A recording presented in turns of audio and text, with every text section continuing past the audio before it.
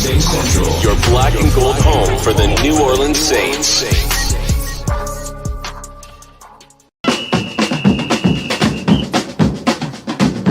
Who that say they gon' beat them Saints? Who that? Who that? Who that say they gon' beat them Saints? Who that? Who that? Who that say they gon' beat them Saints? Who that? Who that?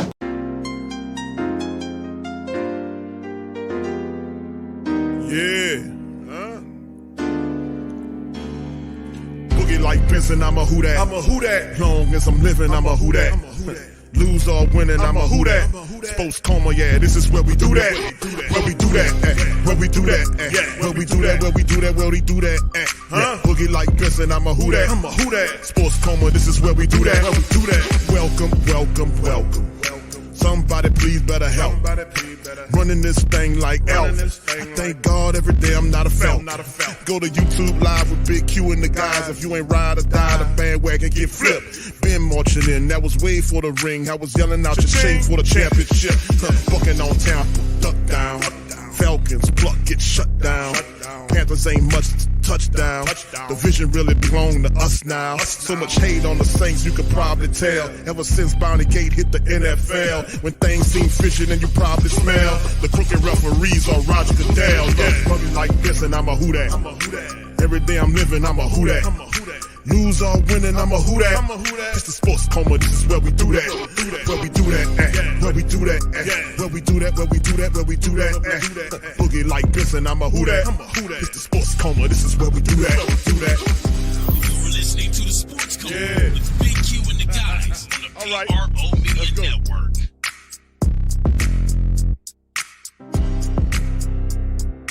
What's up, fam?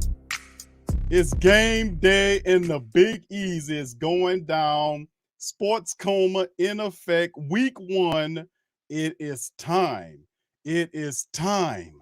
It is time. Who that nation? Much love to you. Appreciate you joining the stream. And like we've been saying for some time now, welcome, welcome, welcome. You're now rocking with the Sports Coma with Big Q and the guys, where we have intense, entertaining, educating, and enlightening sport talk from your favorite sports fam. Much love to the fam. Appreciate y'all being in this edition of the Coma. We up in this thing, man, and appreciate you. Please feel free to hit upon the like button. Hit the like button, man. We up in this thing. It's going down. It's game day, baby. It's going down in the Big Easy in the city and taking it up to the Georgia Mercedes-Benz Superdome. It's all gravy. Was popping. So big ups to the fam. Appreciate y'all for being in the building. Please feel free to hit the like button, hit the subscribe button, hit the share button, and share the watch party with all the fantastic Who-Dats across the land. Big ups to the fam. Appreciate y'all for joining me in this installment of the Coma. So let's get it popping, fam. We got it. Let's start off with the inactives for the matchup against the Falcons. Starting it up. We also know about Paulson Adebo is not going to be there. Guard Wyatt Davis, who they acquired via the practice squad, and he's not going to play, obviously. Passanio is inactive for this game. Traquan Smith is inactive. Dwayne Washington is inactive. And Nick Vanette is also inactive for the matchup. So there it is. And, of course, you look at the Falcons. Receiver Demary Bird is inactive. Running back Tyler Algieri, the little bowling ball, he's inactive. Linebackers D'Angelo Milan and linebacker Nick Kwiatkowski, or however you pronounce that. An offensive lineman Chuma Hidalgo is also inactive for the Falcons. So we start that off with them. And of course, we knew, family, coming into this thing that the Falcons would have some issues, man, with a couple of their guys. But we also realized that the Saints, man, will be missing a couple of people like Paulson Adebo, among others. So we'll see how it all twists and turns in the matchup, family, to be honest with you. But I think we'll be good to go, to be honest with you, family. I think the Saints will be good to go.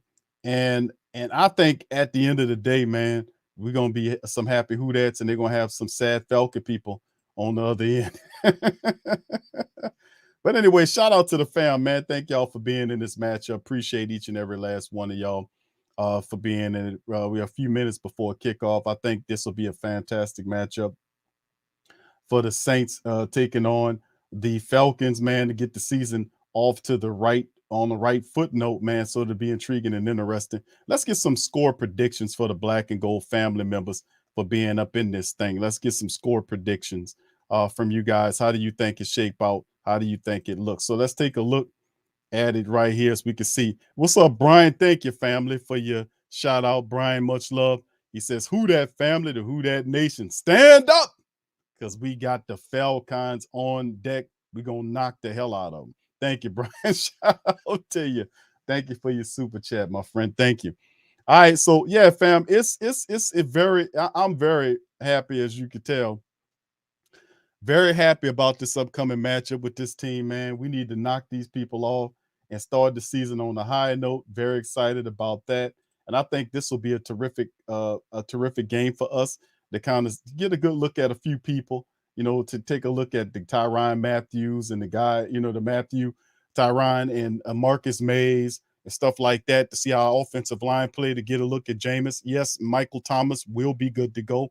He was on the field, as you know, and we'll be seeing some really good stuff here by the Black and Gold. So, man, listen, Mike is back on the field. It's been about a year of inactivity for Michael Thomas. He's back on the field. So it's good to see the Saints, and we got a fantastic wide receiver core, and the Falcons going to be the first one to experience it. We're going to take them apart. All right, so shout out, fam. Let's get some of these matchup right here, fam. DJ Philco, what's popping, fam? Says 28-10 Black and Gold. Thank you. What's up, Cindy? She says 27-16 Black and Gold, baby. Stacy, what's popping, Queen? 31-17. All right, Player X says 27-20 Saints. All right, J-Rock. Hold on, is that 20? Okay, yeah, there you go. J-Rock, what's up, fam? What's up, Sir Roger? Shout out to you. Ramon, what's up, bro? Says 38-14 Black and Gold. All right, brother Joe, what's happening? Says 31-17. All right, what's up, Revolt? Revolt says, who that fam, let's get this W. And I know Revolt gonna win a lot of money off them Atlanta Falcon people this year.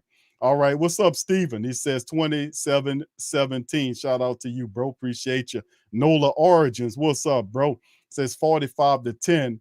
All right, Saints over the Falcons. All right, that's what we're talking about, fam. Brother Kenneth says 31-10 Black and Gold. What up, Booming? Says 35-7 Black and Gold. So you can see these scores. It's shellacking scores. It's a shellac fest. All right, Young City Night War says 35-28. Shout out to you, fam. All right, 24-13 Brother Dada. Shout out to you. All right, Shrine says 24-10 Black and Gold. All right, what's up, AJ? He says 27-12, just 4 field goals. 27-12, the Falcons kick 4 field goals. What's up, brother Eric? 28-17. I thought you knew, baby. All right, brother Matt, 31-14. All right, thank you, Sir Rogers, 31-10. All right, these are shellacking scores, man. These are shellacking scores. Reginald says 24-10. Devin says 27-13. All right, Lord Blunder says 28-20. Saints. Jamaica, what's up, Queen? Says 34-10. Brother Derek says 24-14. All right, what's up, Troy? 28-10 Saints. Brother Jarrell, 35-14 Black and Gold. J-Rock says 31-20 Black and Gold. Baby, it's going down. Cindy, it's 37-0. Good grief. Revolt 38-10 Black and Gold. All right, Tony Montana putting the smack down 25-17. Nola, we up in this thing. Big Smoke Dog says 32-5. All right, that's a weird score, that Smoke, but I'm rocking with you, baby. I'm rocking with you. Bobby says 35-20 right there. All right, big shout out, Mr. Who that 35-14. All right, what's up, Mathis? Matthias says 30-20 for brother Matthias. Shout out to Tyrone says 38-6 Saints. All right, Jonelle says 35-15. I have to put some respect on the Falcons kicker. There you go. Yeah, he is good. All right, Mike says Seabrook Fish and Sinker says 50-3. Good Lord. That is a slam fest. All right, Teflon Don 21 nothing Saints. All right, H Dog says 24-10, black and gold, baby. All right, Chasing Precept says, who that Q? Who that to you, my friend? 28-21, black and gold. All right, yeah, I know I seen that. All right, Jeremiah 31-17. All right, thank you, Jeremiah. Shout out, fam. Man, all that I can tell you, man, is that this is gonna be fun to watch. I mean, to be honest with you, to watch this team, you know, get back into the thick of it. I mean, to be honest with you, I love with how the team and built the team, the Who That's Nation and look. And I just think at the end of the day, it's time to show what we can do, fam. That's the bottom line. It's time to show what we can do to the rest of the nation, man. And that's what I think, fam, just to be honest with you. I think it's time for us to knock these people around. I think it's time for us to show the world what we can do here, man. And that's what I believe, man. It's time for it to get it on. It's time for us to punish these folks. And they've been doing a lot of talking on that other side of the fence just to keep it a buck with you. And we've been hearing it. So it's about time for us to get it crunk and buck and everything else like that. So let's keep it shaking and popping. All right, fam. So listen, man, let me go ahead and get this stuff, get ready to get tuned up here, fam. All right, just give me just a second. I got a few screens I got to close here. I got too many screens open right here. All right, so anyway, all right, let's keep it a buck. Let's keep it moving here on this thing, fam. So listen, once again, we gave you a piece of the end. What is it? Hold on just a second, fam. Let me get this up. There we go. Bunch of screens, too many damn screens open. All right, so yeah, we're gonna get some football popping momentarily, fam, in this thing as we keep it going, man. So you look at the matchup indicator, even ESPN knows 71% says the Saints will win versus 28.7% for the Falcons. We went over the injury reports right here. And of course, a lot of people don't really have too much to say pretty much about this matchup insofar as that a lot of people know that the Saints are going to come away with this thing, and we're going to get it, Buck, as you can see right here. We're about to get the kickoff going right here as, yep, here we go.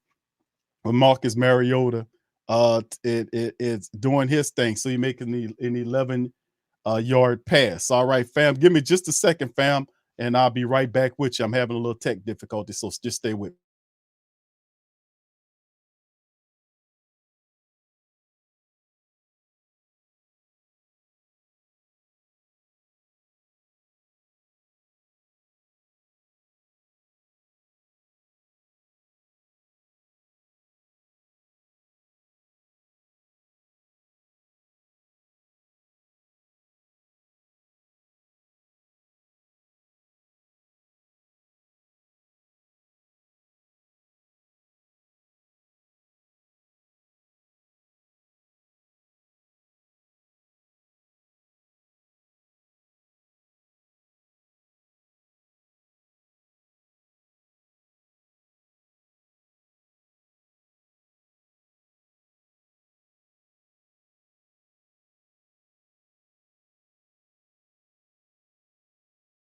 All right, back with you, fam. Got everything situated here.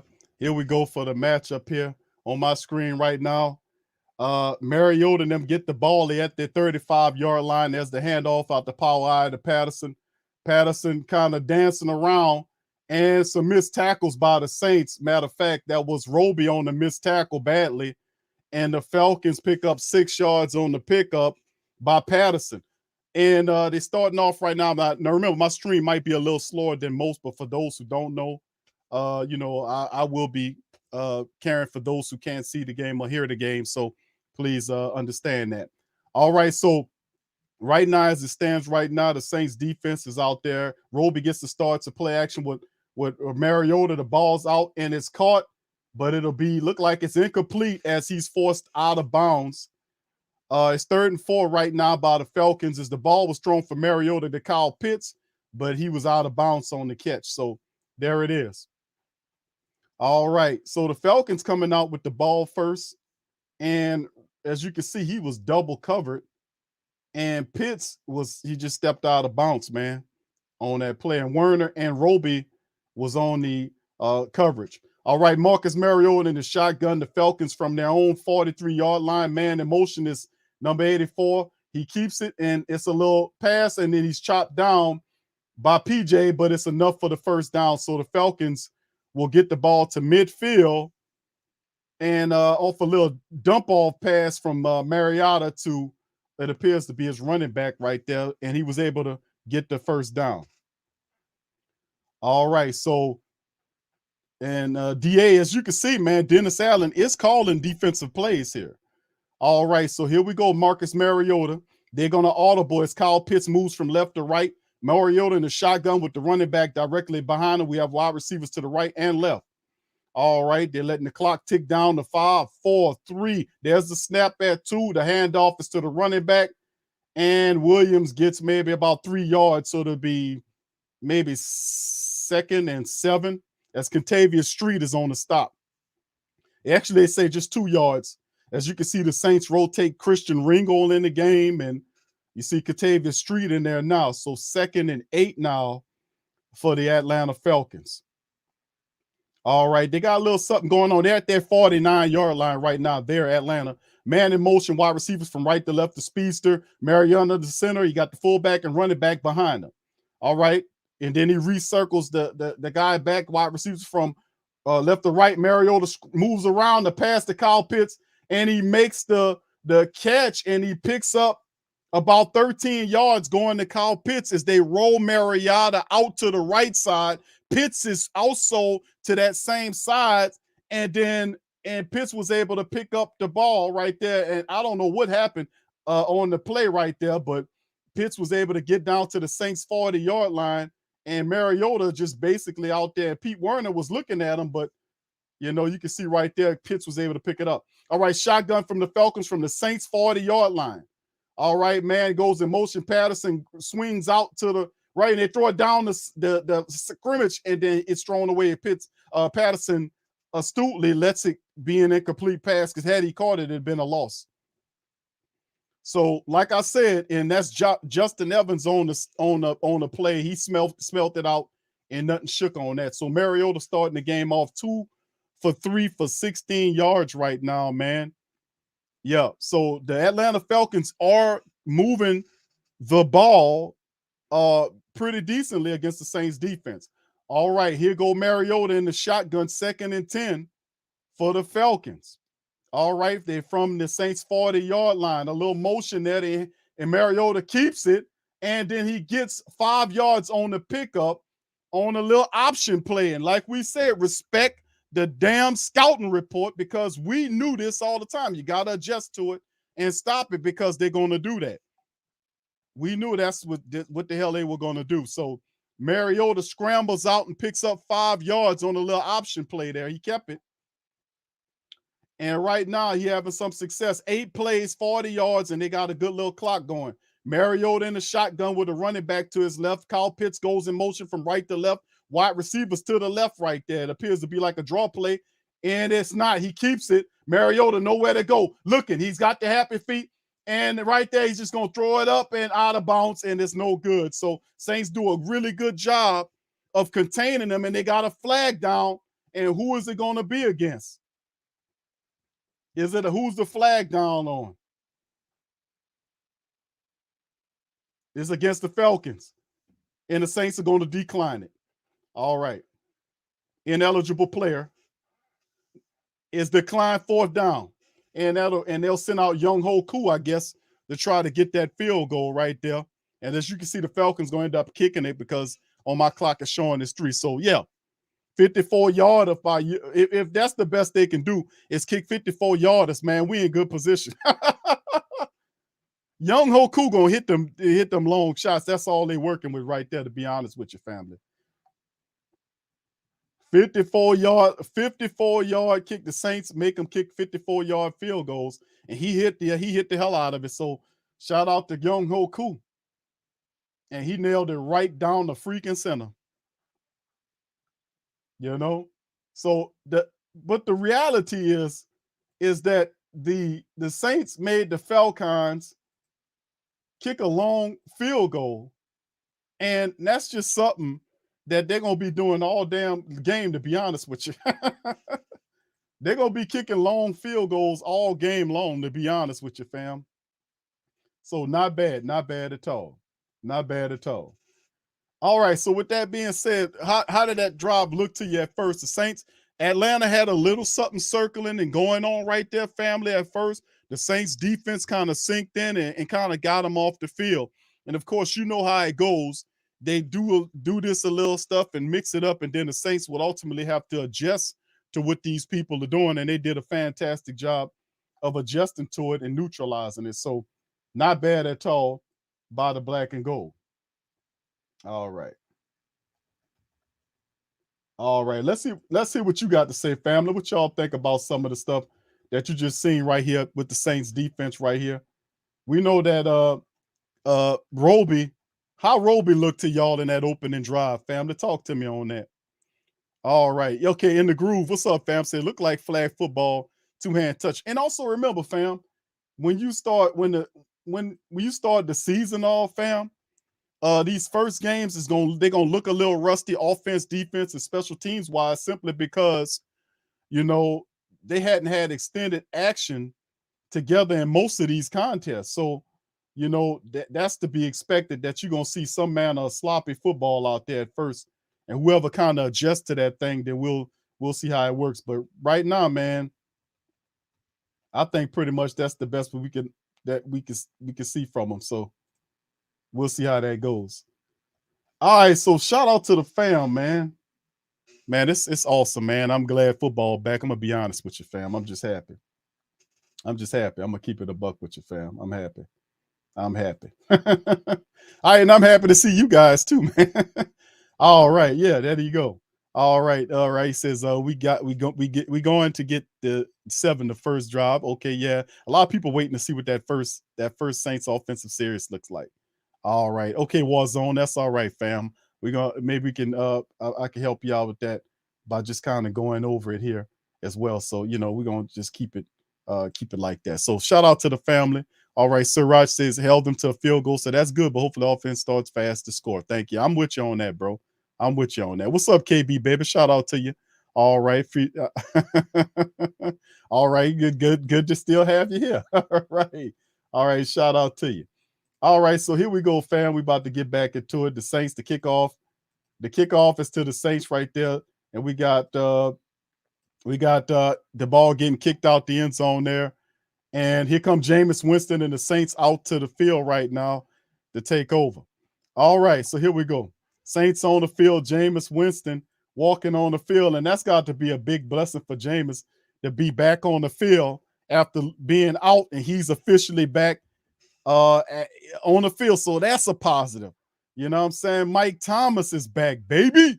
So let's get it popping. AK-41 behind him. Jameis under center for the black and gold. They're starting out at their own 25-yard line. Kamara. Jameis under center, Kamara back, wide receivers to the left and right. He turns and hands the ball off to Kamara. He dances around and gets maybe about a yard. Not much on the opening drive as Grady Jarrett gets through and kind of busts the play up. Saints offensive line, Hurst, Pete, McCoy, Ruiz, and Ramczyk from left to right.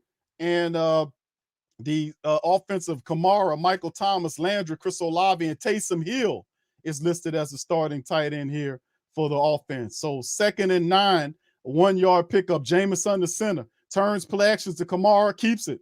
He got time, scrambling, moving, keeping the ball. Jameis on his feet, picks up and gets about 5 yards on the pickup as Jameis was looking downfield. Nothing was open, but Jameis, as you can apparently see the brace underneath his jersey pants, was able to pick up about 5 yards on the scramble right there. And there we go. So we'll see what this rebuilt Atlanta defense can do against this Saints offense. A lot of people expecting it to be pretty good. So we're going to see. All right, 3rd and 3 for the black and gold right here. Is the crowd starting to get buck 9-30 and counting. Jameis in the shotgun. Wide receivers to the left and right. Kamara to his left. He lifts his leg. There's the snap. Jameis looking. The ball is out. The ball is thrown poorly, and they're looking for a pass interference. But nothing is it looks like it's going to be thrown right there as he went to Jawan Johnson, and nothing appears to be Is it a pass interference?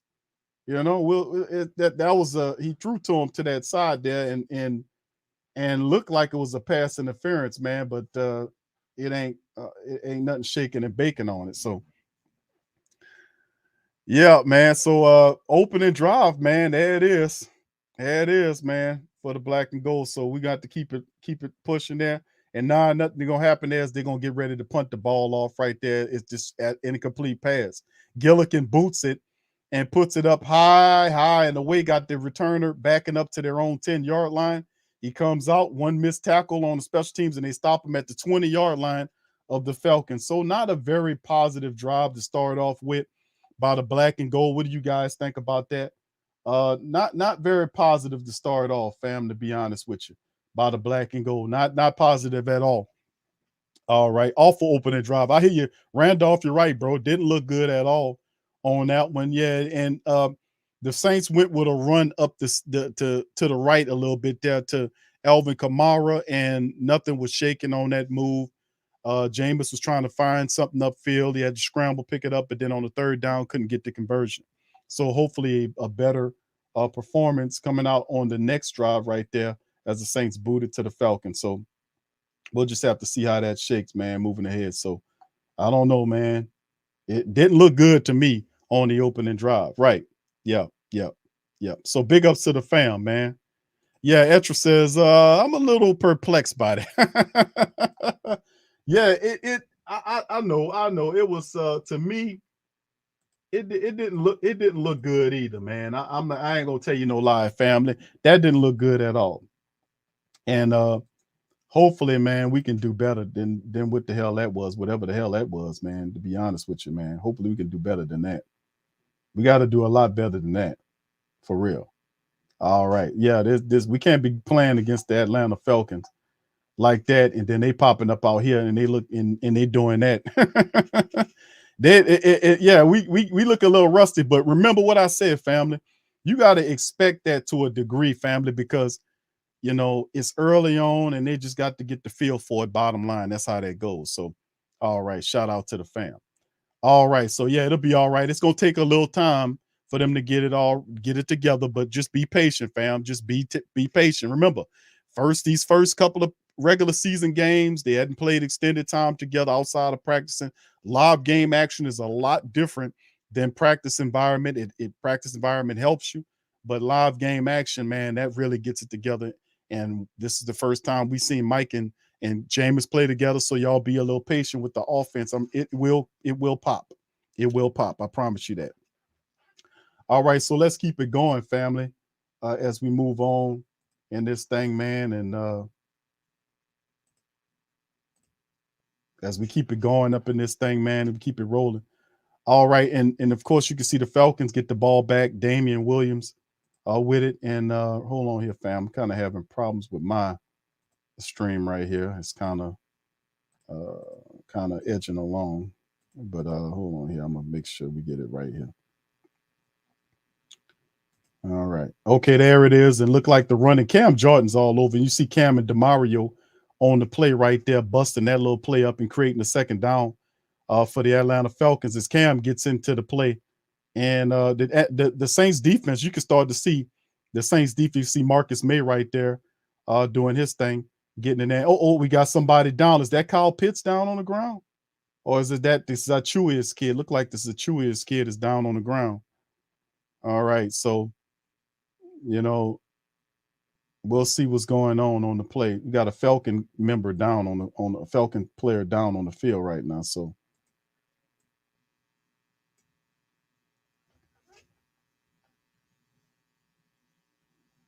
yeah, Falcon player down on the ground.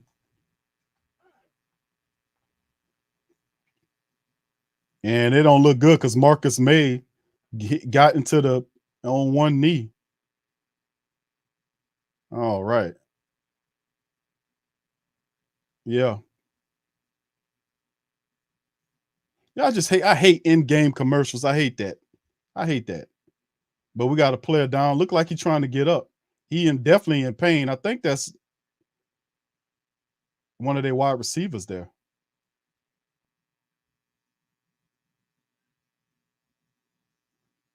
But I tell you, Tyrann Mathieu looked good in that gold helmet. Oh, that's the running back Williams. Okay. Number 6 Williams. Thank you, Daniel. All right. Yeah, the running back. That's tough because Tyler Algieri, the other running back, is inactive.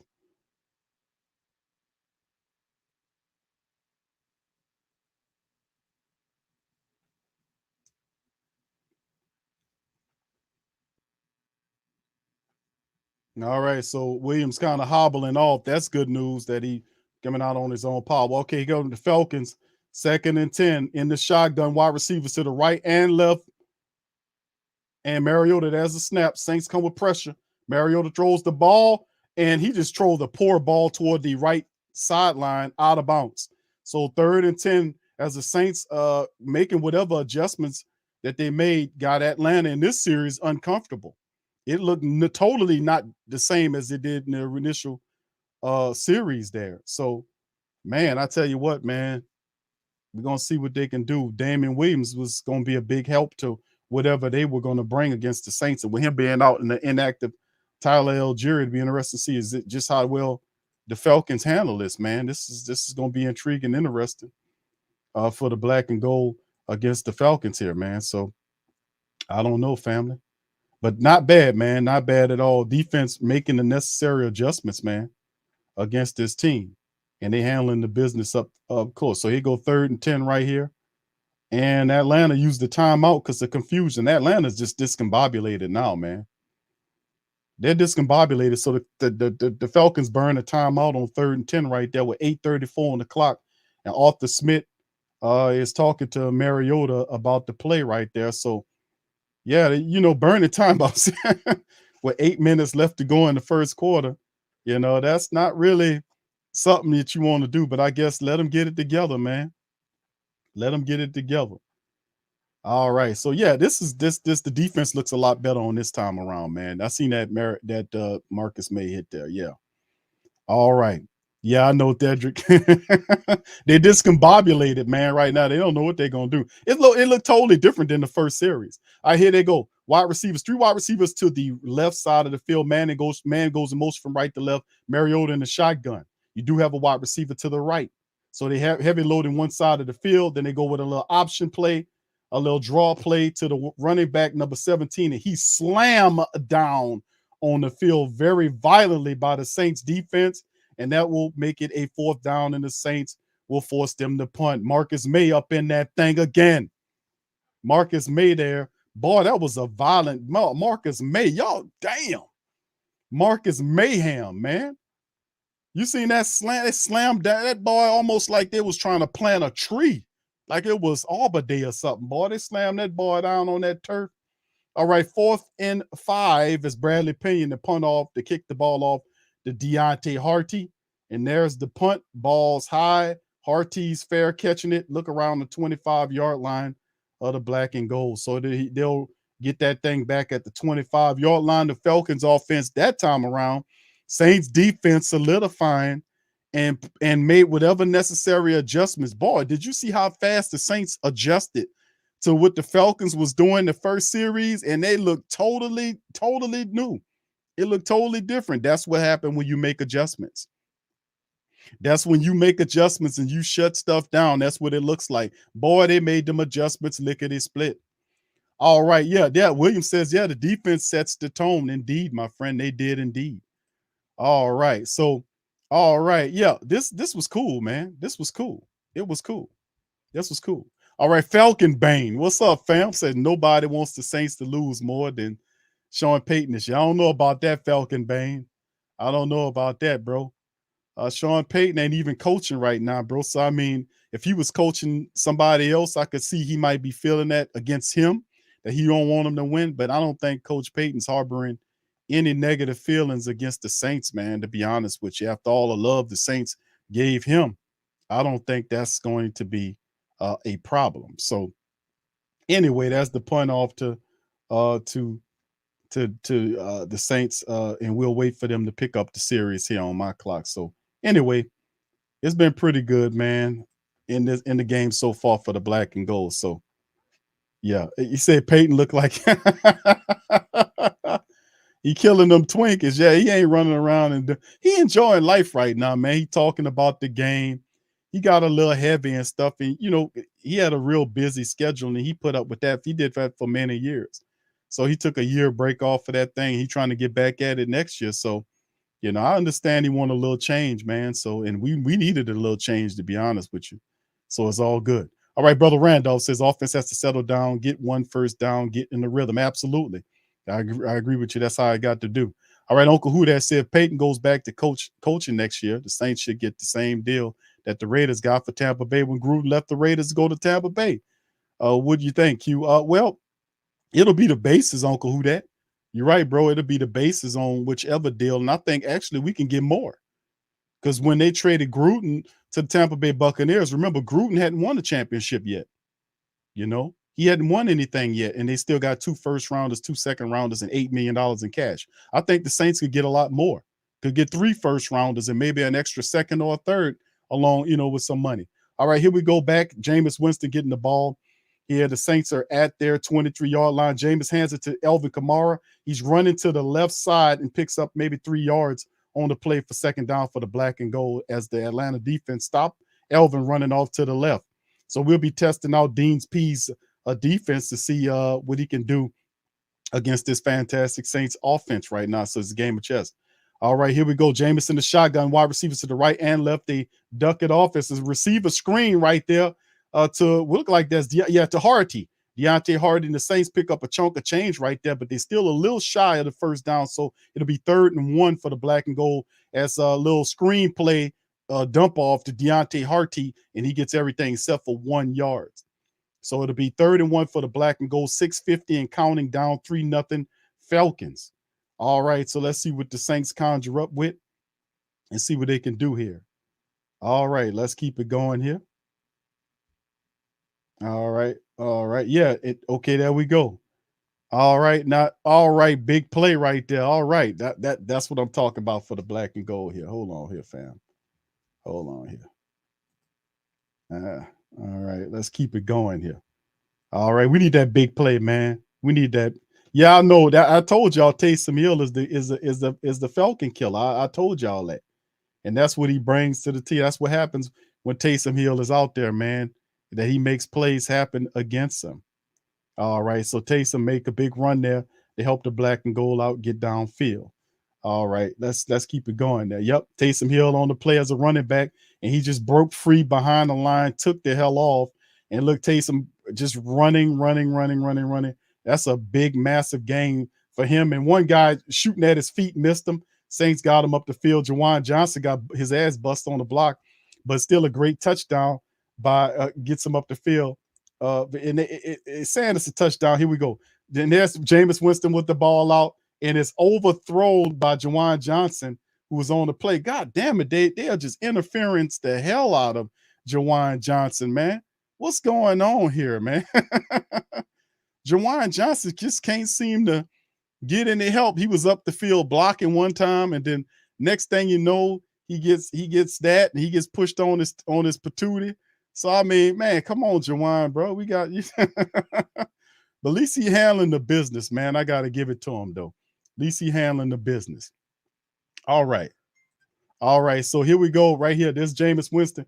They're going to snap it. This to Taysom back there. Taysom gets in and gets the touchdown. The Saints on the board with the play to Taysom Hill. So we were visiting a few things that happened last year. Taysom Hill gets in the end zone, man. We kind of revisiting that old school play they used Taysom Hill to get in the end zone against the black and gold, against the Atlanta Falcons. So hold on here, man. How I didn't have my sound here put up here the right way. Hold on here. Here we go, fam. Let's bust this one right here, man. You know, I said I was gonna play this every time we score. I'm a who that. Long as I'm living, I'm a who that. Lose or winning, I'm a who that. Sports Coma, yeah, this is where we do that. Where we do that. Where we do that. Where we do that. Where we do that. Where we do that. Boogie like Benson, I'm a who that. I'm a who that. Sports Coma, this is where we do that. Where we do that. Welcome. All right. What I'm talking about, Saints in the board. And of course, they got a flag down on the extra point. We celebrate the touchdown right there. We got a flag down. They're going to call it as they try to kick the extra point. And we'll see as Taysom Hill gets in the end zone. So shout out to Taysom. 7-3 Saints on the board. There's a flag down. Remember, my screen is a little slower right now than them. So it's a flag down out there. And man, I'm having internet issue big time, man. You know, my screen is dragging along all kind of ways, man. All right. So yes, indeed, man. Yes, indeed. Yeah, this internet's kind of stinking today with me, man. Yeah, man. I had to bust that music, man. You know, I'm doing that. The Falcon Killer. Yeah, he is, bro. Remember the games when ultimately that's what ended up happening. The Saints kicked the extra point. They had a little issue, a flag down, but it doesn't make any difference because the Saints were still able to successfully kick the extra point and get up 7-3, as you can see on the screen. So yes, indeed. Yeah, I know, bro. Yeah, I know. It's just terrible, man. It's awful, man. It's awful. It's real. It stinks. It's garbage. And you know, like I said, man, they got to do better than this, man. This is terrible. I got to keep refreshing it. It's messing up the flow of the game. They can't be doing this. All right, Demi, shout out to you, baby. Much love to you.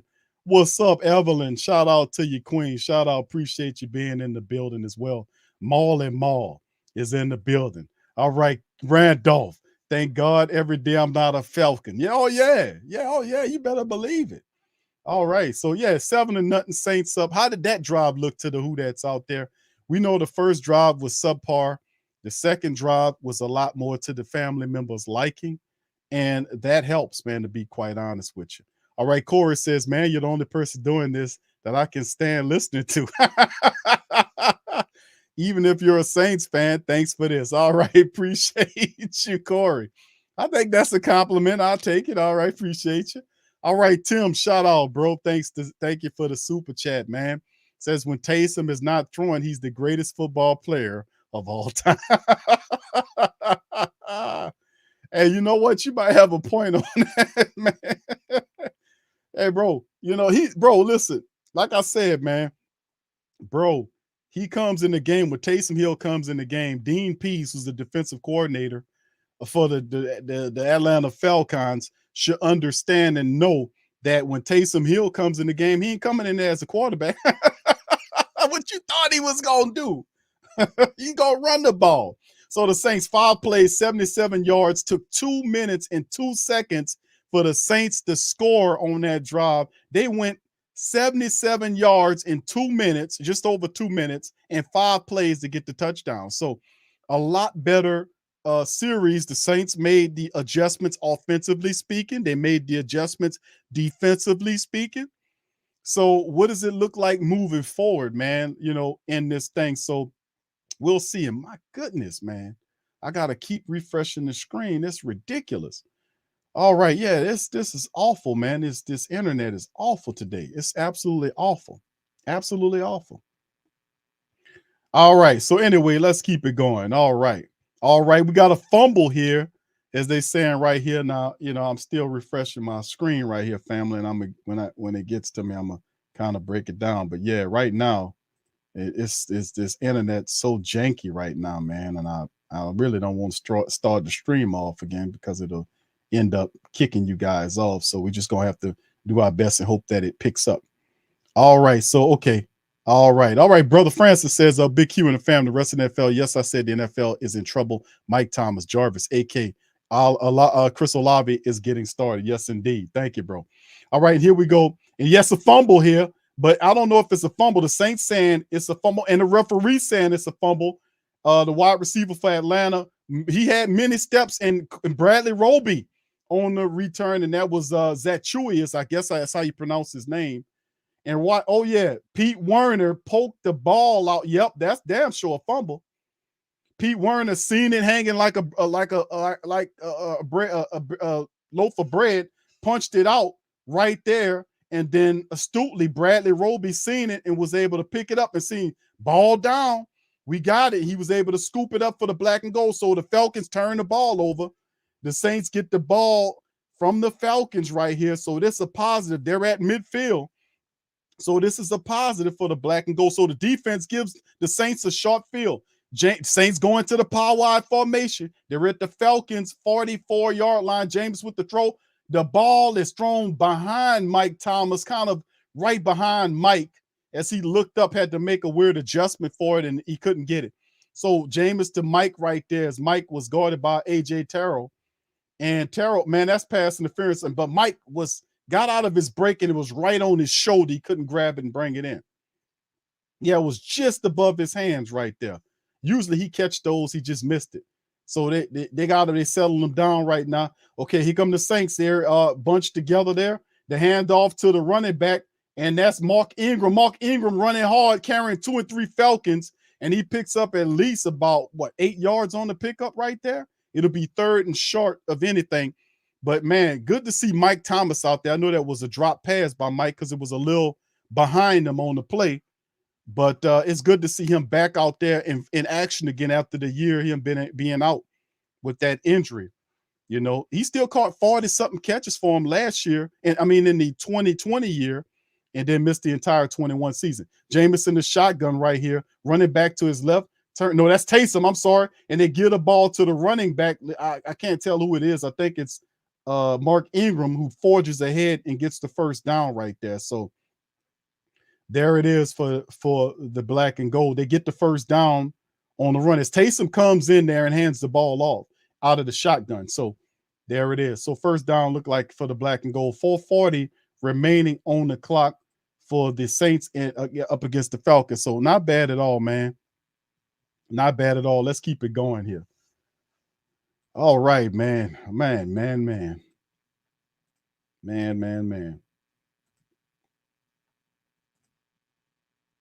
Yep, here it goes. Okay. All right, 4:30 and ticking down for the black and gold in the game. And let's get another score off this turnover for the black and gold, man. Good to see Jonathan Vilma, too, on the commentating team. Jameis in the shotgun. Saints got 3 wide receivers to the left. Kamara to his right. There's the snap. Pressure coming. Jameis steps up into the pocket and delivers the ball to Taysom Hill. Not a pickup of much right there after the first down. Not much on the pickup as he finds Taysom Hill's off to the left side of the field. Maybe a gain of 2 yards, and it is 2nd and 8, excuse me, for the Saints. 4 minutes is ticking down for the black and gold. 2nd and 8 for Jameis as he's trying to get the Saints offense on board right here to get another score and make the Falcons pay for that turnover. All right, Saints come out of the huddle. All right, Jameis is in the shotgun once again. All right, 2nd and 8. 2 wide receivers to the right. Kamara to Jameis's left in the shotgun. The snap, Jameis hands it off for Kamara. Kamara's grabbed really fast and brought down. Not a gain of very much. If anything, maybe a yard on the pickup, if anything. No, actually, they gave him 2 yards. So it's 3rd and 6 for the black and gold as Walker grabbed a hold of Kamara and yanked him down. Had he not done that, Kamara would have picked up the first down. So good play by Atlanta defender. All right, here we go. 3rd and 6 for the Saints right now. And here we go. Saints need to convert on the field on the 3rd down and get some more yardage. Let's see what they can do here. And look like they're moving the package in. There's about 8 seconds left. The Saints still not set up. Come on. They got like a bunch formation to the right. They're in the shotgun. Running back to the left. There's the snap for the Saints. They come with the pressure. Jameis holds the ball and throws it away. And he had all kind of pressure in his face. They shot pressure right up the center, forced Jameis Winston out of the pocket. He had nowhere to go with the ball, so he just throws it away astutely. The Saints will kind of live for another day right there. That guy shot right up the center, and Jameis got taken down. Jameis, you just got to throw the goddamn ball away, man. Throw the ball away. He punt faking and all that, and guys, and you know you can't get away from. Just throw it away and live to die another day, bro. Just live for another day. He got took down kind of awkwardly on the play, by the way. Okay, he go to Saints with the field goal. It's a 44-yard attempt by Will Lutz here, and there's a snap. The ball's up, and Will is not good. Will Lutz makes it as far to the left, and it'll be a missed field goal, first of the year by Will Lutz. That's new because we really don't see Will Lutz miss these too often, and it just careened off the left upright. And that's just really surprising to see Will Lutz miss a field goal like that. But we don't see many of them missed, but his first one back since his injury, not a good look, but we know he'll redeem himself. Score right now, 7-3 right now in the game. So the Falcons will pick up where the Saints left off right there after the missed field goal. All right. So let's keep it going right here, fam. Yeah. Yeah, he threw it away. Buster eventually. Yeah, he did throw it away. But kind of get rid of that thing early on is what I'm saying, because notice when he punt faked it at first and there was nothing there. He should have just got rid of it. Just throw the damn thing away. And then the guy seen he still had it, grabbed him and threw him down. And he kind of, you see how he fell? He fell kind of weirdly fell. Like he fell on his face mask, and it looked strange, like it was a really strange looking fall, which he could have got hurt on, by the way, but it's all right. We got it. All right. Robert says, wow, what happened? Will Lutz. I mean, he usually makes those, man. He makes those in his sleep, but you know, like I said, he got to find himself, man, and this one to get back to what we know him to do. So we'll see. I wouldn't say he horrible, Leo. No, I mean, you know, he got flushed out of the pocket by some good pressure by the Falcons. They did a good job of sending pressure right up the center, and that forced him to vacate the pocket, and there was nothing for him to do. So he made the correct motion by throwing the ball away. So I agree with that. Yeah, I seen it, Michael. Yeah, Landry slip. I seen it, bro. All right. Yeah. It was strange, man. You see how that man fell on his damn face like that and he rolled over on his face mask? That ain't strange to you, man. Dude. All right. So anyway, yeah, Jameis fell on his face mask and then careened over, like, and that ain't strange. Okay. All right. My bad. I thought strange. I guess strange to some people ain't really strange to others. I guess, okay, I got you. All right. So anyway, Falcon Bane, shout out to you, man. Keep that faith alive, man. 7-3 right now. The Saints holding on to this here thing, man. All right. So we'll see. All right. So let's keep it going, man. And they just getting back to action. We seeing Marcus Mariota in the huddle for the Falcons, as the Falcons looking to kind of get a drive alive after the Saints, after they kind of missed that field goal right there. Mariota is in the shotgun, man in motion from left to right. And then he stops right there, just opposite of the right tackle. Mariota in shotgun with a running back behind him. Saints showing pressure. He turned around, hand the ball over, and he got a good run by the Falcons. And who is that? Patterson? And Patterson, once again, on a run, gets a good gain on the play. Good gain. He picks up, what, about 12 yards on the pickup by Patterson? Not bad by running by Atlanta off to the right side there for the Falcons. All right. Shout out to the fam. Shout out to you, Falcon Bane. Much love, fam. All right. So let's keep it going as Jameis is studying his book to see what he can do better. Marcus Mariota's under center for the Falcons right there. Saints defense looking. All right, then the power eye. Oh, and Turner jumps, and it'll be a false start. Actually, encroachment against the Saints, and that'll give them they got the Saints for encroachment. Turner trying to jump the snap, and that should give the Falcons what is it? That should be enough for a first down, isn't it? So it'll be 2 minutes left as it's ticking down. Saints, Peyton Turner. Trying to jump the snap, man. And unfortunately, it didn't work out. So I know he itching to get to Mariota, so just be patient. 1st and 5 right there after that, and they're at midfield. Man in motion for the Falcons, wide receiver to the left. He got a bunch formation to the right, then man goes in motion from right to left. He's in the shotgun, turns, and hands the ball to the running back, and he look like the first down again. So the Falcons are doing a pretty damn good job, bro, of running the ball at the Saints right now, off to the right and up the center. Right now, they're moving the ball pretty decently to keep the Atlanta Falcons series alive, to be honest with you, man. They're doing a pretty decent job on this running as we get to the end of the first quarter right here. So, man, really interesting ball playing by Atlanta, man. They're not trying to give up the ghost yet. All right, here we go. They're back under center. Mariota sends his man into motion. It looks like it'll be a running situation for them. And there's the handoff right there. And Mariota keeps it. And it's a fake to the running back. And another positive play here for Atlanta as they run off to the left side of the offensive line, to the left side of the offensive line. So there we go. All right. Like I said, 40 seconds left on my live stream, fam. I know I'm a little bit behind, a lot behind, actually, if you think about it, versus what's going on. But I think it's a lot of times dealing with the crappy internet service I got is refreshing a lot. So I'm going to do my best. But anyway, 20 plus seconds is counting down here, family. Atlanta, Mariota's under center for them. with 20 seconds remaining, running back behind him and wide receivers to the right and left. Looked like a running play to me. Second and third for the Falcons. And he turns and hands the ball over to number 84 Patterson, and he's taken down by Cam Jordan right there, and he's shy of the first down. So it'll be 3rd and 1 for the Saints.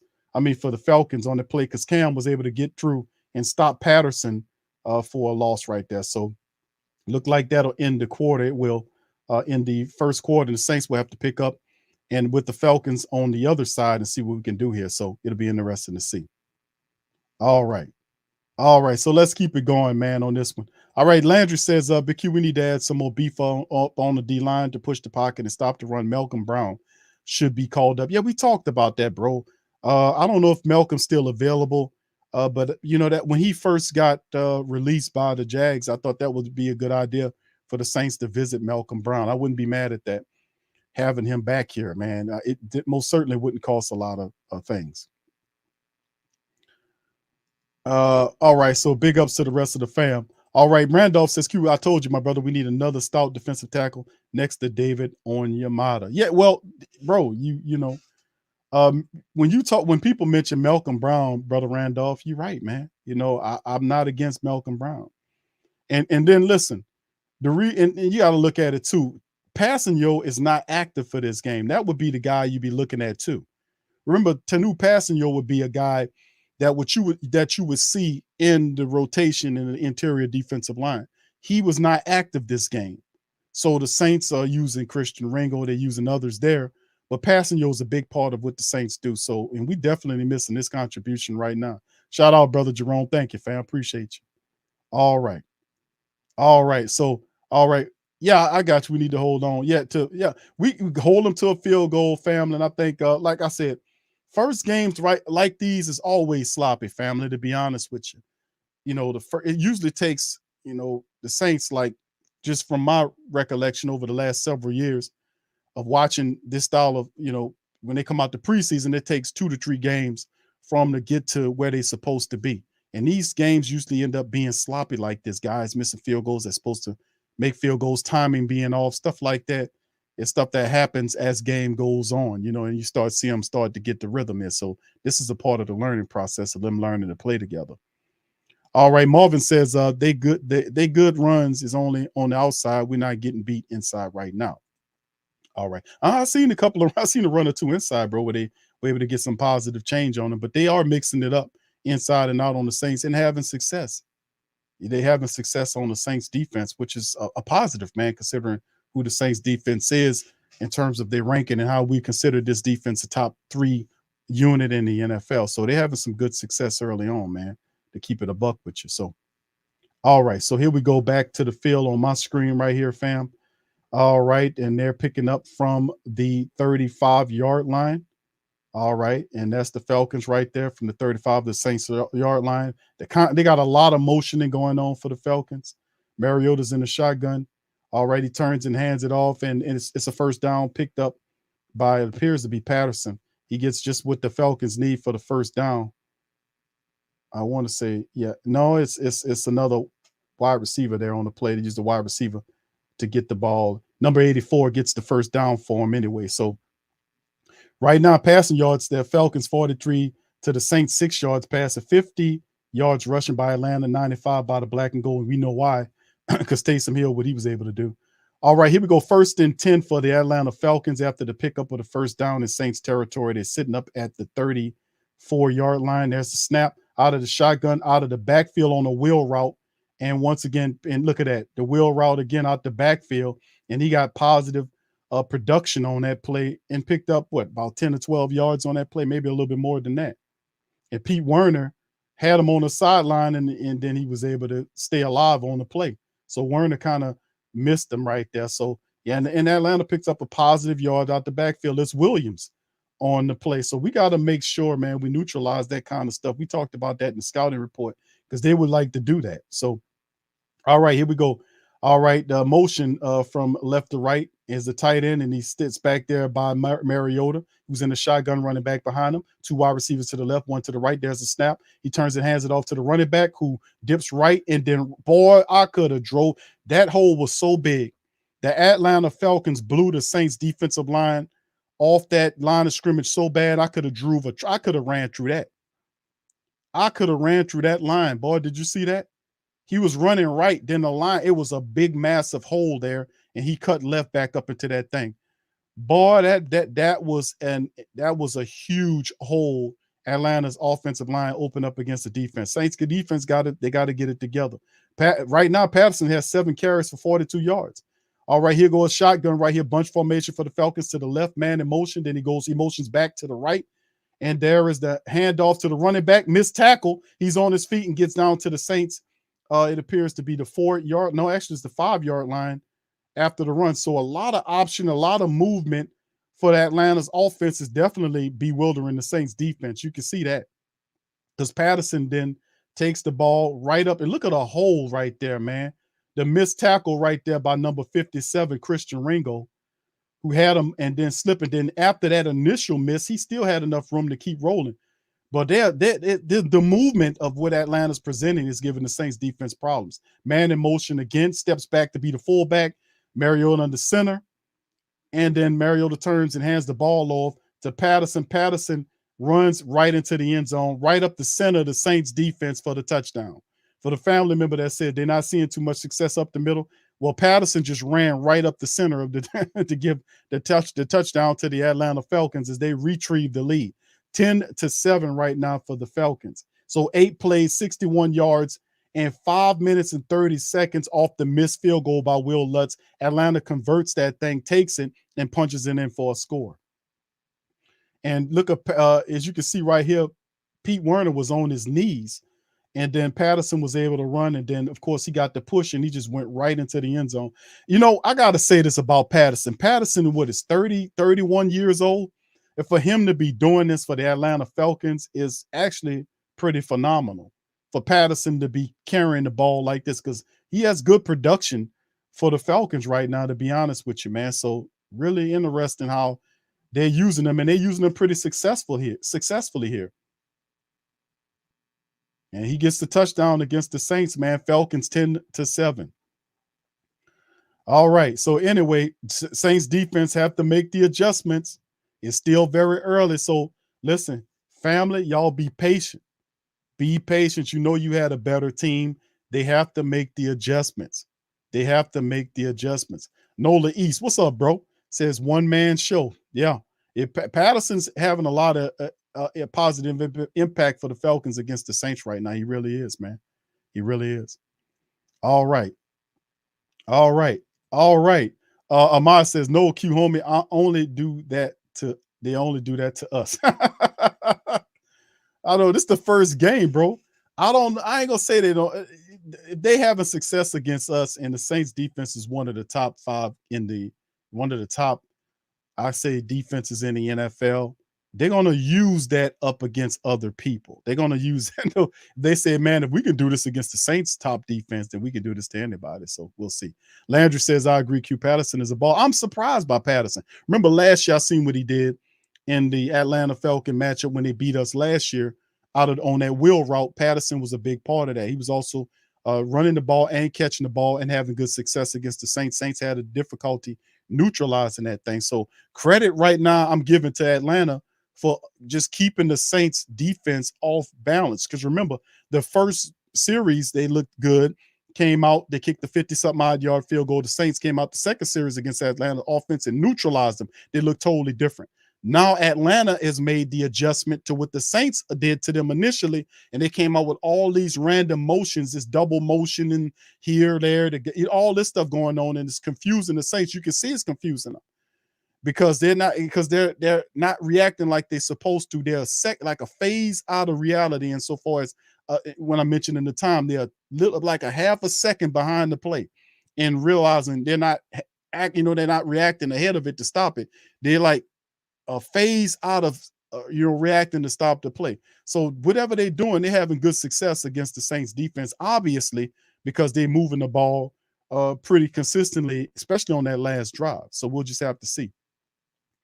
All right, fam. Big shout out to the fam. Please feel free to hit the like button, man, in this thing. All right. Yeah, we're gonna have to do. We got adjustments can be made, man. They can neutralize that. The Saints can neutralize what they're doing. There's an answer for every question. There's an answer for every question. And a lot of times the Saints calling the correct plays, but the guys have to be in the correct. They got to be on it. They got to hit it and get on it. You can't be out there missing tackles. If they're out there, the guys there, like Ringo got to Patterson before he was able to get the run to set up the touchdown. He missed. He slid it there and missed the tackle. You got to make the plays. That's what I'm talking about by making adjustments. Is making the play. You got to make the tackle. You got to do what you got to do. You got to make the tackles. All right, so here we go on the screen right here. For the Saints, as they kick the ball off to the Saints, it goes into the end zone.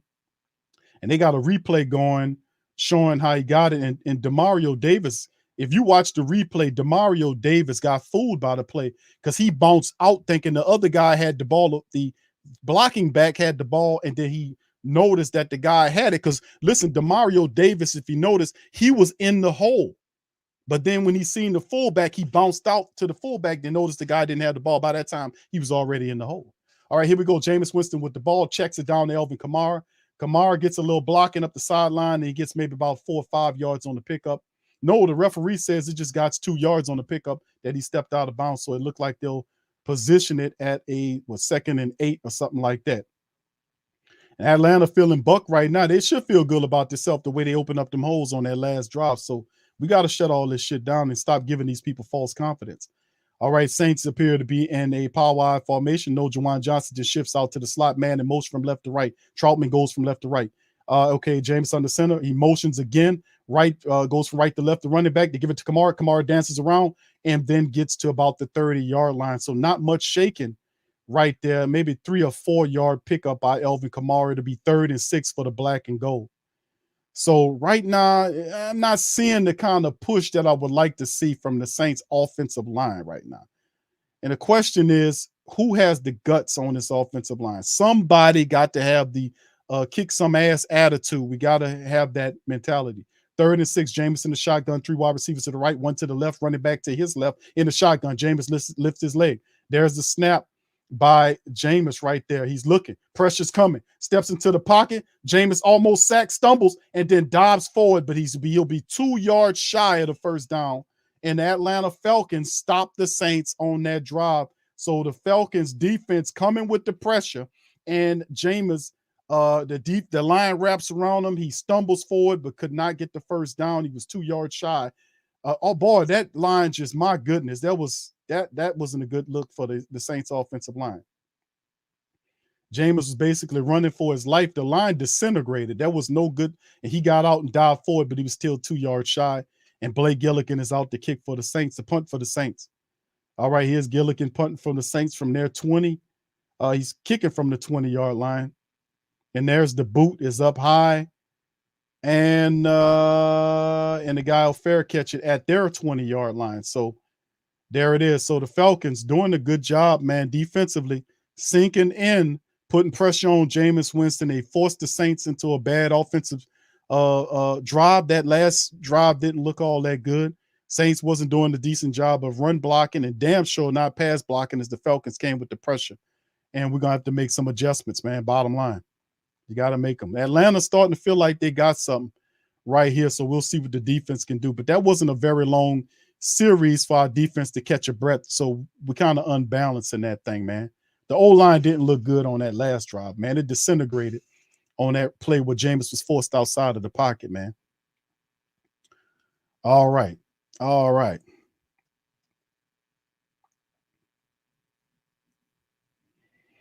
Yeah, it is what it is. It is what it is, fam. It is what it is. Big Irv said this is what you get when you have a defensive head coach. That's too early in the game, bro. But they have to make the adjustments and they got to win the matchups. Right now, Atlanta just called the good blitz, bro. You know, that they called the good blitz. And you can't, and when that blitz come and they got they sending 7 guys against 5 guys, somebody gonna get loose. You know what I'm saying? Somebody gonna get loose. When you all out blitzing like that, and nobody, you know, you ain't got the guy back there covering, and you look, that's gonna happen, bro. So every now and again, they're gonna get somebody back there on you to make a play. And you know, Jameis had to get up out of that thing. So Yeah, we just have to be patient and see how they work it out. There's still a lot of football left to go, family. My goodness, it's 9:32 on the second quarter clock. I mean, it's 9:32 on the second quarter clock. I mean, we still got 2.5 quarters of football left to be played in the Mercedes-Benz Stadium. So I would caution the family members to kind of keep, keep your mind open right here and be patient. We just have to watch out and see what they do. All right. So yeah. So we'll see. But I like I said, man, this is a part of the game. You got most of these guys hadn't played together. Most of these guys trying to build camaraderie. It's gonna take a little bit. All right. So the disintegration, when you see if that off with the line broke down, as Reed slid over and did not and then carried his block.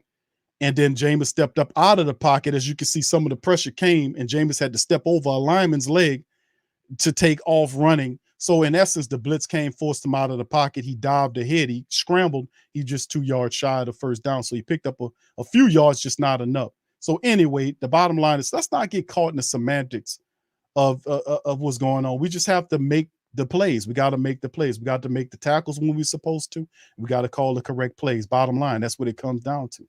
Right now, Atlanta has they're looking good. Give credit to Atlanta, man. Atlanta looking good. All right, so here we go with the ball. Marcus Mariota, they're at the Falcons at their own 20-yard line. He sends a man in the motion as the fullback moves off and becomes the fullback behind there. He got the running back. They play action to him. Mariota scrambling and then finds number 5 right there, and he's pushed out of bounds by Marshawn Lattimore, maybe a gain of 5 by the Atlanta Falcons. So they're doing some positive plays here, and that picks up 6 actually. So it'll be 2nd and 4 for the Atlanta Falcons. So very, very, very. Let's keep it going here. Let's see what it looks like here. So, like I warn the family members once again to be patient with what's going on, and also be patient with my stream. I know I'm a little behind some of you guys. All right, Mariota in the shotgun again after a 6-yard pickup for the Falcons. They're at their own, what is that, the 26-yard line, or 27. He's in the shotgun, running back behind the wide receivers to the right, 1 wide receiver to the left. There's the snap. He turns and hands the ball off. Guy dances around and was able to break a tackle, fall forward, and pick up the first down. So, like I said, you got to make your tackles. Sloppy tackling right now by the Saints defenders, as he had a shot at the running back, at Patterson back in the backfield, and missed the tackle, and Patterson got free, got the first down. So you got to make your tackles. All right, Falcons moving the ball with consistency. All right, they're in the huddle. They break huddle. Saints defense waiting to see what happens as DeMario is in the middle. Marcus Mariota is he's in the shotgun. Man goes in motion from left to right, wide receiver to the left, running back behind Mariota.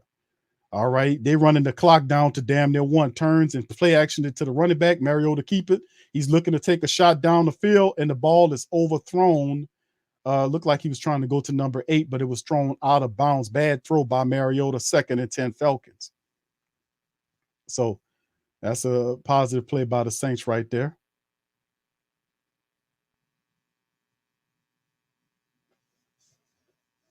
Yeah, that ball, boy, and then he came down. Pitts came down hard and funny, man. He really weird way he came down. That's how you get hurt on those falls. All right, so here we go. 2nd and 10 for the Falcons now. And they move Pitts around on the line right there. All right, shotgun for the Falcons. Wide receivers to the right, 1 to the left, running back to his right. And it's a handoff to the running back. The Saints smells it out and stops it, and we got a flag down. So let's see who the flag is against. The Saints motioning and saying it's against Atlanta. So we'll see what goes on there. Okay, and it's a holding set up against Atlanta, so that'll back up the Falcons and give a 2nd down as the Falcons are caught with holding on the play. So that'll back them up. Number 70 caught on the hold. 8:36 on my clock. And number 70 gets called for the holding play. I think he's the left guard there. Oh, yeah, he definitely got caught on the hold. Yeah, he definitely caught on the hold. Definitely hold. Good call by the officials, though. All right, 2nd and 20 now for the Falcons. After that one, backs them up to the 22-yard line. of 23. And Mariota in shotgun, pressure coming with the Saints. The pocket holds, and he was able to find a wide receiver number 12, and he picks up a gain right up the center of the field. Not much. They're still going to be shy of the first down. But you see the catch made by that was Pitts, I want to say, made the catch. They're still 9 yards shy of the first down. So to be 3rd and 9 for the Falcons after that, the holding penalty against their line. All right. All right, here we go for the Falcons now, and they get there. Mariota in the shotgun. You got wide receivers to the right and to the left. Mariota's in the shotgun, backed up by himself, naked. There's the snap. Saints come with pressure of 3. Ball is out, and the Saints snuff it out and stop it down and force the Falcons into a 4th down situation. So the throw was made. He picks up maybe 3 or 4 yards, but not enough. He'll still be about 3 yards, maybe 4 yards shot of the first down, and that'll push Atlanta off the field. Saints defense get the Falcons offense off the field, and now we can get them to kind of kick that ball back to us and maybe let our offense kind of get back on the field and kind of give our defense an opportunity to get a rest there. So well-deserved rest by the defense, getting the Falcons off the field. All right, here are the Falcons with the kick here. All right, there's the punt right there by the Falcons. It's away Deontay Harty on the return, and he'll receive it at the 10. He'll try to return it, and there's not much going on, no blocking, but he uses his speed to turn the corner and then runs right on out of bounds. Not much blocking, shaking right there for the Saints on that punt return. 6:45 remaining on the clock for the Saints as they'll welcome out Jameis Winston as he kind of trots out on the field, and the Saints trying to get that rhythm, man, as they go into break. So, yeah, we definitely need to score, Big Smoke. We definitely need to score, man, definitely. All right, we got to step it up on all phases, man. Defense gave the offense an opportunity to get off. They gave them the opportunity to get on the field. The Saints offense have to step up on this drive. We got to do a little something here now. We got to do a little something. All right, let me kind of throw out to the great Saint Think Tank and Who Dat Nation and the rest of the family members watching the stream. Tell me what you guys think the Saints should do in this upcoming drive. What adjustments the Saints offense should be making right now to make things work? What should be going on right now? Y'all throw it in the chat right now as we in commercial right now. All right, I know y'all are ahead of me on some of these screens, but I know we got to get pressure on Mariota. I'm talking about in terms of what the Saints have to do to kind of neutralize some of the positive stuff that the Falcons are doing on defense. What must we do? All right. What must we do? All right. Yeah, we as a team, man, right now we got to get it together, man. We got to make the adjustments, man. And making the adjustments mean that you got to do your work, which means you got to win your matchup. If you're an offensive lineman, you got to block the guy in front of you. If you're a wide receiver, you got to catch the ball when it's thrown to you. That's just what it does. You have to be able to do what you're supposed to do.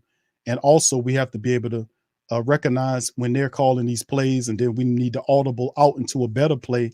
If you see the blitz coming, we got to be able to do something where we audible into picking up the blitz. Or if you see an opportunity where you can gut them and they're showing blitz, then we have to audible into a play where we could take advantage of the fact that they're sending that safety in there. We got one-on-one matchups up the field. So we're going to have to be able to kind of make adjustments like that, like audible and out of certain running plays. Like if you got a running play and you show that the safety showing a blitz, like they're showing like they're coming to you, and then, you know, and audible out to a pass situation. We got to play some high IQ football right here and also execute.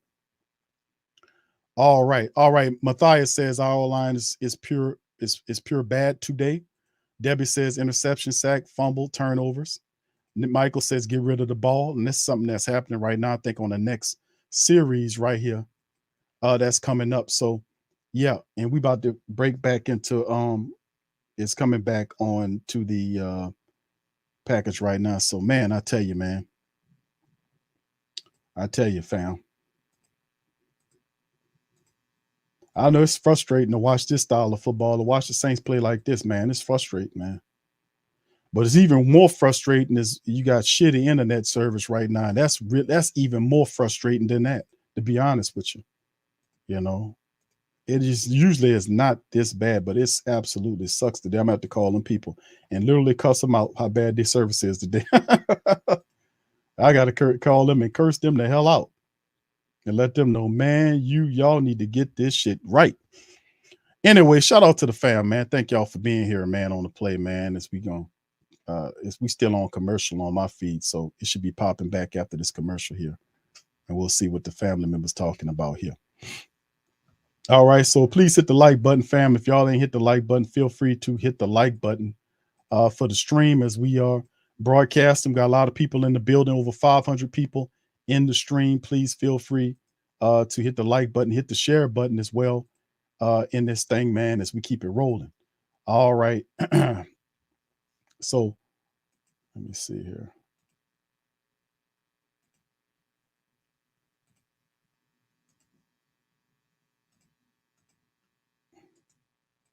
All right.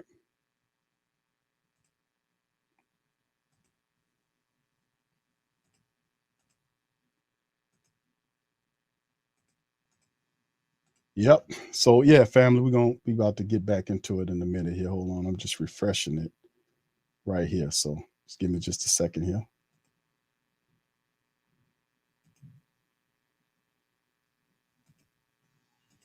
I mean, I tell you, man.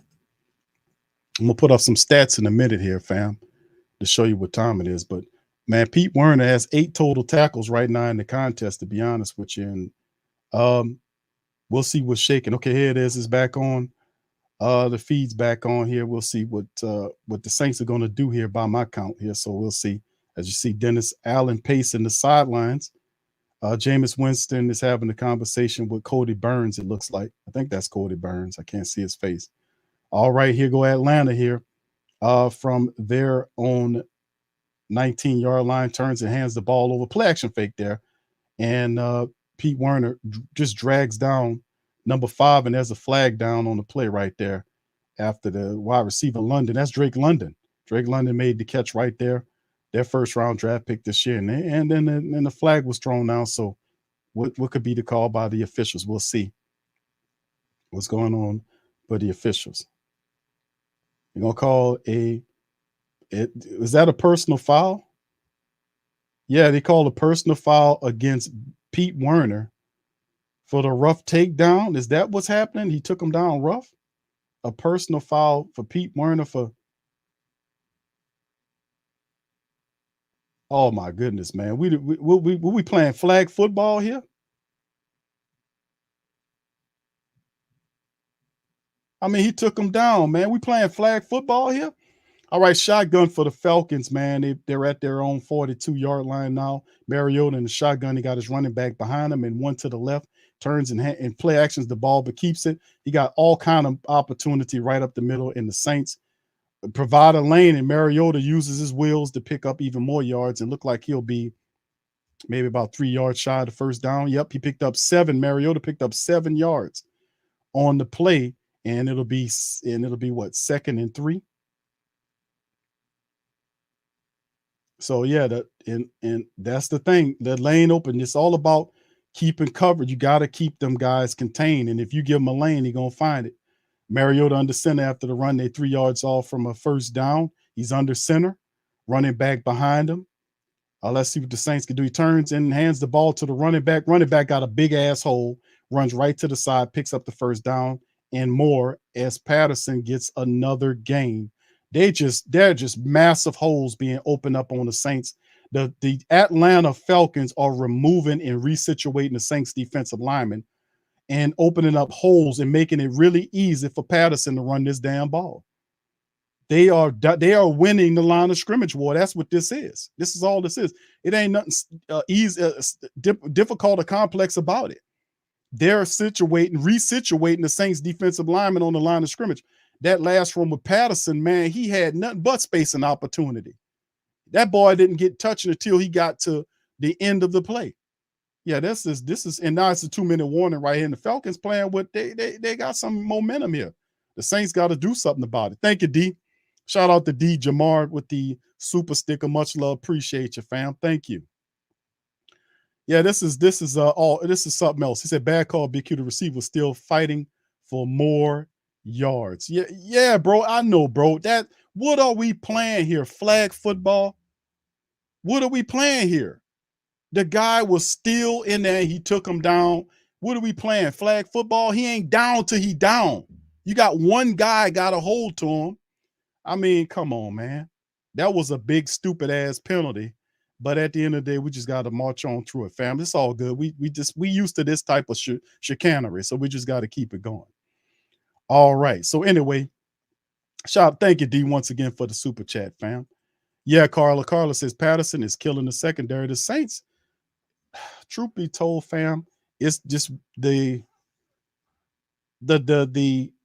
line of scrimmage is being won right now by the Atlanta Falcons offensive line. They're resituating the Saints defensive line. I mean, they're opening up holes. It don't matter what side the line are they on, whether they're running to the left, they're running up the middle, they're running to the right. They're finding space and opportunity no matter where they're going to. And when you have that, you're going to have these plus plays. And the defense is that, they're going to try to tire out the defense here. So, yeah, it's not very fun to watch, to be honest with you, man, being a black and gold man. So, yeah, this is not very good to watch. So, yeah, Joseph, you said it well. Halftime adjustments should solve this. Yes, indeed, man. We still got 2 minutes remaining and 2 quarters worth of football left to play. And anything, it's a very eventful game. I got to give it that. What's up, VB Saints? Pale Lady said, I didn't play Patterson on purpose because I thought the Saints would stop him. Well, that's not working out. Yeah, me too. I'm with you on that. I'm with you on that. All right. Nola Ball says, why not stack in the box and make Mariota beat us is beyond me. I think they're going to investigate some of these thought processes at halftime. You got to. They're moving the ball really too easy against the Saints defensive line, and the Saints are not returning the favor to Atlanta. Atlanta looking good. Got to give them credit. All right, here we go back on the field right here. Atlanta with the ball here at their own 37, it appears, with the ball. Mariota under center, sends the man in motion from left to right, turns and play. No, he hands the ball off to the running back. The Saints finally get a hold to him, and he gets maybe about 4 yards on the pickup, it looks like. So he picked up 4, so to be 2nd and 6. So the run gives them 4 yards. Falcons getting chunk yardage right here, picking up 4 yards every time to run the ball. 2nd and 6. Saints defense got to lock in, man. We got to lock in. You can see DeMario kind of upset there, trying to get everybody on the same page here. 2nd and 6 for the Falcons here. Let's see what the Saints can do. All right, Mariota in the shotgun, running back to his right. He got a man in motion from left to right. He goes behind Mariota. Mariota keeps the ball. They throw it out to Patterson. Granderson missed the tackle the first time around, but the Saints sniff out the play. No gain. So it'll be and they gave him one yard pickup. They gave him 1 yard on the play, so it'll be 3rd and 5. So a lot of motion in plays here to try to trick the Saints defense. But as you can tell, the Saints getting used to it and they starting to sniff that stuff out. So let's hope this is the steady trend. 3rd and 5 now for the Falcons right now. 1:14 and counting down in the second quarter, as they should give a shot at Dennis Allen, who's calling the defensive plays for the Saints. All right, let's see what DA does here. All right, you see Tyrann Mathieu, a shot at him out there. Demario Davis. Let's see what the Falcons with Cam Jordan. Let's see what he can do. Mariota in the shotgun, wide receivers to the right, one to the left. Let's see what that is. And there's a snap. Mariota looking, pressure coming. The ball's out, and it is dropped and recovered, it appears, by the Saints. No, they say it's an incomplete play. They say it's incomplete. The Saints defender said it was a fumble, and the referee ran up and threw his hands in the motion of incomplete. But was it? That guy took 2 steps with the ball, and that's a fumble. Should the Saints challenge this? Well, they can't because it's inside of 2 minutes.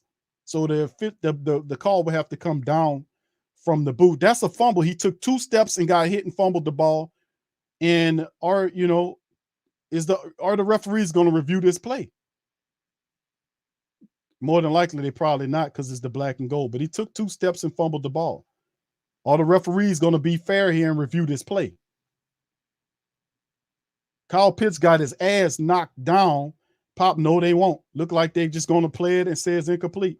and put Young Ko out there. I hope I said Young Ho out there to do his thing. All right, Rod, here he goes to try to kick the Falcons into a larger lead right here. And the ball is up and it is good. So Young Ho Koo gives the Falcons a larger lead, 13-3, after another big kick by Young Ho Koo. So the Falcons go up by 2 field goals over the black and gold. And the referees didn't bother even attempting to look at that play. The guy took 2 steps, got hit, fumbled the ball. Referee said, we're not going to help you, Saint people. We don't like you. We don't like your ass. All right. All right. So anyway, shout out to the fam, man. Thank y'all for being here, man. We're getting close and close to halftime, about a minute or so on the clock here to see what goes on. Tramal says, we need Malcolm Brown. All right. Shout out to you. Saint for Life says, O-line isn't doing any faders, letting Falcons get to QB.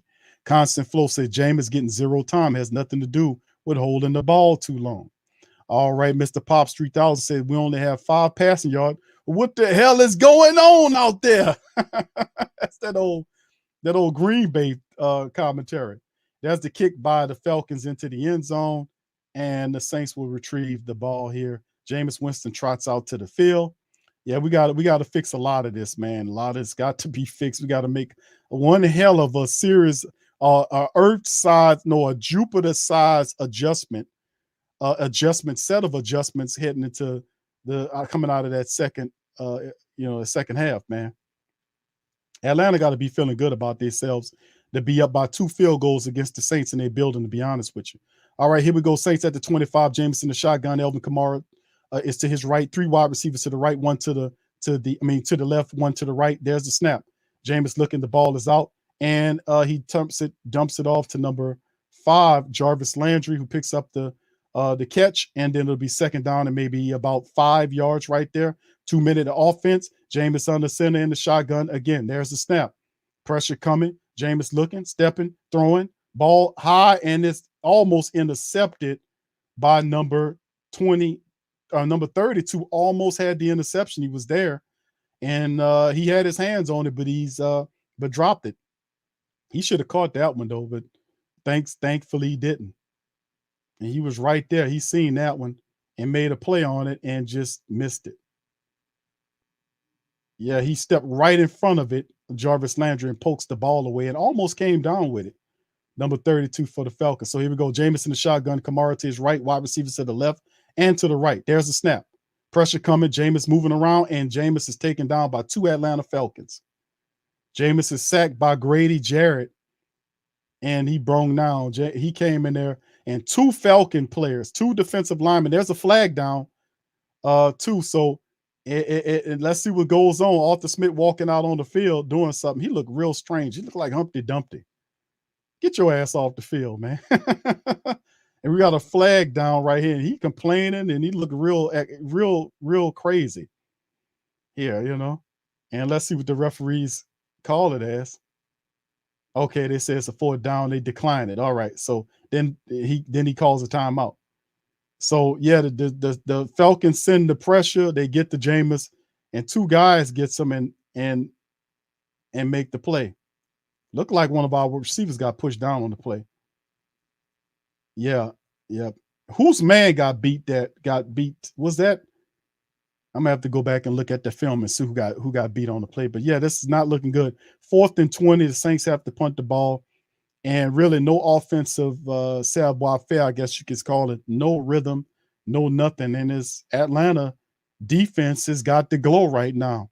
They got the glow, and they up by 3. The Saints offense struggling mightily right now. Offensive line, whatever you want to say, they on all phases of the game, offensively speaking, right now, the Saints don't look good at all. 4th and 17, 13-7 is the score. The Saints will have to punt the ball off. Blake Gillikin back there after Jameis getting double sacked right on there because 2 guys sacked him. All right, there's the punt by Gillikin, and the guy will retrieve it back near around the Atlanta 25. Guy missed the tackle, and then they get him down eventually. Who was on the stop right there? It was Pete Werner. Wasn't that Pete? Yeah, Pete Werner making special teams tackles as he made the play right there to stop him. So there you go. And they make the play. So we getting close and close to halftime. Atlanta up 13-7, man. So not looking good, man. Not looking good at all, man. Saints not looking good at all. Not good at all. All right, so let's keep it going. We back out there, man. 23 seconds on my clock left in the first half of the game. All right, Marcus Mariota in the shotgun. Pressure coming. The ball's out, and it's caught by the Falcons upfield. And he's hit, but he's all the way into Falcon territory. Drake London makes a catch and carries it all the way into Saint territory, man. And then, of course, the Falcons call the timeout on the play. So Drake London and the Saints are playing way off of him. They playing like 10 yards back. They playing zone, and he's just running around free in the zone. And Drake London finds a space, gets it, and he gets rolled. Then Bradley Roby, he just runs over Bradley Roby on the play, and it's just, yeah, this is too easy. This is pitch and catch. The Saints was in a zone type setup, and Atlanta took advantage of it with Drake London. All right, so anyway, London runs off the field, and here we go with 15 seconds remaining in the first quarter. You can see Cam Jordan visibly upset there as well. You can look in his eyes and see that shotgun for Atlanta at the Saints 30-yard line. There's a snap, ball's out. All right, and another catch, this time by Kyle Pitts, and he gets about 8 or 9 yards, 8 yards, and it'd be 2nd and 2. The Falcons rush to the line to spike it, and they spike the ball. So it'll be 3 seconds remaining on the clock. 2nd and 1. It's 3rd down and 1 now after the spike. As the Falcons get downfield very quick on the Saints defense. They started out way on the other side. 2 plays there in field goal range again for the Saints. This is ridiculous, man. How easy, how well the Saints are moving the ball. But then again, the defense is spending a lot of time out on the field, man, to be honest with you. And it's lessening their impact. Young Hoku already kicked them for 53 and 50. This should be a cheap shot considered the previous ones from 40-yard line. And, of course, a timeout's being called. I guess the Saints will try to ice Young Hoku. Ain't no icing no Young Hoku. You can't ice him. And anyway, you can see it right there at halftime that the Saints kicked it on the truth. So halftime right now, man, 16-7. This is looking less than favorable for the black and gold, man. And it ain't looking good at all. Saints coming to the week 1 matchup looking really pathetically. Let's get into some of these halftime statistics, fam. Let's look into it because I'll be interested to see how the adjustments made at halftime. First downs, Atlanta 13-4. That's ridiculous. Out the back, you can look at the 3rd down efficiency, 2 out of 6 for the Falcons. The Saints a little less at 2 and 7, getting that thing. Total plays, 36 total plays to 24 plays by the black and gold. 230 total yards in a game versus 104 yards by the black and gold. Drive 7-6. You see the yards per play, 6.4 versus 4.3 by the black and gold. The Saints sitting up there with -2 yards passing, -2 yards in the entire first half of action, -2 yards. 123 by the Falcons, 12 of 19. They're doing their thing. You can see the rushing attack is very similar. 100 yards right now for the Falcons at halftime is not good for either one of these squads, even though the Falcons defense is being they're being a lot more opportunistic right now. The Saints defense on the field too long. 107 yards allowed by the Saints defense right now. Not looking good. 17 attempts. They're averaging 6.3 yards per carry. The Saints 11 attempts at almost 10 yards per carry. Red zone, Saints been there once. Were successful there, 1-on-1 for both teams. Penalties, Saints 3 for 25, Falcons 2 for 15. And that turnover right there by the Falcons, it doesn't matter because they have a 3 field goal lead on the black and gold right now. And once again, you take a look at the time of possession, which is a big statistic.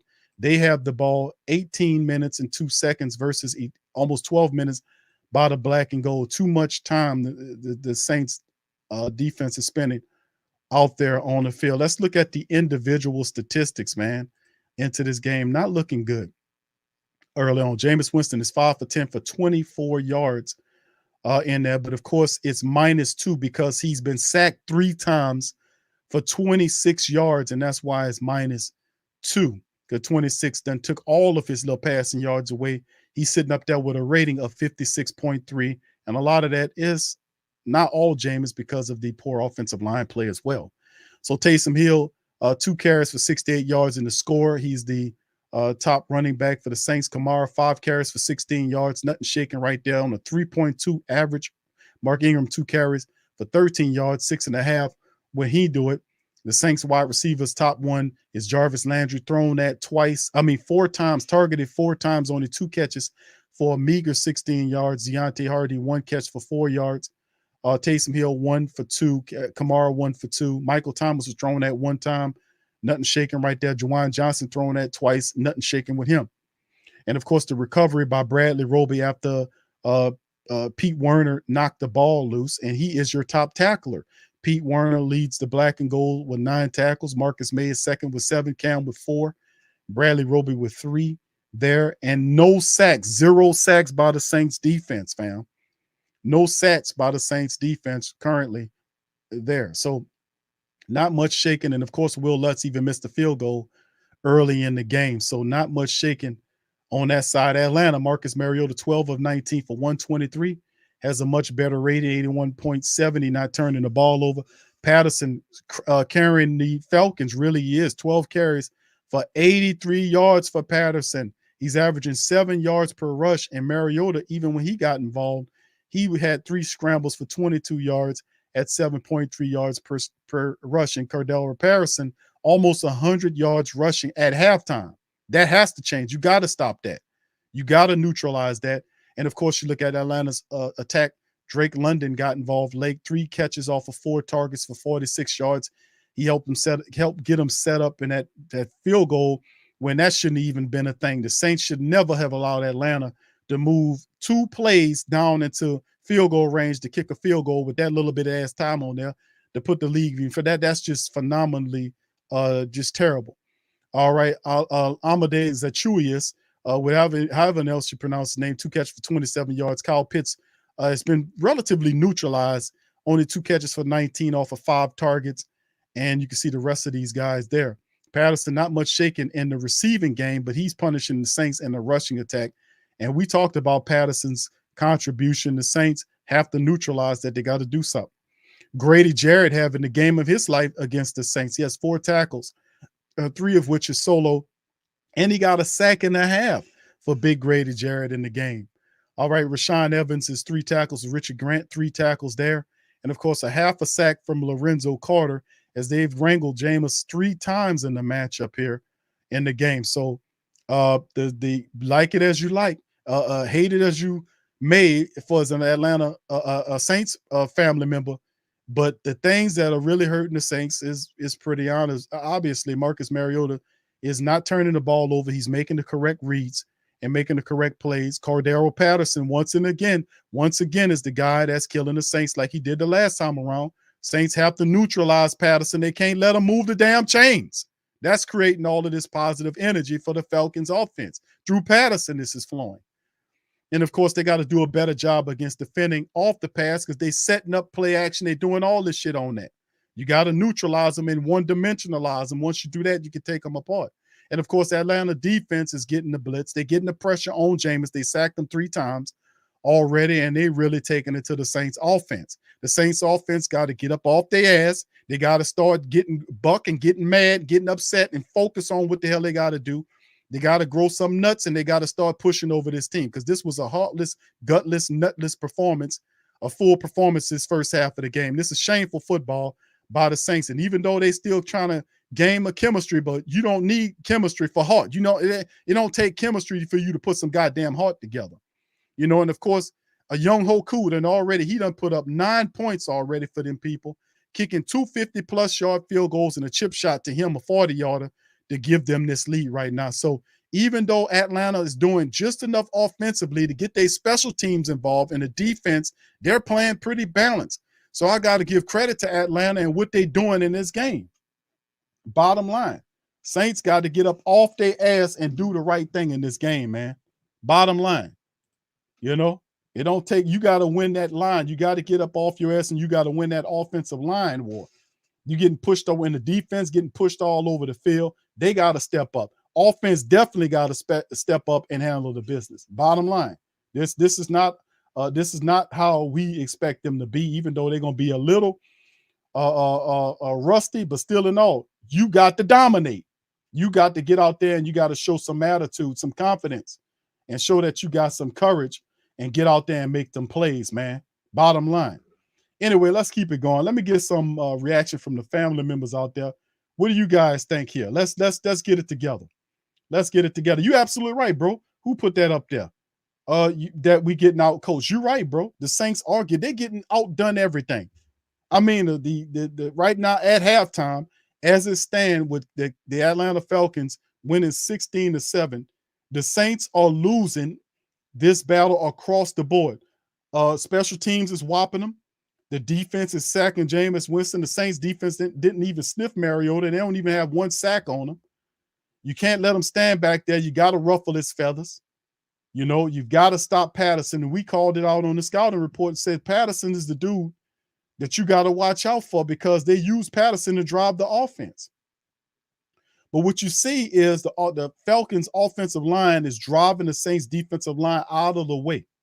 So we'll see. All right. So Black Preacher Man, sports fan Khalif says Q, the Lutz field goal gave them. Yeah, because they scored on that, bro. You're right.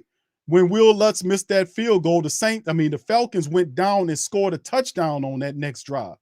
So yeah, you can't do that, man. You got to take advantage the best way you can. And this is not what we expect from the Who Dat Nation. This is a shabby ass performance at halftime. Now they could turn this thing around. We'll see. But this is shameful. This is a shameful, shabby, garbage, back ass, terrible, gutless, ballless performance right now by the Saints team overall. Now they did get the Taysom Hill play, but that's bull. I expect more than out of what Taysom Hill gives you. Come on. Anyway, I'm sorry to dump on them like that, but I calls it as I sees it, baby. Whether it's for me or against me, I calls it as I see it. Rose said the Falcons doing what they want right now. Exactly. I mean, I was looking at some of these highlights that I got off on my second screen here, and I'm watching them literally resituate. It's like relocation time all over again in the black and gold. They taking the Saints defensive lineman and saying, we're gonna take you and put you over here. I don't like how you look over here. We're gonna put you over here. It's like moving your furniture around in your house. You get tired of your couch being over here. Let me put this couch over here. Oh no, let me move the comforter over here. No, let me put this over. That's what happened on the offensive line for the Saints. They pushed them dudes around and continue to push them around. So let's see if they get some guts and get something going here, man. All right, Jonathan says this is a joke. I don't know what to say about our offense right now. Yes, indeed. Indeed. Now, I expect some rust. There's a rust factor to be involved. Indeed. There's a rust factor. But the rust factor applies to every team in the NFL. What's Atlanta's excuse? Where's their rust? You see, they're not doing everything right in execution of their offense, but they're doing just enough to stay ahead of your ass. You see? So we'll see how they adjust to it, fam, moving forward, man, because without offense, man, without any offensive production, that with the Atlanta Falcons defensive plan going into the second half will be simple to keep doing what they're doing, but start using more of the clock and eating that clock. They're going to start running that time all the way down to like 2 and 3 seconds before they snap the ball. They're going to start being stingy with the ball and eating clock. The Saints got to make every damn drive coming out of here count. They get a touchdown, they be within arm's reach of catching the lead, but they have to get their ass together and get on the same page, and they need to get it ASAP. All right, in the group says bad tackling from play one, no fire, sorry. This pro football millionaires. Thank you, bro. Coach Tab says, I agree, Matt. Playing calling is weak. All right, Big Earth says Hurts and Ruiz getting killed, plus play calling is horrible. Millie Too Ill says, man, that O-line trash. Jameis can't even get the ball out to the players that's open. Matt, shout out to you, says Jarvis Landry can sling the ball too.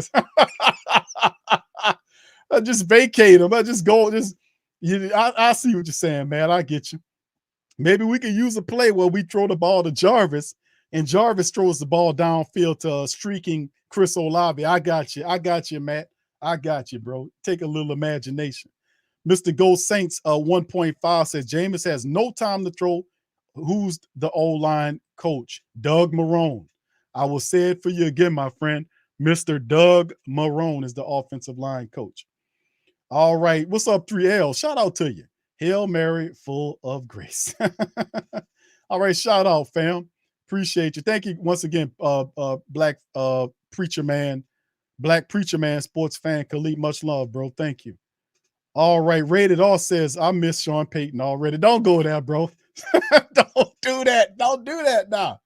Don't do that right now, bro. Don't do it. Don't you do it.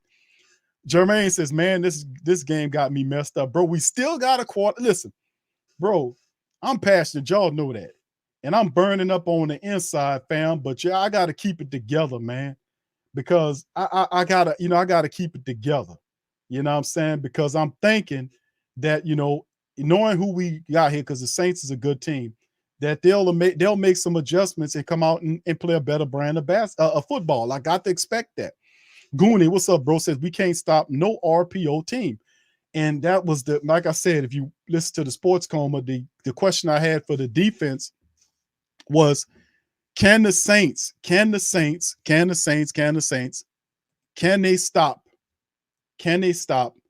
the mobile quarterback threat? And Atlanta's astutely using some of it. You see, they're being really imaginative right now, and they got to be, because they're lacking a lot of talent, but they're using who they got to the best of their ability, unlike somebody I know. You see? All right, Jermaine says Taysom was the only thing that worked for us. All right, Redo says if the third quarter offense don't step up, it's a wrap. Smoke says our secondary is horrible. Demi says we should have made the Chiefs off. Boy, here it come. Family, we still got a full quarter, bro. Hold on, family. Hold on to your love. Thomas says the communication on the offensive line is where lies the issue with the Saints. The defense looks like they don't want to hit anybody. Oh, bro, yeah, I called it gutless and ballless, bro. That's what I called it. All right, here we go, fam. We about to get back up into this thing as we getting going right here. As we getting ready to get this second half of action started. What's up, brother Trail? He says, I bet y'all gonna listen to me now. Fire P. Carmichael. Come on, bro. It's just the first game, bro. We can't be talking about firing people, bro. Right away, it's the first game, and we in the middle of the first game. This is like, talk for like 2 or 3 or 4 games into the season talk. All right, here we go. Saints with the ball from the 25. Jameis under center. They hand it to Elvin Kamara. Kamara dances around to the left side, picks up 5 yards. 2nd down and 5, so a good gain by Elvin Kamara with the first play out of halftime for him.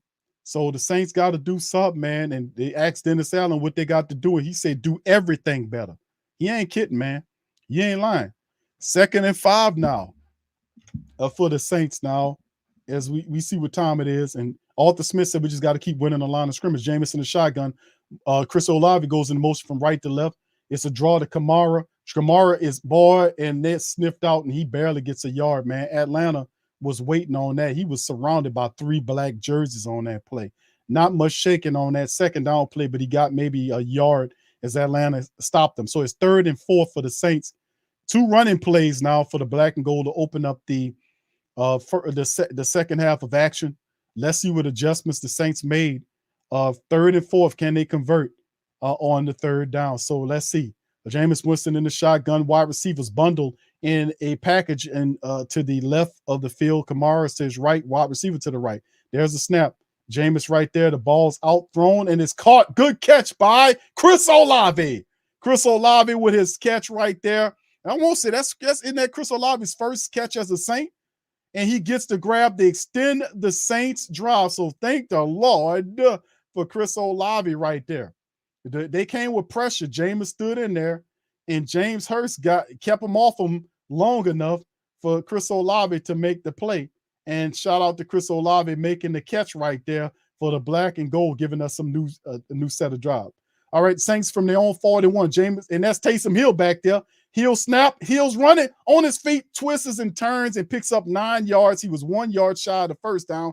Had he stood up, stayed on his feet, he'd still be running right now. So Taysom Hill comes in on the play, and it's 2nd and 1 for the black and gold here.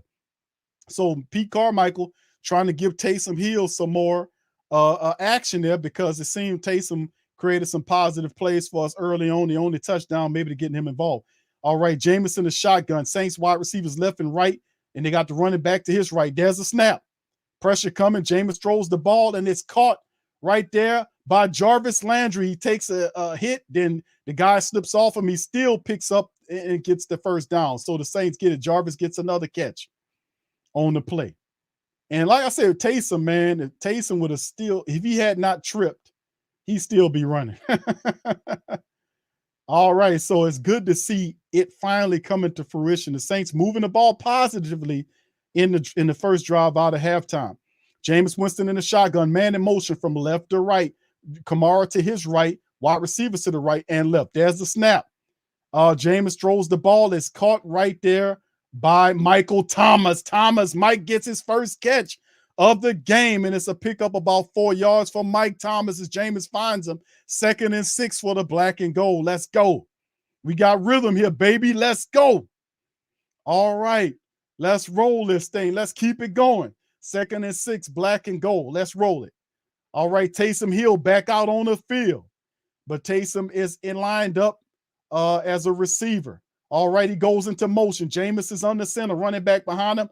He hands it to the running back, and that's Ingram, and Ingram gets the first down for the black and gold, plus a little something extra.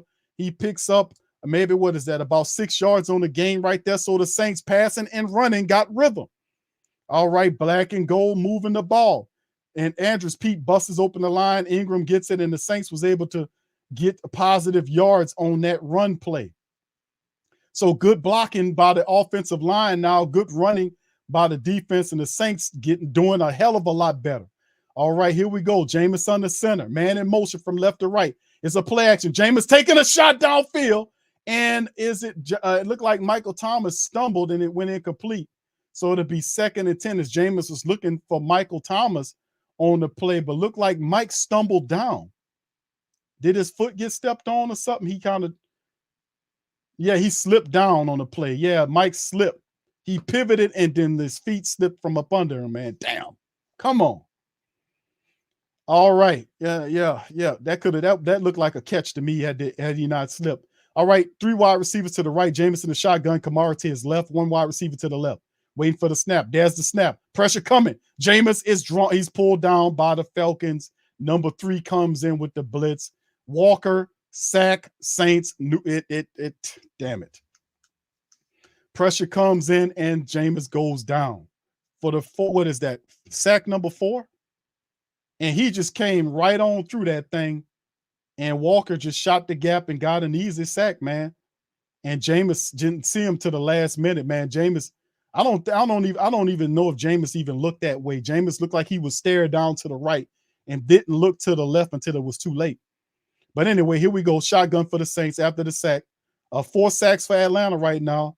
Jameis with the sack. He steps up into the pocket, looking, and then throws the ball, and it's caught by Chris Olave, and it'll set up a kick by the Saints. So Saints had something positive going on until the sack knocked the Saints off schedule, and it's 4th and 9 as Atlanta defense comes through with a sack, the 4th of the game, to neutralize the positiveness that the Saints had. But ultimately, it does set up Will Lutz for a kick as he marches himself back out there to kind of make right what he needs to do. It's a 49-yard attempt for Will Lutz, 9:26 and counting down for Will Lutz. And there is the snap, and Will Lutz kicks it, and he puts it through the uprights, and the Saints make it 10-6 Falcons. Very tough, very tough. Sacked by Walker neutralizes the positive offensive set that the Saints was running, man. And it will roll in 2, man. And the sack came, and then boom, bam, beam, field goal. So 16-10 right now for the black and gold. So I'm still kind of optimistic because that was a lot better than what I've seen in a while from them. But we got to keep it going. Brother Thomas, thank you for the super chat. Says, Our O-line and D-line are our weakest groups right now. All right, thank you. Shout out to you, Annie. Annie says, I'm going to stay positive, but the defense need to start clicking. Thank you, Queen. Shout out to you. All right. We Just Talking says Falcons directly blitzing and Saints acting blind. Indeed. All right. Yeah, Swoop says so many mismatches. All right. Demi says, where is our fullback? The defense is doing its job. Indeed.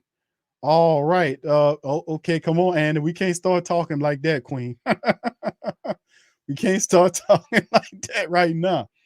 All right. So, all right. Shout out. Jabrilla says, I've never seen the Saints offensive line this bad. Yeah, they definitely are off code, no doubt about it.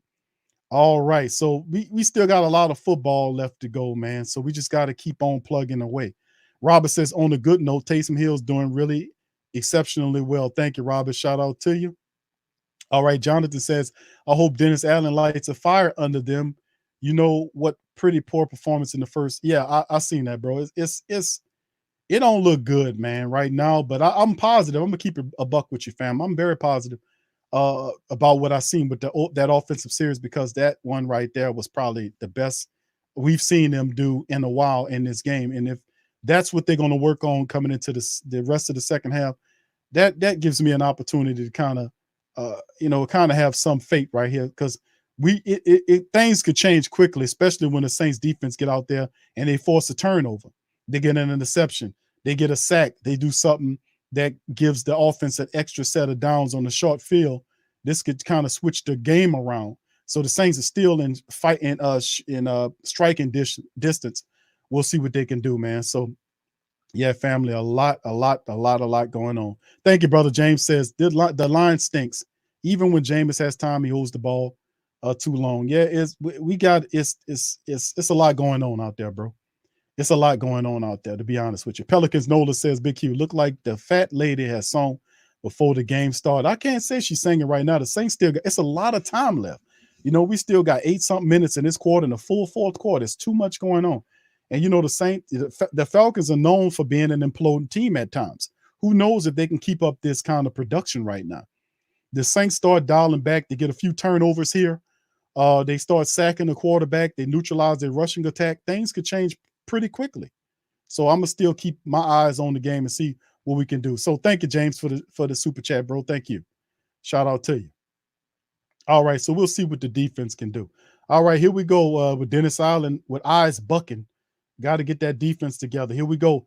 Falcons taking the ball from their own 25-yard line. Mariota under center with a running back behind the man. Goes in motion from right to left. They turn, and he keeps the ball on the play action. The ball is thrown out there, and it's caught. Look like, it's a catch? Is it inbound? The referee says that yes. He picks up 9 yards on the play right there. DeMario saying that he was out of bounds. But, of course, they said, well, no, we're going to give it to the Falcons. 2nd and 1 after the 9-yard pickup. All right, there's the shotgun, but Mariota got a running back behind him. 2 wide receivers bunched up to the left, 1 wide receiver to the right, and Mariota's calling an adjustment now. He's making an audible.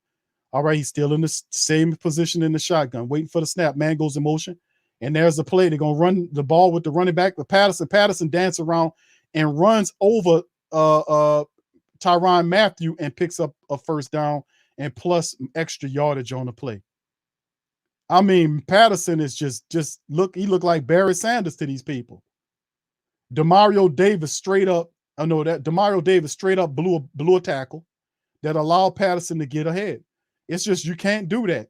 All right, shotgun for Marcus Mariota. You got his fullback and running back behind him, wide receivers to the left. And when Demario Davis is missing tackles, man, this ain't a good look. All right, here you go, Mariota in the shotgun. First a set of downs. They're at their own 45-yard line. He turns and hands the ball off to Patterson. The Saints defense meet Patterson, and he gets like a 1-yard gain because DeMario and Cam Jordan meet Patterson as he runs to the right off there, and he gets a 1-yard pickup. So it's 2nd and 9 for Atlanta. Cam Jordan running off field to take a break. Total yards right now is showing on field. Falcons have 251 yards against the Saints 148. All right, and here we go. Marcus Mariota's got Patterson behind him. All right, man in motion. The fullback looked like that. Same looking play, but this time it's a passing play. The ball's thrown and then it's caught by number 17. I mean, he can't. It's a comeback route. It appeared to be, and it was an easy pitch and catch. And Bradley Roby was nowhere in the picture. Roby was nowhere in the picture with number 17 making that. So they get it into the Saints territory, nearly to the Saints 40-yard line with that play. Mariota and the shotgun, Patterson behind him. Wide receivers to the right. And then, of course, they're going to make an adjustment right here. He's going to walk up. Mariota walks up, and he's going to pretend to audible. We'll see what goes on here. He goes back into the shotgun. He got his fullback and running back behind him. It's a play action to the running back. He's going to take a shot down the field.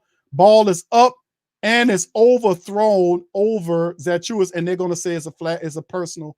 It's going to be pass interference against Marcus May, which will then set the Atlanta Falcons up. And they say pass interference against Marcus May.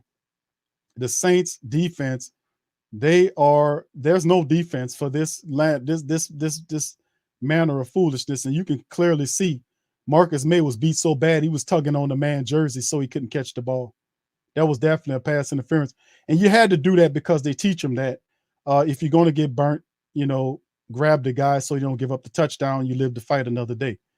But this puts the Atlanta Falcons first and goal in Saint territory and right inside the red zone. 6:52 on the clock right here, and the Atlanta Falcons.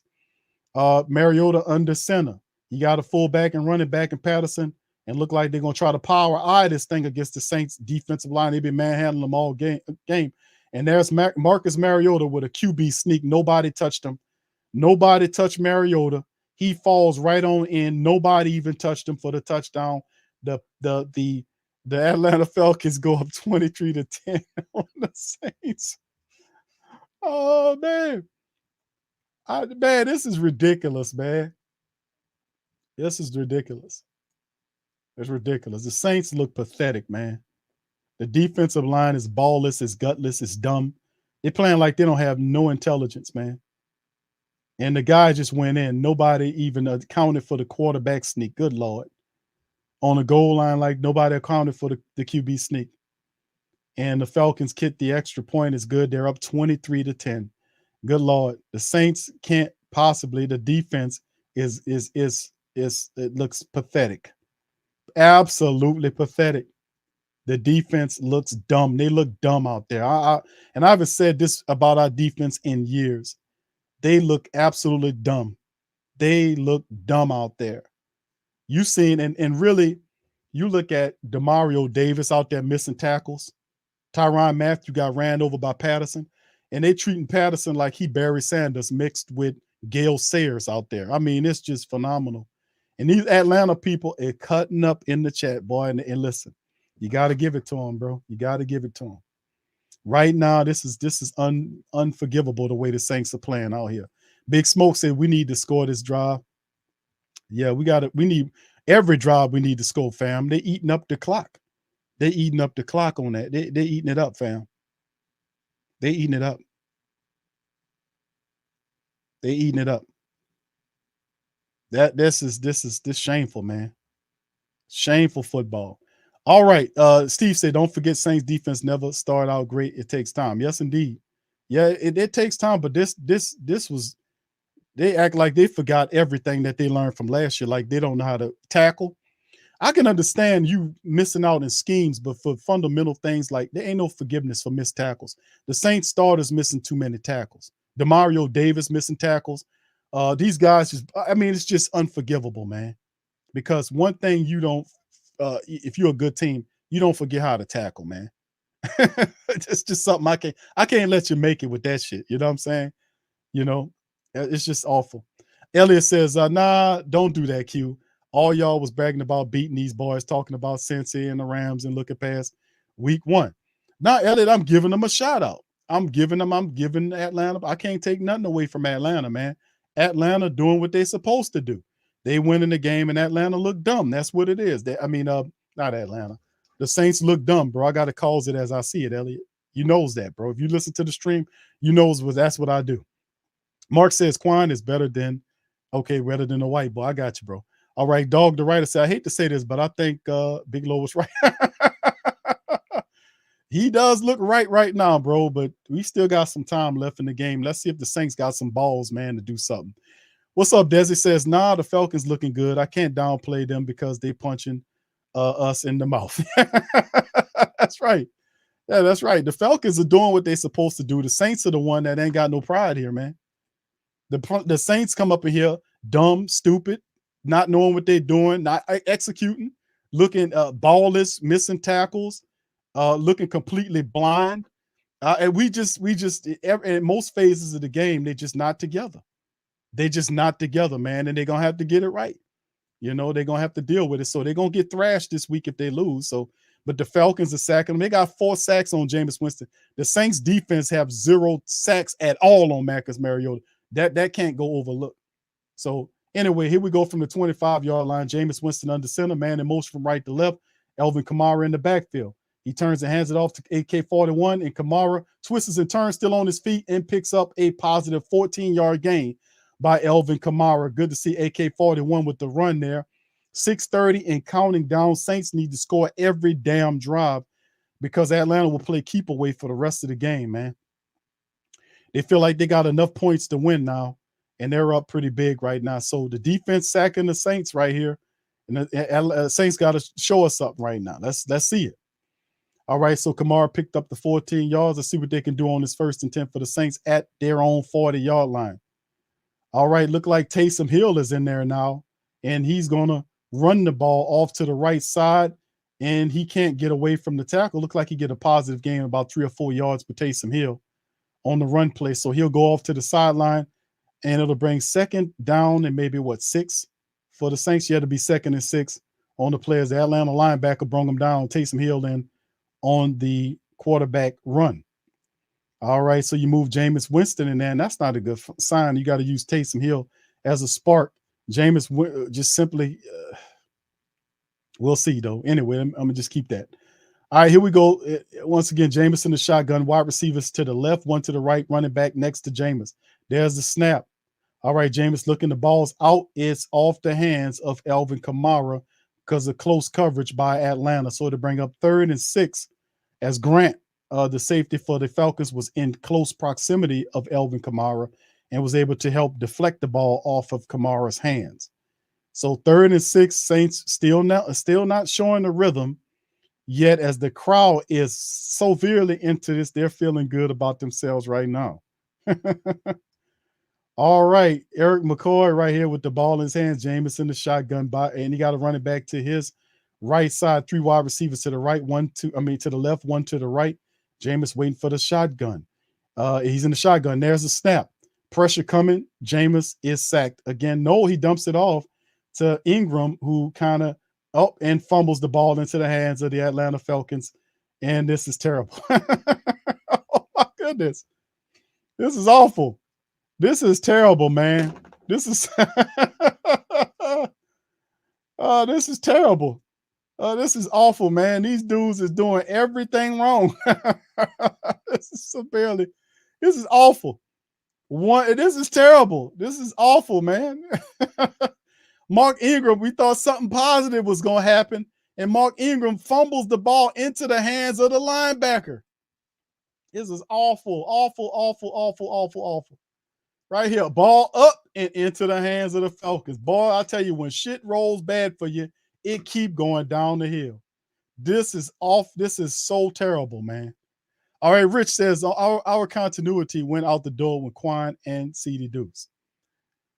Yeah, and here come the Falcons with the ball, and there you go, and they get it on the short field. It's just, this is when stuff like that start happening, fam, it usually means that you're going to end up losing this game. When stupid Three Stooges ass stuff like that start happening, nah, yeah. All right, here we go. Short field for the Falcons from the Saints 35. Marcus Mariota is in the shotgun. Look like Patterson kind of limped off the field gingerly as Williams is back there. So we'll see what goes on. And there's a snap to hand it. It's a play action to Mariota. The ball's fired. And then, of course, it's pitch and catch once again as London takes it, as Roby is once again in the trail position. Can't Roby get somewhere before the ball is there? Why is Roby always in the goddamn trail position? My goodness.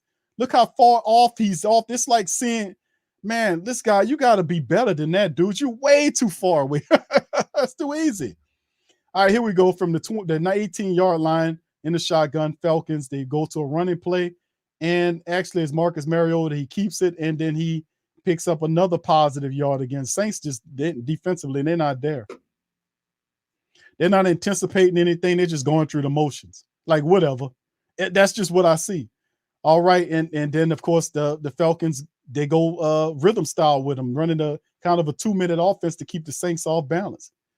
All right, here's Mariota in the shotgun. Williams is to his left. Let's see right here. 2nd and 5 for him. Wide receivers to the right and left. And there's Mariota with the throw. The ball is incomplete to the fullback, like to the fullback there. Evans on the play. All right, so it's 3rd and 5 right there for the Falcons. All right, let's see. The Saints need a fumble, man.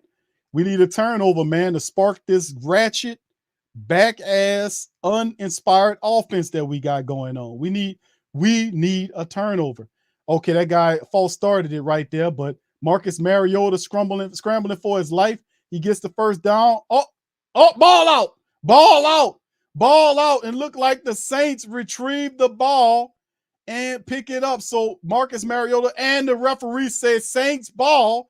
So the defense give the Saints offense the ball back and let's make it count, God damn it. Marcus Mariota scrambling around, got a little too fancy style. Tyrann Mathieu in that deal. And he gets the fumble off of Mariota. So the Saints need to make it work. Come on with it, baby. All right, yeah, the ball comes out. The Saints pick up the ball, and we'll see what goes on right there. Marcus Mariota, ball poked out before any. Yeah, that's a fumble right there. Ball poked out by Marcus May on the play. So Marcus Mayhem pokes the ball out. Saints retrieve it. So let's get it going. All right. Let's keep it going now. We need the offense to get going. The defense gave you the ball. Let's go. All right. Saints ball. All right. Let's get it popping, man.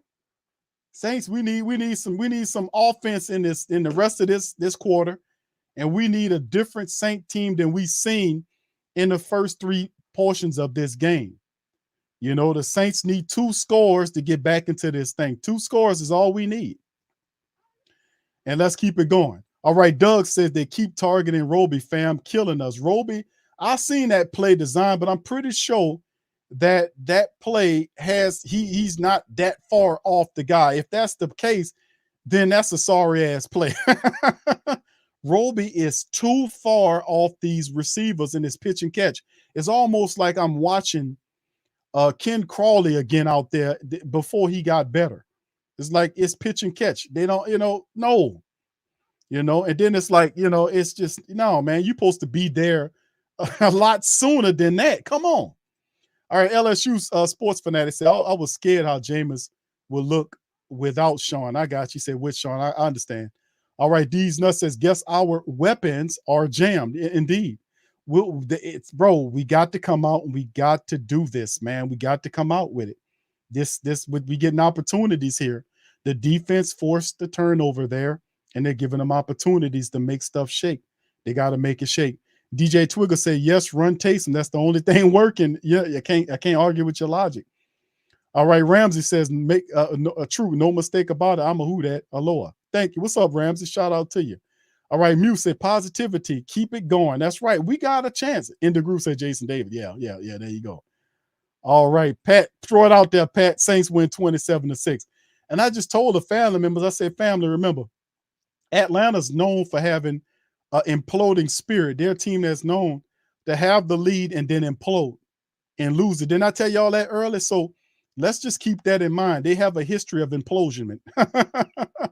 So let's just keep it. Let's just keep that in our mindset. All right, here we go. The Saints from their 4-yard line, man in motion back to left and right to hand to Alvin Kamara. Kamara twists and turns and picks up maybe about 3 yards on it as he runs off to the left side. Not a big gain of yards right there for Elvin, but he gets a positive, but 3 is still positive. Oh, okay, so there you go. All right, so All right, so let's keep it going. We need our Saints to get in the end zone, man. We need end zone. We don't need no field goals. We need to get into the end zone. The Saints forced the Falcons into 2 turnovers. They got to capitalize. All right, we got 2 wide receivers to the right, 1 to the left. Jameis under center, Elvin Kamara in the backfield. Saints hand the ball off to, that's Ingram, and he gets nothing. I mean, my goodness. That line, it's just not working. Ingram gets nothing. So it's 3rd and maybe about, 7 or 8 yards? 3rd and 7 now. The one went for 2 or 3 yards. One went for 1 yard with Ingram. It's just not working. They are not, that offensive line is just not opening up the holes for him to run on right there. So, and then of course he did run into some trouble. So 3rd and 7 in the shotgun. He got a running back to his left, a wide receiver to the right and left. There's a snap by Jameis. The ball is thrown and it's incomplete. Incomplete as he's thrown to Mike Thomas. Nothing shaking there. Jameis just doesn't have it, man. And that's another. They just can't connect. And the Saints offense is trifling right now. I mean, they can't get nothing going. There's no spirit to their offense. There's no nothing. And that's another goddamn. What is going on with Mike slipping all over the place? I mean, God damn it, man. Mike is slipping all over the place. That's another slip down. Damn it, man. What's going on with these shoes? You know, it's another slip. Can the trainers get Michael Thomas some shoes with some deeper cleats or something? I mean, damn. I mean, how many times is he going to slip, man? Let's get the man some deeper cleats or something. All right, there go the punt right there. Atlanta returning it, and they get a pretty decent return. Then people get it all the way back to midfield on the special teams. I mean, damn. The offense is not showing anything. I mean, nothing. The Saints defense forced them, the Falcons and the Saints offense is dead to the world. They're not giving anything. There's nobody fussing. There's nobody cussing. There's nobody grabbing people. It's just like a ballless, gutless, garbage, blah ass offense right now that's totally out of sync with reality right now. And they're just going through the motions. Can some of these trainers give Michael Thomas some shoes with some deeper cleats or something? He's slipping all over the damn place. That's another slip. Damn. My God. Zach says, O-line, we got to cook these birds. Who that? All right. I know that was probably before. Ben calling for Andy Dalton. He says Winston is back to his old self. Jameis doesn't look. The thing about that, the body language is there's nothing inspiring about none of the body language of the Saints offense. None of them. Even a guy as fiery as Mike Thomas is not showing any aggression, any, the stars, the captains. Where are the captains at? Where are the guys pointing and throwing helmets and yelling and spitting and all this to kind of get these guys to wake up off their ass and do something where there's still time on the clock? I know, Ro, all this damn slipping is uncalled for, bro. This is not a good look. Terrible, absolutely terrible. They're not executing, offensively speaking, on anything, man. Nothing. And the positive play we got was pretty much a Taysom Hill play. Outside of that, what else do you have? I mean, looking at it, the defense is not looking. I mean, the offense is. I mean, it's just no words, bro. I don't have words for this. Prime says one game doesn't make the season. Stay calm. No, I mean, I understand that, Prime, and you're right. It's one game. And yeah, but it's a big point of emphasis on your offense and how they look. If they look this bad in the week 1 affair against a hated rival, and listen, don't get me wrong, Atlanta is not executing on everything. Now they are, because the Saints defense, to a large result, the offense is not having long drives. Most of the time the defense is spending too long out there, and when that happens, it wears the defense down. Now Atlanta just will play the keep away game. They set up at midfield there, and I don't know what the offense is. This is ridiculous. All right, here we go. Falcons at midfield. Mariota under center, running back behind them, and they're in and look like a running play, but they're going to try to take the time down. He turns and hands the ball off to Patterson, and Patterson, look at that. Patterson picks up every bit of 8 yards on the play, and it's a flag down.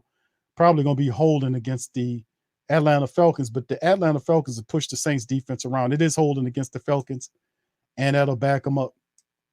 All right, so there you go. We got a holding call for us. For the referees, give a little aid right there to the black and gold. Hopefully, we can kind of capitalize on it, get a sack or something positive to help us out.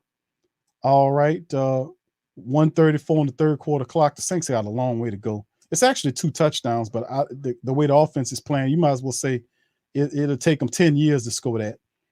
All right, here we go. 1:29 as the clock ticking down. They're just going to try to run the clock out. Mariota in the shotgun is running back to his right. Wide receivers to the left and right of the play. There's a snap from Mariota. He got time, no pressure on him at all. He steps up and runs right through the center. Saints then no pressure on him, and he picks up a lot of the yardage back. He gets damn near all of the yards except for 3 yards on the play, and it's another flag down. So is it another holding here on the play? The Saints defense looked dejected. You can see the body lane, they look dejected. Okay, and it's a hold on the defense. So that there you go. Holding on the defense. So why would the defense be holding, man? Come on. And that's against Evans. So Evans got caught up in the hole. And there you go. All right, 1:11 on the clock as Evans gets caught up in the holding play. It'll give Atlanta a new set of downs as they move to the Saints' 39-yard line. Mariota in the shotgun. There's another handoff. He jet into the running back, and the guy picks up another 6 yards on the Saints. Just battle ramming the Saints. And this is Williams, ain't even Patterson this time around. You know, so, yeah, this is just the way you lose is another thing, man. It's the way these people are losing. It's just repugnant. How the Saints, it's just ugly, man. All right, here we go. And Marcus Mariota, and he hands it off to the running back, and the Saints do a better job this time around stopping them. So to be third and maybe about 3 yards there. As David Onyemata on the stop here. The Saints look tired. They're huffing and puffing and shit. All right, Dennis Allen still calling the plays there. And, yeah, this is it's not a good look for the Saints.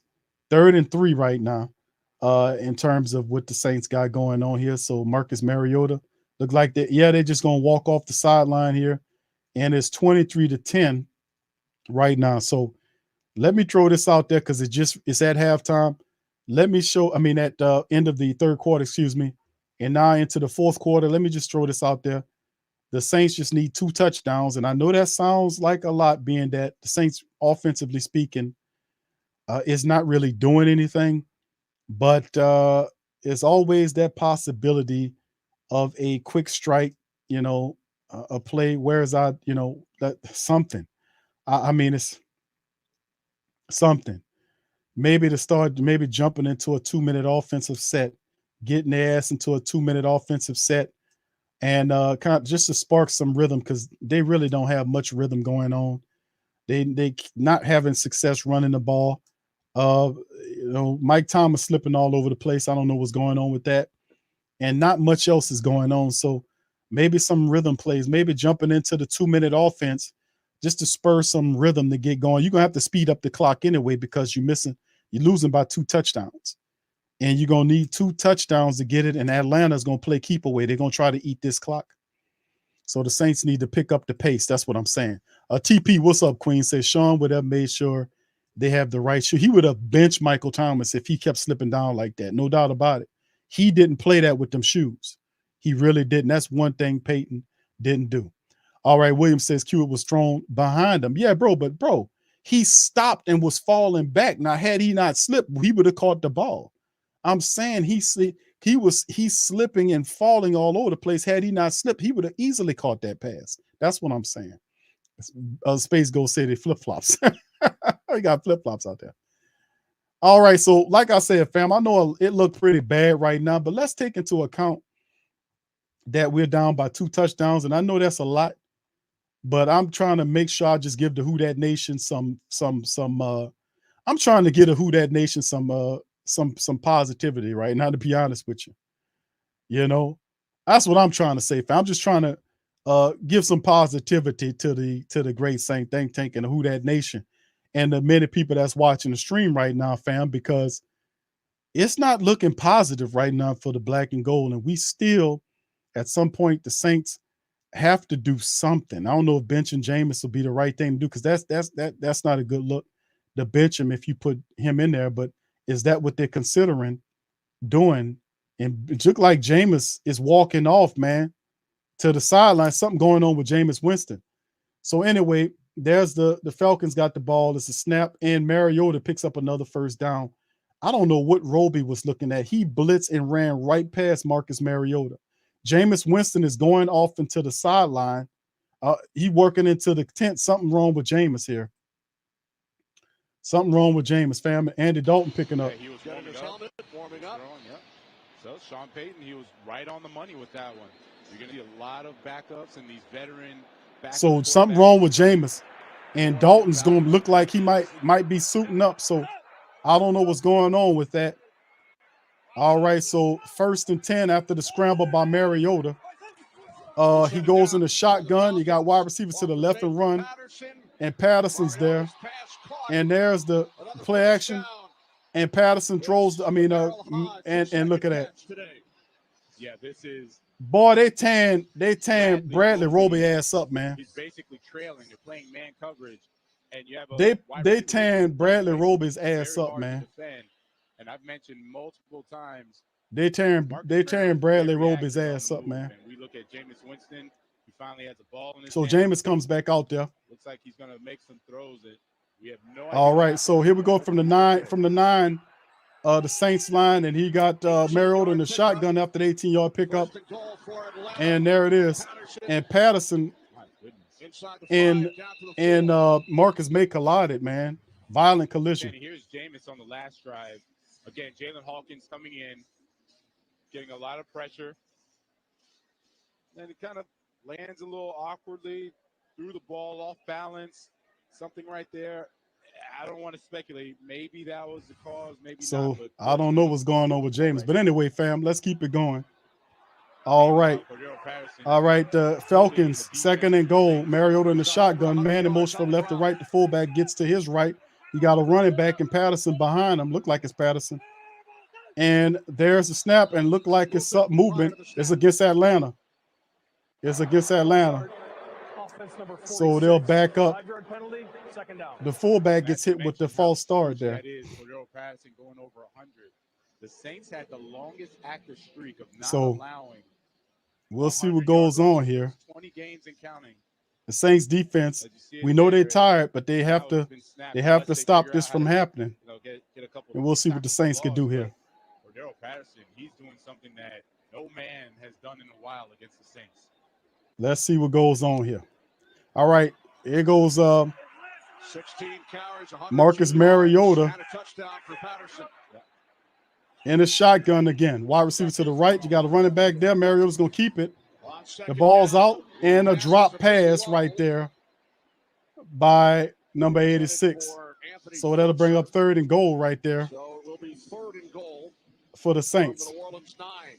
The Saints defense stop Atlanta's 3rd and goal for the Falcons. Red zone defense stepping up to the I don't know what the hell happened with with Jameis, why he came out that thing, but that don't look good to me.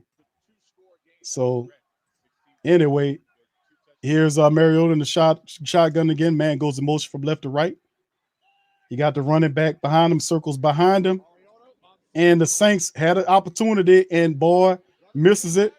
And it's incomplete off the hands off of the wide receiver. And the flag is down. And we'll see who it's against.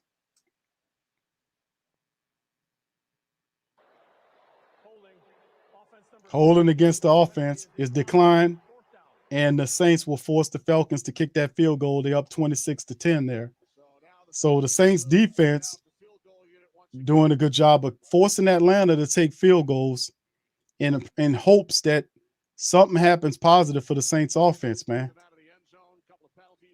Yeah, the Falcons are actively targeting Bradley Roby. They're not throwing that laddie daddy. They are actively targeting Roby in a lot of these positive plays, offensively speaking, in passing. And Young Hong Koo's been special this game. He's kicked 4 for 4 in the game, and it's because of his foot. Largely, the Falcons doing that. So it's now It's now more than a 2-score game now. So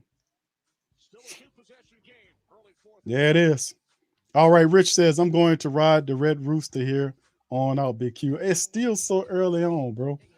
I know it's an ugly way how this is going right now, but you know, I still realize, bro, from doing it been doing this as long as I've been doing it, I'm kind of seasoned to what is going to happen here. You know what I mean?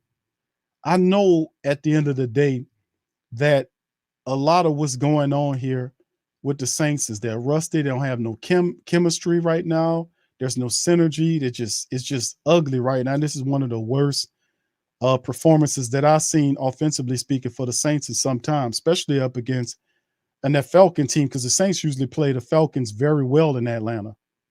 So for them to come out and look this awful, man, through this game right now is just unbelievable.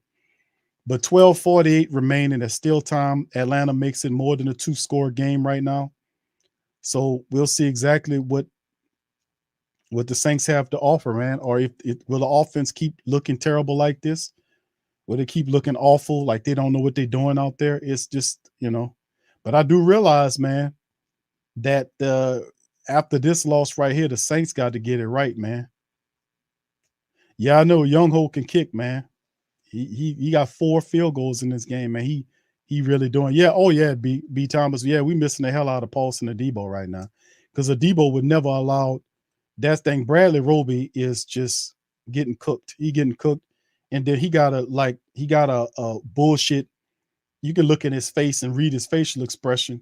He got this weak bullshit expression on his face, like whatever. You know what I'm saying? He getting smoked and cooked. You don't see like, man, I got to get this. You don't see none of that. You don't see none of that in his face. You know, it's like he expected to get cooked. He better than that. I know Roby's better than that, man. He should be playing a lot better than that. Ahmad said we punished Green Bay last year. Look like this is one game. Yeah, you know, this is his problem.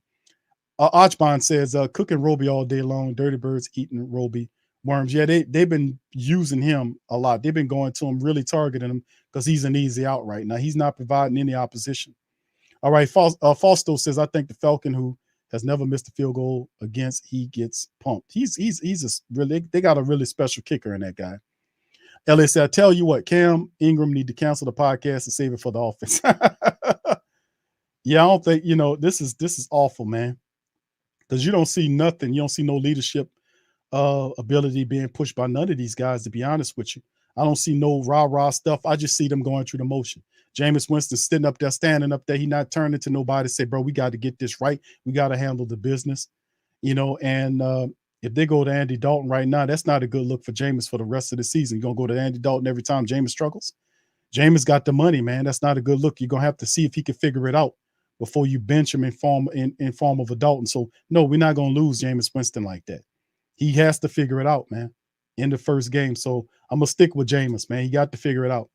All right, so here we go. The Saints get the ball at the 25-yard line. Jameis in the shotgun. Wide receivers to the right, one to the left, running back to his left. There's the snap. All right, Jameis throwing the ball, and it's caught right there by that is Juwan Johnson, the big tight end, makes the grab. It's a positive yard, so let's keep it going. We did have more of a and he kind of leapsfrog AJ Terrell on that play. How about that? He got up over AJ Terrell, Juwan Johnson. How about that? All right. So anyway, all right, let's keep it going. The positive amount of yards on that play. As Saints get to the Falcons 49-yard line, Jameis in the shotgun, waiting for the snap. There's the snap. All right. Good protection. The ball ducked down to Elvin Kamara, and Elvin picks up about 14, maybe 15 yards on that play. So he gets all of the first down, and the Saints in 2 plays gets positive yardage right there. So not bad at all, man. Not bad at all. So, and now they're replaying Michael Thomas, him slipping down these couple of times. Jameis Winston areas in the shotgun at the Falcons 34-yard line. He's in the shotgun, wide receivers left and right. And there's the throw. The ball is caught by Jarvis Landry, and he gets all the way down to the 4-yard line for the Saints. And they got some rhythm going here. Come on, Saints. We need to get in that end zone. All right, Jarvis Landry operating in the slot there. He was able to make a play. They passed him off, and Jarvis made the catch. Nice and good, and gets tackled at the 4-yard line. So here go Jameis Winston. He got Kamara to his left, wide receivers to the right, one to the left. There's the snap. Jameis looking, the ball's out, and it's caught. Touchdown, black and gold. It's Mike Thomas with the catch. So Mike Thomas gets the catch right there. And we got to spin this one, baby. We got to spin it because it's a touchdown. Lose or winning, I'm a who that. Sports Coma, yeah, this is where we do that. Where we do that, where we do that, where we do that, where we do that, where we do that. Boogie like Benson, I'm a who that. I'm a who that. Sports Coma, this is where we do that. Where we do that. Welcome, welcome, welcome. Somebody please better help. All right, that's enough. All right, because we still down. We got work to be done. All right, we celebrate, then we move on. All right, so anyway, that's it. Michael Thomas gets the catch from Jameis, man, and then that's big. Let's hope that sparks the Saints offense and gets them going right now, because we can get it going right here. Saints going for two. Saints going for two. Saints going for two. Jameis is there. You see the Saints starting to get a little rhythm here. Let's see what happens here. All right, here we go. Jameis in the shotgun, looking left to right. Man in motion. Look like that's Mike Thomas in motion, isn't it? It's in Mike in motion. Jameis scrambles to the right, tucks it, throws it, touchdown, and that is Chris Olave. Chris Olave gets the 2-point conversion. The Saints 26-18. 26-18. The Saints on the board in this joint. So like I said, fam, when they were saying let's go to the Red Rooster, I said, nah, family, I'm gonna rock with Jameis, man. We're gonna rock with Jameis, and we're gonna stick with Jameis in this thing, man. No, we gotta stick with Jameis. So let's keep it going. All right, let's keep it going. Like I said, I've been doing this far too long, fam. Too much be shaking and popping, man. And I told y'all before the quarter started that Atlanta has a history of implosion. So is this a situation where that could happen? We shall see. We shall see. Can the Saints overcome the lead and get the game? Is this the Saints? Did that spark something? You see Michael Thomas catch his first touchdown there. Jameis Winston and Michael Thomas, the connection. It's a positive sign, fam. So let's keep it going. So the defense, can the defense get another turnover, fam? It's a lot of time left in the game. The Saints defense has been stopping Atlanta lately and forcing them to kick field goals. Can the Saints get Atlanta off the field in a 4-and-out situation to get the ball back? And can the Saints offense then replicate the success that they just had again? If they can, this could be something special going on. So we'll see. All right, shout out to the fam. It most certainly starting to get interesting, isn't it, people? All right, Julia, what's up, baby? Shout out to you. All right, Matt says Patterson is like the kid in YMCA football who had to share his shoulder pads with his brother who was an offensive lineman. All right, Big Irv says Jameis got to do better the job of reading the field. Can't just go over the primary wide receivers. All right. No, we got to get it right, fam. We're going to get it right. Brother Thomas says Winston went in the booth and drank some MJ water. Yeah. All right. All right. Shay says 4 plays, 75 yards, touchdown, good drive. All right. Shout out to you. Thank you, Brother Thomas, for the super chat, man. All right. Shout out to my dog, Jim Kev. Can we get Zach Bourne on some blitz packages, Q? I will see, bro. I don't think so, man. But remember, you know, like a big part of the Saints running back woes too. Remember, Passanio is not active. He's a big part of what the Saints do, interiorly speaking. If Passanio's there, he bats down footballs. He's a force in the middle. Not having him there kind of hurt us a little bit, but still in all, the Saints have more than enough talent to compensate for the losses of these guys and to go on and win this game. So hopefully the Mike Thomas touchdown from Jameis Winston is enough to spark the Saints offense, the team as a whole, to perform better. So thank you, for appreciate y'all. All right, there's the Saints kicking the ball over to the Falcons. A lot of time left to go in the game. It goes back in the end zone. Falcons retrieve it at the 25-yard line. So there it is. So a nice play. The Saints not only get the touchdown, but they also do a gutsy play and convert the 2-point conversion to make it 26-18. So man, this is good play by the Saints. Let's keep it going. Let's keep it going as Jameis gets his first touchdown of the year and Michael Thomas gets his first touchdown of the year in a year. So it's good to see them two brothers who were both fighting injuries finally get it. All right, here go the Falcons from the 25-yard line. Mariota in the shotgun with the running back behind him. Play action to the running back, but Mariota keep it. Saints come with the pressure and blitz and pop the hell out of Mariota. The ball goes sailing because Mariota was looking at the blitzing player. Good shot by the Saints center defense in there, and he comes in there and knocked the hell out of Mariota, and the ball went sailing out of the reach of the wide receiver. It looked like that was Drake London, man. And they celebrate with Mike Thomas, man. Well-deserved celebration, Mike. I'm proud of Mike. Fought through all of that stuff, man. He got back in there and caught a touchdown to help his team get back into this thing. All right, 2nd and 10 after the incomplete. Shotgun for Mariota, man behind him. They got a bunch formation to the right, man in motion from left to right.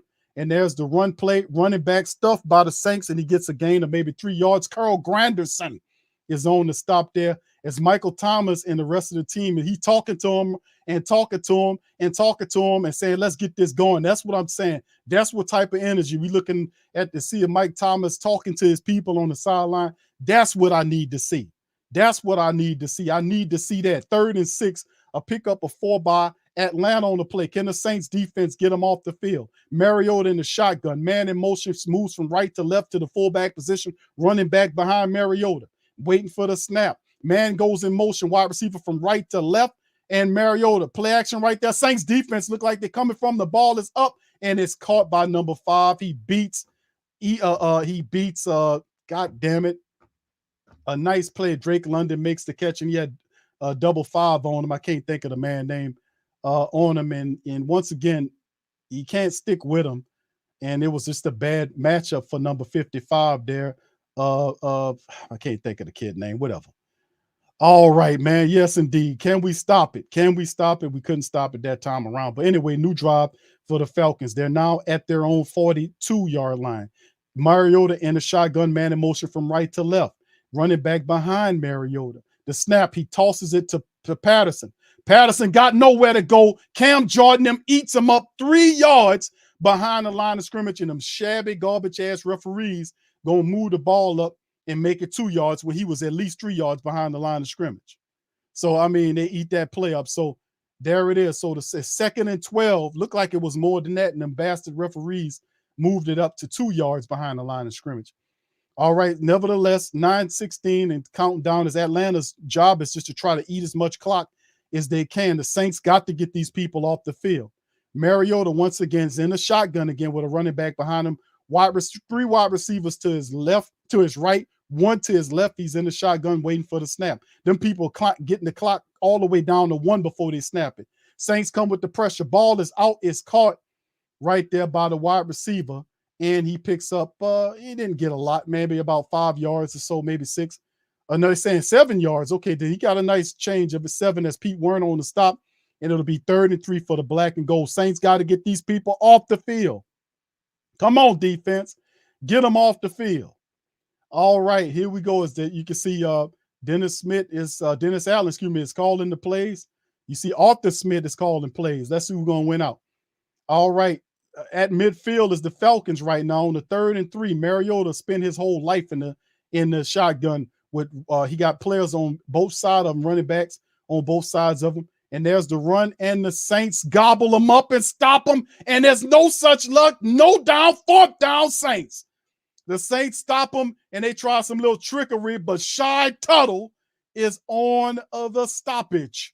The Saints force it. It's a 4th and 2 play. The Atlanta Falcons, if they're smart, they better punt the ball away. They tried a little trickery right there, and 34 back there, he got hit. The Saints took him out. No gain. No whatsoever. He's short, and that should be a punt situation for the Falcons. And Shy Tuttle on the stoppage. All right, Pinion coming out for the punt. Watch out for any trickery. Watch out for any trickery at this stage of the game. 7:30 and counting down. The Saints have an opportunity to steal the game from up under the Falcons. All right, here we go. They're going to wait to get the clock all the way down to 1 second. They're trying to take because they're not going to score anymore. All right, and that's a pat. There you go. They wait and they take a delay of game penalty right there. So they're trying to eat every piece of the clock they possibly can, to the point where they'll take a delay of game to eat even more clock. See, the game is to play keep away, because now Falcons they can't score anymore. There's no positive stuff that they can do anymore, because the Saints it done figured them out to a degree. So they try to play keep away from the Saints offense now. Come on, let's go. All right, Deontay Harty back there waiting for the ball as it backs him up about 5 yards and gives him, and he'll be punting. The punter will catch it at the 30 and try to punt it to the black and gold. So here we go. Let's see what they can do here. I mean, I hope they know that the clock is already stopped, so they don't need for them to run the All right, there's the punt by Harty, and he fields it at inside the Saints 15-yard line. And the Saints, if you know, when they score, they're gonna have a long field to get there. So here we go. This is 7 minutes and some change remaining in the game on my clock. And can the Saints pull the wool over the heads of the Atlanta Falcons, who have a history of implosion? Would this be the game where the Falcons get stolen? Could this be the implosion game? I asked the question, can this be implosion 2022? Huh? You know, we only can wait. So here we go. Saints at their own 15-yard line, shotgun. Jameis by itself. There's the throw. It's the Chris Olave, and he makes the catch up at the Saints 35-yard line. Big gain of yards for the Saints, and they stopped the clock. I don't know why the clock is still running, because he went out of bounds. They're trying some cheatery here. That clock should be stopped. But he gets out of bounds. But I know they also, at that point, I know they keep the clock rolling up to a certain point. All right, here goes Jameis in the shotgun. Running back to his left is Kamara. There's the snap. All right, Jameis stepping up, dumps the ball off right here to who is that? Jarvis Landry. And another positive, maybe about a gain of 7, maybe 8 yards is second down. Saints in the 2-minute offense, which is good. Let's keep this 2-minute offense. We need a rhythm offense now because we got to score quick. Jameis Winston in the shotgun. The Falcons are looking nervous. Kamara to his left. Wide receivers to the left and right. Jameis looking in the shotgun, waiting for the snap. And there's the snap for Jameis. Pressure coming up the middle. Ball's out, and it's incomplete. So Jameis gets rid of the ball to avoid the pressure. It'll be now 2nd and 3 for the black and gold. 3 yards is all we need. Let's get them yardage. Let's get that extra 3 to keep the drive alive. So the pressure comes right up the center, and Kamara picked up the blitz. That's why I love Alvin Kamara. Kamara picked up the blitz right there so well. All right, and the ball was just a poorly thrown ball. He's trying to get rid of it. Excuse me, 3rd and 3 for the Saints after that incomplete pass right there. And Jameis Winston in the shotgun. He got Kamara to his right, got 3 wide receivers to the left, 1 to the right. There's the snap. All right, the ball is out, and it's Michael Thomas with the catch. Mike Thomas with the catch, and he's yelling out as he beats A.J. Terrell to the sideline. Jameis to Mike Thomas.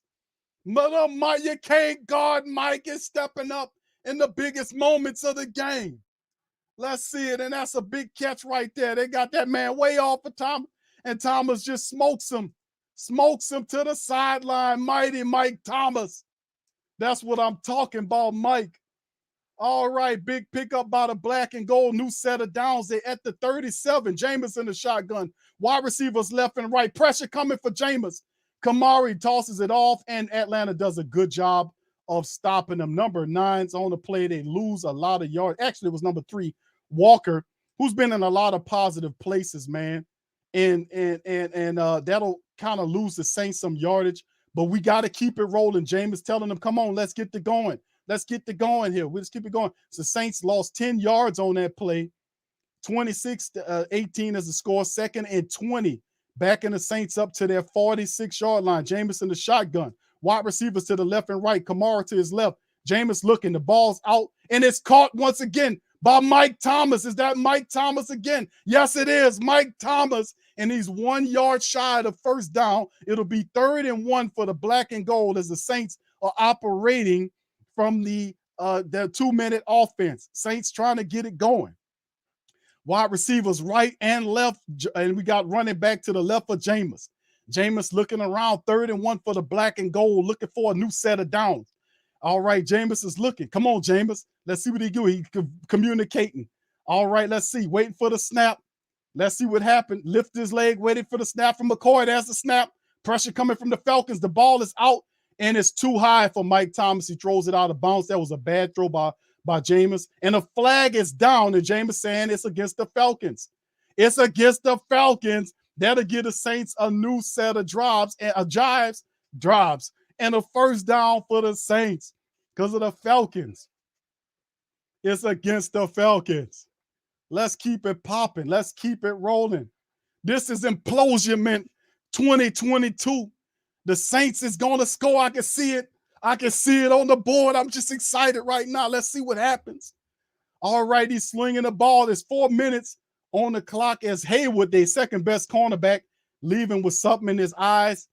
And yeah, I know what he got in his eyes, all right, but I ain't going to say it on the stream. 1st and 5 for the black and gold right here after the penalty by the Falcons. All right, so here we go here. All right, and here we go. Saints from their own 23-yard line. Jameis in the shotgun. 3 wide receivers to the left. Jameis looking to the right. There's the ball out. It's caught by Jarvis Landry to the 8-yard line. And they're saying it's at the 9-yard. It should be at the 8-yard line. They're starting to cheat on them placements, by the way, because he was at the 8 when he caught it. All right, and Jameis finds Jarvis Landry. Easy pitch and catch. Jarvis gets down inside the red zone for the black and gold. So here we go. Jameis in the shotgun, wide receivers right and the left. Jameis throwing the ball, and it's caught. Touchdown! Mike Thomas again. Mike Thomas again with the touchdown. Mike Thomas again for the black and gold with the touchdown. Mike Thomas. Sports Coma, yeah, this is where we do that. Where we do that. Where we do that. Where we do that. Where we do that. Where we do that. Boogie like Benson, I'm a who that. I'm a who that. Sports Coma, this is where we do that. Where we do that. Welcome, welcome, welcome. Somebody please better help. Running this thing like elf. Thank God every day I'm not a felt. Let's get it popping, baby. What's happening? Mike Thomas in the end zone again. And it's Implosion 2022 is the Falcons, man. The Falcons about to fall again to the black and gold in their building. Saints looking for the extra 2-point conversion. It is unsuccessful. The Falcons stop them. I didn't expect them to get that, but a flag is down, as I see right there. As the Saints didn't make it. It made sense for them to try it right there because it's only a 2-point lead right now. It's 3 minutes. The Falcons are going to try to play games with it, and it's against the Saints. So that'll be it. And that'll do it right there. So 26-24. The Saints catching fire in the 4th quarter, scoring 14 points. We asked the question of, can the offense get it right in the 4th quarter? The offense have stepped up in a major fashion here and have given us 2 touchdowns in the 4th quarter. Can the Saints stay alive here? Can the defense get the ball back for the black and gold and give Atlanta a tantalizing, dramatic loss? We'll see momentarily as Michael Thomas has come alive in the money time situation. Can you believe it? Who that's? Never drop your faith, family. I told you when we started the 4th quarter, and we still got to get the game, but Atlanta has a history of imploding. I told you that. I told you that we got to stick with Jameis and not talk about Andy Dalton right now. Got to ride with Jameis. He got to figure it out. And what happened? The Saints catch fire in the money time. So anyway, we still trailing by a little bit right now. It's up to our defense to get them guys off the field in the 4. Get them off the field. The Saints got 3 timeouts plus the 2-minute warning. We in good shape, family. We in good shape. Who that to the family members? Let's get it to going. The Saints have 3 timeouts and the 2-minute warning on their side. Here's the kickoff back to the Saints. The defense need to step up and get the Falcons off the field, giving the Saints offense. But shout out to Mike Thomas and Jameis Winston. Man, they have came alive in this quarter, man. Much love. All right, let's get it popping, man. Let's get this popping, man. Let's get it popping. I'm so amped because I want to see them complete the implosion of 2022 on the Falcons. I just can't wait. All right, come on, D. Come on, defense, man. Y'all making it way too dramatic. Y'all got to get these people out of here. All right, here go Atlanta from their own 25 after the kick through the end zone. And there's the snap, and Mariota is trying to keep the ball. The Saints, oh, man, and once again, the Saints, you got to spy Mariota, man. They letting him do these plays, and it's causing problems, man. Come on. Y'all got to cut that out. All right, you got to cut it out. And Mariota running, he was able to pick up 8 yards on that scramble, man. You can't let that happen. at this stage of the game, you got to stay on Marcus Mariota, man. You can't let him scramble like that to pick up the 8. So he scrambled and picked up 8 yards for that squad, man. You know, so we got to keep a lid on that stuff, man. All right. So anyway, Mike Thomas and Jameis Winston caught fire, man. I mean, in the fourth quarter, my goodness. If we would have had one of these things in the third or something, well, then again, you know, Will Lutz did miss a field goal to start it. So come on, man. We need to get it right, though.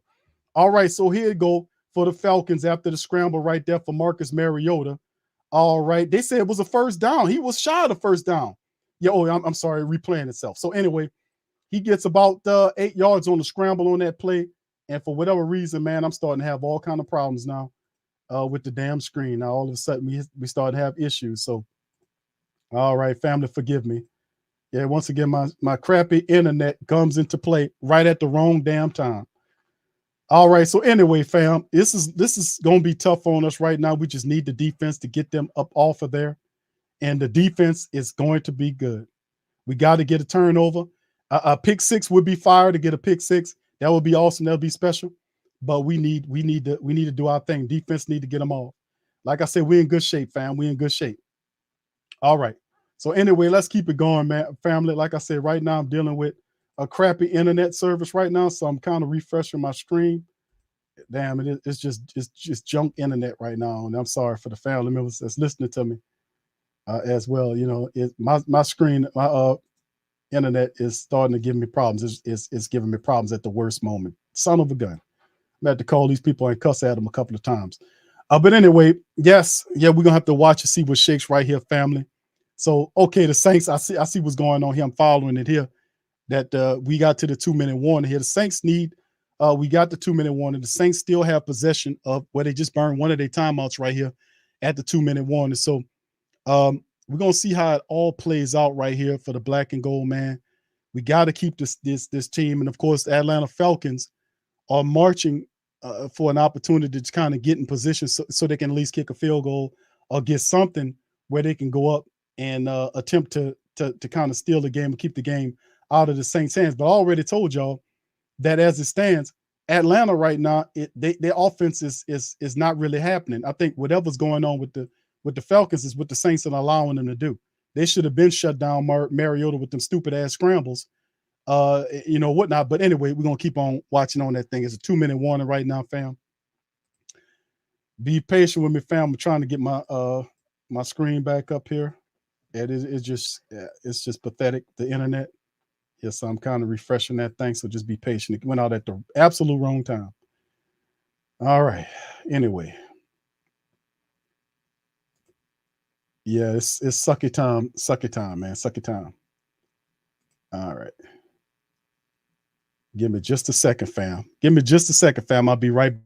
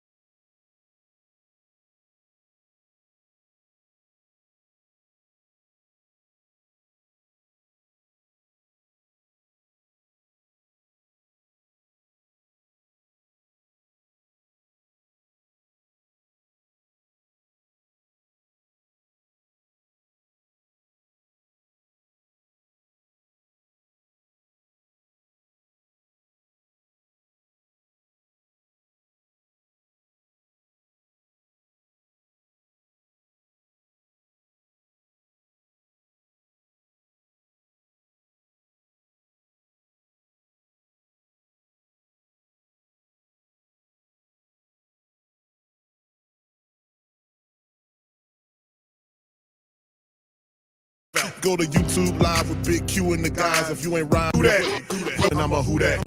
Boogie like Benson, I'm a who that. I'm a who that. Long as I'm living, I'm a who that. Lose or winning, I'm a who that. Sports Coma, yeah, this is where we do that. Where we do that. Oh, man.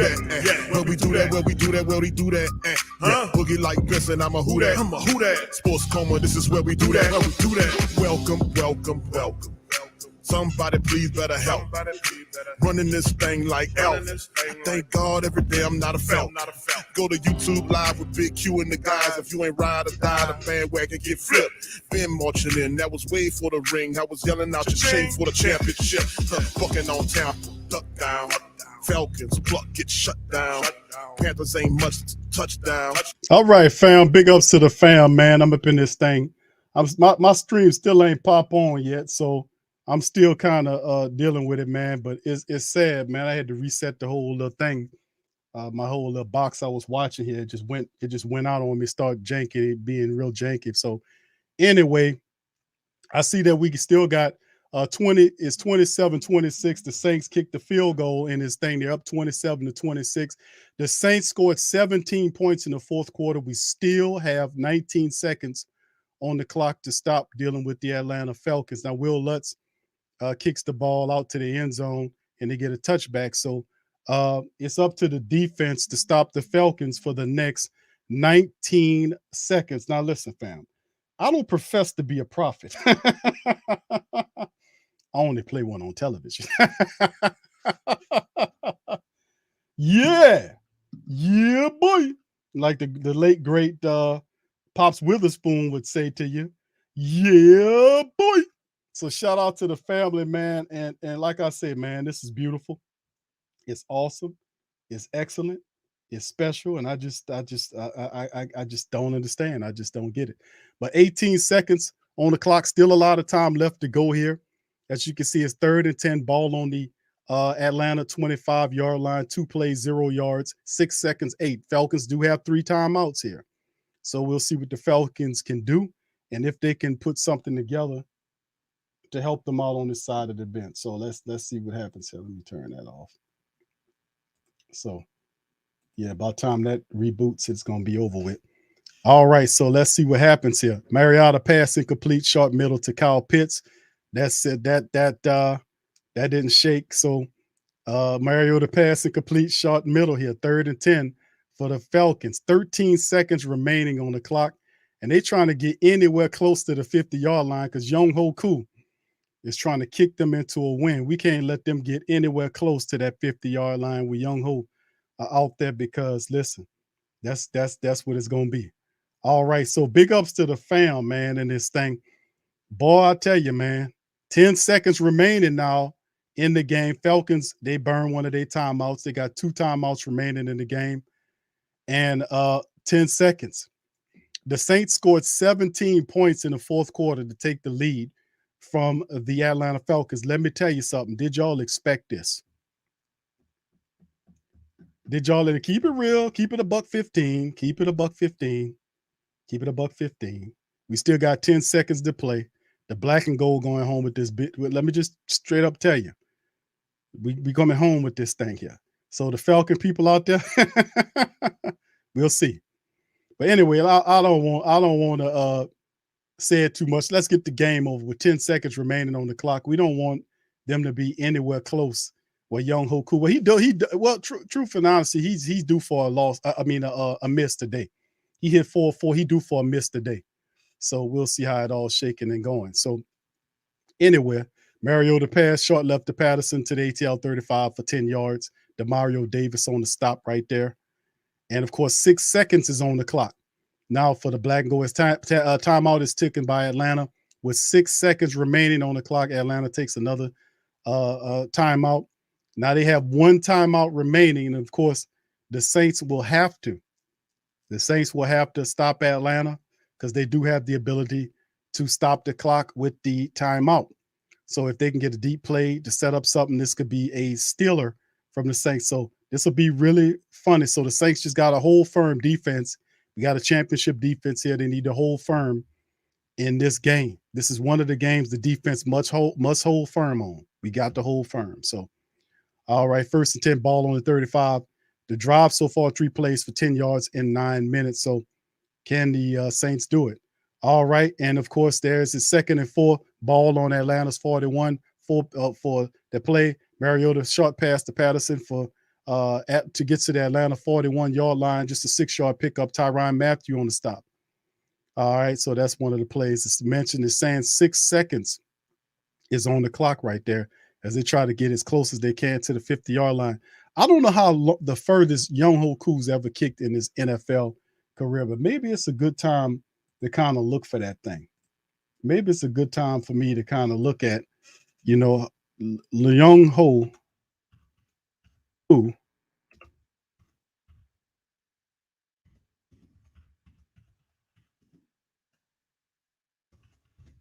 Longest field goal. All right, he kicked a 54-yarder. So there you go, 54-yarder. All right, so let's see what's going on. 6 seconds for the black and gold. Atlanta still on their side of things. Let's see what happens here. Yeah, 54-yarder is the longest that he's kicked. Younghoe Koo is kicked the 54. I just looked it up. All right, and of course, shotgun Mariota pass left to Patterson.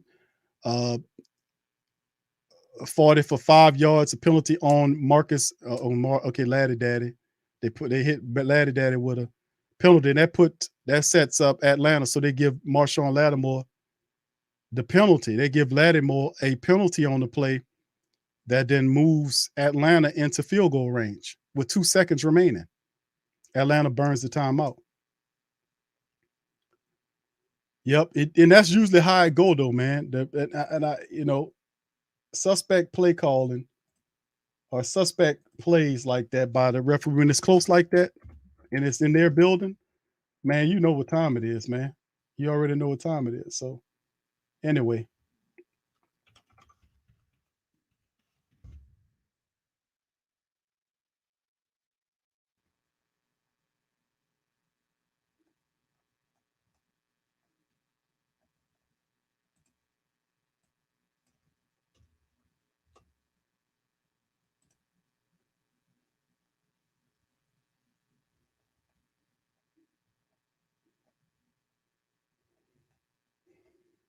All right, so we just have to wait, see how it all trick out right here. All right, so the Falcons get the ball, and because of the penalty on Marshawn Lattimore, it sets up the kick for the Saints. So we'll see what happened. All right, okay, all right, it's a miss there. All right. Let's see. Okay, y'all a little faster than me here. Like I said, my dumb ass internet went down. So I mean, on my screen went down anyway. So I'm looking at what I'm seeing here on the thing. So yeah, okay, Saints win. All right, thank you, Jay Allen. Shout out, fam.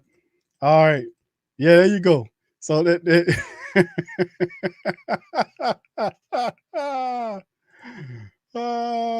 can I play this now? Can I play this now? The vision really boogie like Benson. I'm a who that. I'm a who that. It's blocked. As I'm living, I'm a who that. Lose or winning, I'm a who that. Sports Coma, yeah, this is where we do that. Where we do that. Where we do that. Where we do that. Where we do that. Where we do that. Boogie like Benson, I'm a who that. I'm a who that. Sports Coma, this is where we do that. Where we do that. Welcome, welcome, welcome. Somebody please better help. Running this thing like elf. Thank God every day I'm not a felt. Go to YouTube live with Big Q and the guys. If you ain't ride or die, the bandwagon get flipped. Been marching in, that was way for the ring. I was yelling out your shame for the championship. Bucking on town, duck down. Falcons pluck, get shut down. Panthers ain't much touchdown. The vision really belong to us now. So much hate on the Saints, you could probably tell. Ever since Bounty Gate hit the NFL, when things seem fishy, then you probably smell the crooked referees or Roger Goodell. Yeah, running like this, and I'm a who that. Every day I'm living, I'm a who that. Lose or winning, I'm a who that. It's the Sports Coma, this is where we do that. Where we do that, where we do that, where we do that, where we do that, where we do that. Boogie like this, and I'm a who that. It's the Sports Coma, this is where we do that. You're listening to the Sports Coma with Big Q All right now. All right now. All right now. God damn it. All right now. All right now. All right now. All right now. All right now. Shout out to the Who Dat Nation, man. All right now. All right now. Did you hear me? Did you hear that, baby? The Saints came back in this game. And what I told y'all, huh? When the third quarter was starting, what did I tell y'all? What did I tell y'all? I told you.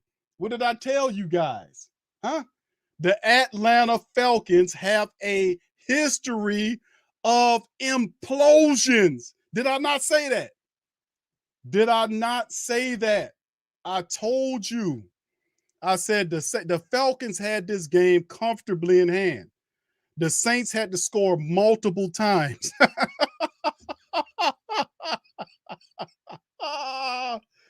The baby, bro, they had to score multiple times in this game.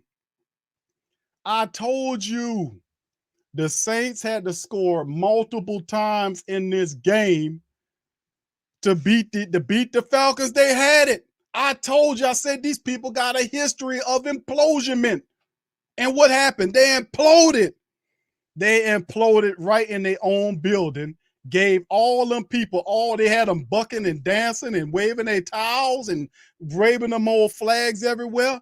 And now they could take them flags and take them, turn them over and wipe them where the sun don't shine. My goodness. More, I tell you, what a game, huh, family? What a game. What a game. But that just goes, I know B Will, shout out to you, bro. B Will said, man, they tried, didn't they? But see, when you a Saint, baby, you gonna win every time, baby. Baby, you gonna win every time, baby. Where my Falcon people at in the chat? Where they at? Where they at? Where they at? Where they at? Come on now. Somebody go check on them Falcons over there. I know. Yeah, Terror 6. You seen Mike? I know, bro. I know. Brother Ernest, what's up, Professor? Carlton, what's up, Carlton? Shout out, bro. All right now. All right now. That's what I'm talking about. They left the building. Now listen, family. Listen. I'm gonna celebrate with y'all right quick, okay?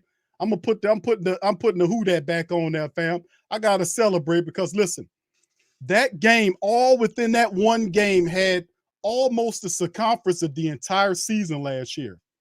You know, you had Jameis Winston off of injury, Michael Thomas. Will they be able to give you enough that you need? Well, I think so. Those guys was the main reason why the Saints won this game. Michael Thomas and Jameis Winston got on the same footing. Let me give you the stats in a moment, but first, baby, I'm going to celebrate with my Who Dat Nation, baby. Let's go. Boogie like Benson, I'm a Who Dat. I'm a Who Dat. Long as I'm living, I'm a Who Dat. Lose or winning, I'm a Who Dat. Lose or winning. Post Coma, yeah, this is where we do that. Where we do that, where we do that, where we do that, where we do that, where we do that. Boogie like Benson, I'm a Who Dat. I'm a Who Dat. Sports Coma, this is where we do that. Where we do that. Welcome, welcome, welcome. Somebody please better help. Go help him. Running this thing like Elf. Thank God every day I'm not a Falcon. I'm not a Falcon. Go to YouTube live with Big Q and the guys. Thank God. The bandwagon get flipped. Been marching in. That was way for the ring. I was yelling out your shame for the championship. Fucking on town. Duck down. Falcons pluck get shut down. They got plucked and shut down. Touchdown. The vision really belong to us now. So much hate on the Saints, you could probably tell. Ever since Bounty Gate hit the NFL, when things seem fishy, then you probably smell the crooked referees on Roger Goodell. The crooked referees. Like this, and I'm a Who Dat. Every day I'm living, I'm a Who Dat. Lose or winning. Come on, y'all shake it with me. It's the Sports Coma. This is where we do that. Where we do that. Where we do that. Where we do that. Where we do that. Where we do that. Boogie like Benson, I'm a Who Dat. Boogie like Benson, baby. Sports Coma. This is where we do that. That's how we do that. Shout out to the fam, man. I gotta celebrate with my family, man. Shout out to the Black and Gold Nation, man. We in this thing, man. Let me tell you, all this happened for a reason in the season. The Saints, they got it cooking and baking and shaking when they count. There was a little Jameis Winston doubt there in the fourth quarter came around and the Saints turned on the afterburners and scored 17 points in the fourth quarter to push the Falcons out where they belong in the loser column. So it wasn't perfect, but listen, they're learning while they got the win. So that's very impressive. Shout out to my dog Scoob. What it do, pimping? He says we could be worse than 28-3. He just witnessed it. I know it's what's worse than 28-3, bro. I told you, baby. I don't profess to be a prophet, baby. I just play one on television. Let me tell you something. This game, it showed you what time it was. Rich says, it says Q, low in the bottom of the barrel of the car. He way up in there. He like, oh man, I gotta go here. I gotta get up here and talk to Q and the Great Saint Think Tank after this. Same old Falcons. Oh man. I was saying, bro, it's funny because I'm laughing at it, bro, because I said, man, this team has a history of imploding. So who that's out there, I know y'all frustrated, but just hang in there. They have a history of imploding. I told you, I said, they can't even score no more. I seen it. That's why they started playing the keep away game. They couldn't score no more. I said, family, see, they can't score no more. So they're trying to keep it away. So the Saints was able to get up on that thing. But anyway, let's get into the team statistics right here on this fantastic matchup. It was fun all the way around, to be honest with you. 26-18, the Falcons did win something. They won the time of their first down in the game. So that's a positive for them. 5-13 on the third down. Saints were 4-13. They had 71 total plays. Damn, and still couldn't win a game. Versus the Saints, 57 plays. The Saints had 385 yards versus 416 yards. 12-13 on the drives. Saints averaged 7 yards per play. Falcons 6 yards per play. 234 versus 215 in the passing game. Saints ran for 151 yards. Despite 200-yard rushing campaign by the Atlanta Falcons today, they just couldn't get it. They just barely was there. Red zone Saints with, this is the key stat. If anybody was to ask me, what was the key stat in this game for the black and gold coming down to it, family? You know what it was? It was the red zone. The Saints got into the red zone 3 times and scored 3 touchdowns. That's 21 points. Every time the Saints got into the red zone, they made it count. Atlanta was 2 of 4 in the red zone. Saints had 8 penalties for 100 yards and still came back and won. 8 penalties for 55 yards for the Falcons. 2 turnovers by the Falcons, 1 by the black and gold. In time of possession, the Falcons had, thank you, Tim. Shout out, bro. He says, I'm buying Zach Bourne jersey after. Yeah, Zach Bourne. Shout out to Zach Bourne, man. He had the block in there. That was very positive. And shout out to my dog, GM Kev, who's a bit of Nostradamus too. He was like, why don't we get him in there on some pass rush packages? Well, one of the coaches heard you and put him in there, and he was able to get his hand on that field goal to help kick the Saints into. I know, Kevin. Now it's the internet. Yeah, I know, bro. They can't stop us. They can't stop us. We're going to still celebrate. All right, 33 minutes, 44 seconds for Atlanta versus 26 minutes and 16 seconds. So our defense was out on the field 33 minutes and 44 seconds and still was able to make the proper amount of stops needed to help the black and gold win the game. Jameis Winston, 23 of 34 for 269 and 2 touchdowns. Boy, what a difference a half make, don't it? The first half was looking mighty bad, and Jameis Winston, just all this majority of that happened in the fourth quarter when he just caught fire. They just caught fire in the fourth quarter. Jameis went 23 of 34 for 269 yards, 8 touchdowns, 8 yards per throw, and 2 touchdowns for Jameis. He was sacked 4 times. Got to clean that up. His rating was 111 flat. Taysom Hill was the top rusher, 4 carries for 81 yards in the score. Kamara, 9 carries for 39 yards. Ingram, 4 carries for 22 yards. And Mark Ingram did pretty good. He averaged over 5 yards per carry with the 4 carries that he had. Top receivers, Jarvis Landry was targeted 9 times. Shout out to Jarvis Landry. He had 9 targets. He had 7 catches from Jameis today. Michael Thomas in his return, 5 catches for 57 yards and 2 touchdowns off of 8 targets in the money time action of the game. Jawan Johnson had some pretty big catches, 2 for 43. Chris Olave, to keep plays alive, had 3 for 41. Kamara, 3 for 7 on the day, and there you go.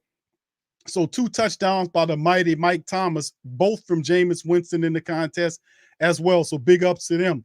The fumbles, recovery by Tyrann Mathieu, Bradley Roby in the game as well. And of course, we know about Mark Ingram fumbling it into the hands of the Atlanta team. And defensive speaking, Pete Werner, listen, look at Pete Werner, family. Pete Werner had 13 tackles. Pete Werner had 13 tackles, 12 solo. He only had one assisted tackle. He had 13 of them. Marcus made 9 tackles. Cam Jordan had a 7 tackle performance in the game. So did Tyrann Mathieu. Demario Davis, who we accustomed to seeing Pete Werner type numbers, he had only 6. So Pete Werner, man, had 13 tackles. Watch out for Pete Werner. Let me see if he can add on those digits and stay healthy, man. So he should be right around the top tackling, well, in the middle linebacker right now early in the season, but we'll see what the rest of them do. Saints didn't have any sacks on the quarterback. We got to get that together, but I think we'll clean that up as we move forward. And of course, you look at Will Lutz, 2 of 3, and making some big ones count. That 51-yarder was really big for us to help out Blake Gillikin. 5 punts, 272 yards. He averaged over almost 55 yards per punt for him. He put in one of the 5 inside of the 20. His longest was a 59-yard boomer. So Saints come back and steal this game from Atlanta. Marcus Mariota, 20 of 33 for 215, no touchdowns, no picks, no risk it, no biscuit, right? He wasn't sacked, but he had 79.7 on the rating. Patterson, congratulations to that brother, because most people don't run like that against the black and gold. But Patterson had 22 carries for 120 yards. He averaged 5.5 yards per carry, and he had a touchdown. So Patterson really looked good. The most of the other yardage came from Marcus Mariota on these scramble type plays, where he had 12 of them for 72 yards and a score on the quarterback sneak. So that helped kind of propel their rushing attack to what it was. Atlanta's passing game, Drake London did a pretty decent job for them. He had 5 catches off of 7 targets for 74 yards. Amadei Zachuis had 4 catches for 49 yards off of 4 targets. 3 catches for Hodges for 38. Kyle Pitts was neutralized by the Saints. He was targeted. And people say, well, who you got for Kyle Pitts? Well, Kyle Pitts just couldn't make a shake. Bro, look at Kyle Pitts' numbers, bro. Kyle Pitts was thrown at several times, bro. Several times. And guess what happened? Kyle Pitts had 7 targets to his name and only 2 catches for a meager, ridiculous 19 yards. Saints shut Pitts down. Drake got a little burn, but he was ineffective, mostly because he ain't really get a touchdown. The Saints didn't allow the secondary, their wide receiver core to even smell the end zone. They didn't get in there. So that's a good one. They did have one of them pathetic wide receivers that did drop a touchdown out the back in the end zone. But outside of that, that's it. Richie Grant. Remember we talked about Richie Grant, the safety. He had a really good game for them. 10 tackles, 5 of which was solo in the contest, and the rest of them only 6. Several players with 6 tackles behind the safety, Richie.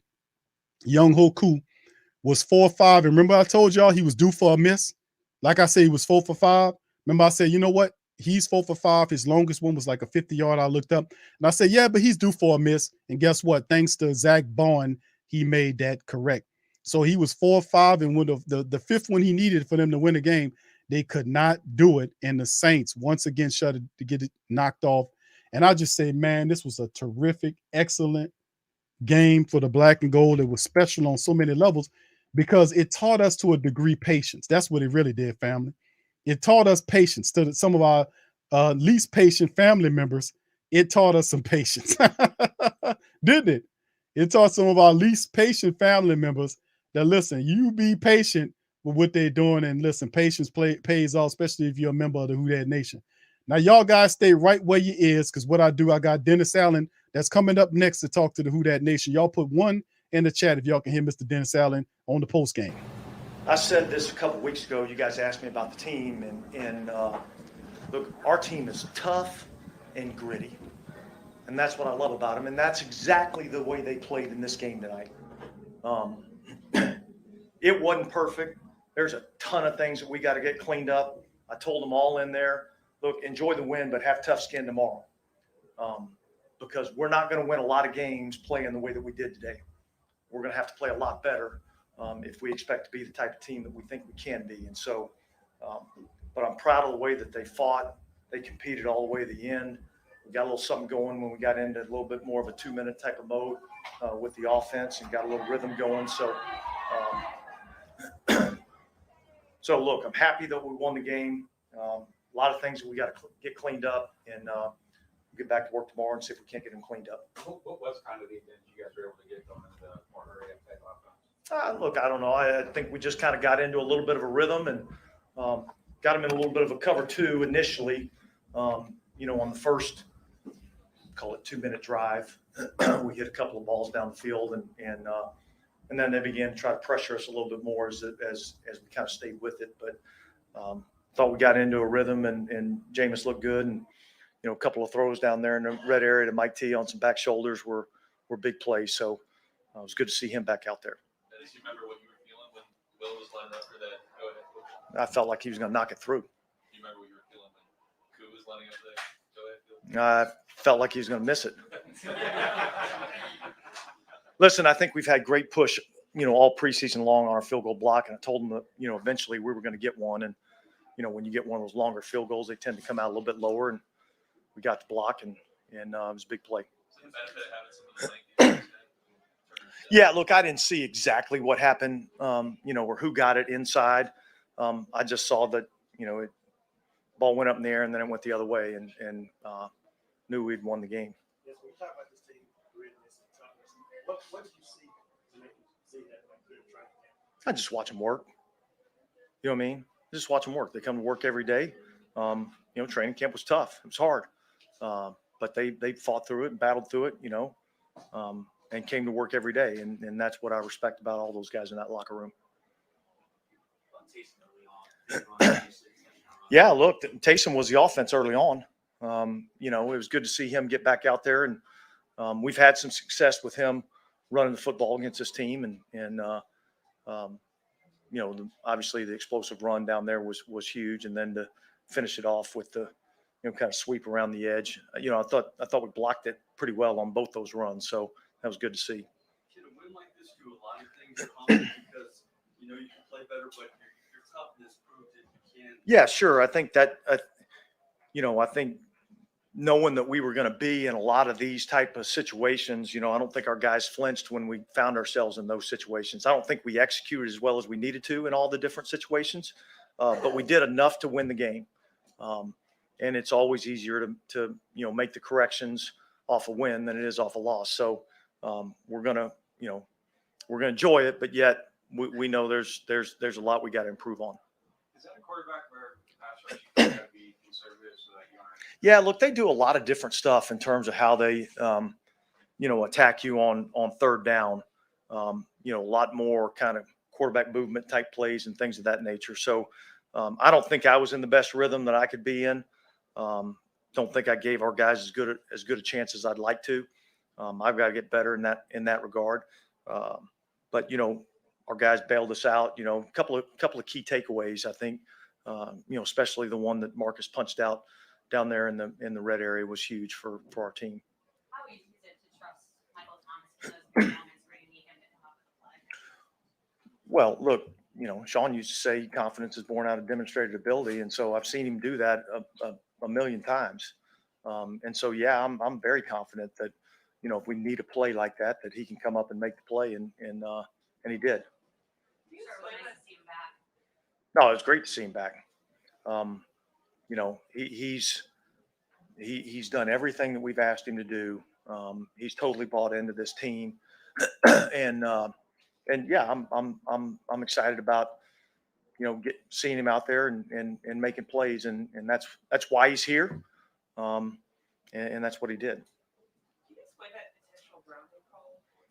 Yeah, look, when Jarvis went up and caught the ball, I thought he was in bounds, and you can't intentionally ground the ball. You can't clock it when the clock stopped, and so look, I put that again back on me. There were several things there late in the game that I felt like I got to do a better job. So it'll be stuff that we'll look at. It'll be stuff that we'll learn from, and hopefully we'll be better when we're in that situation again.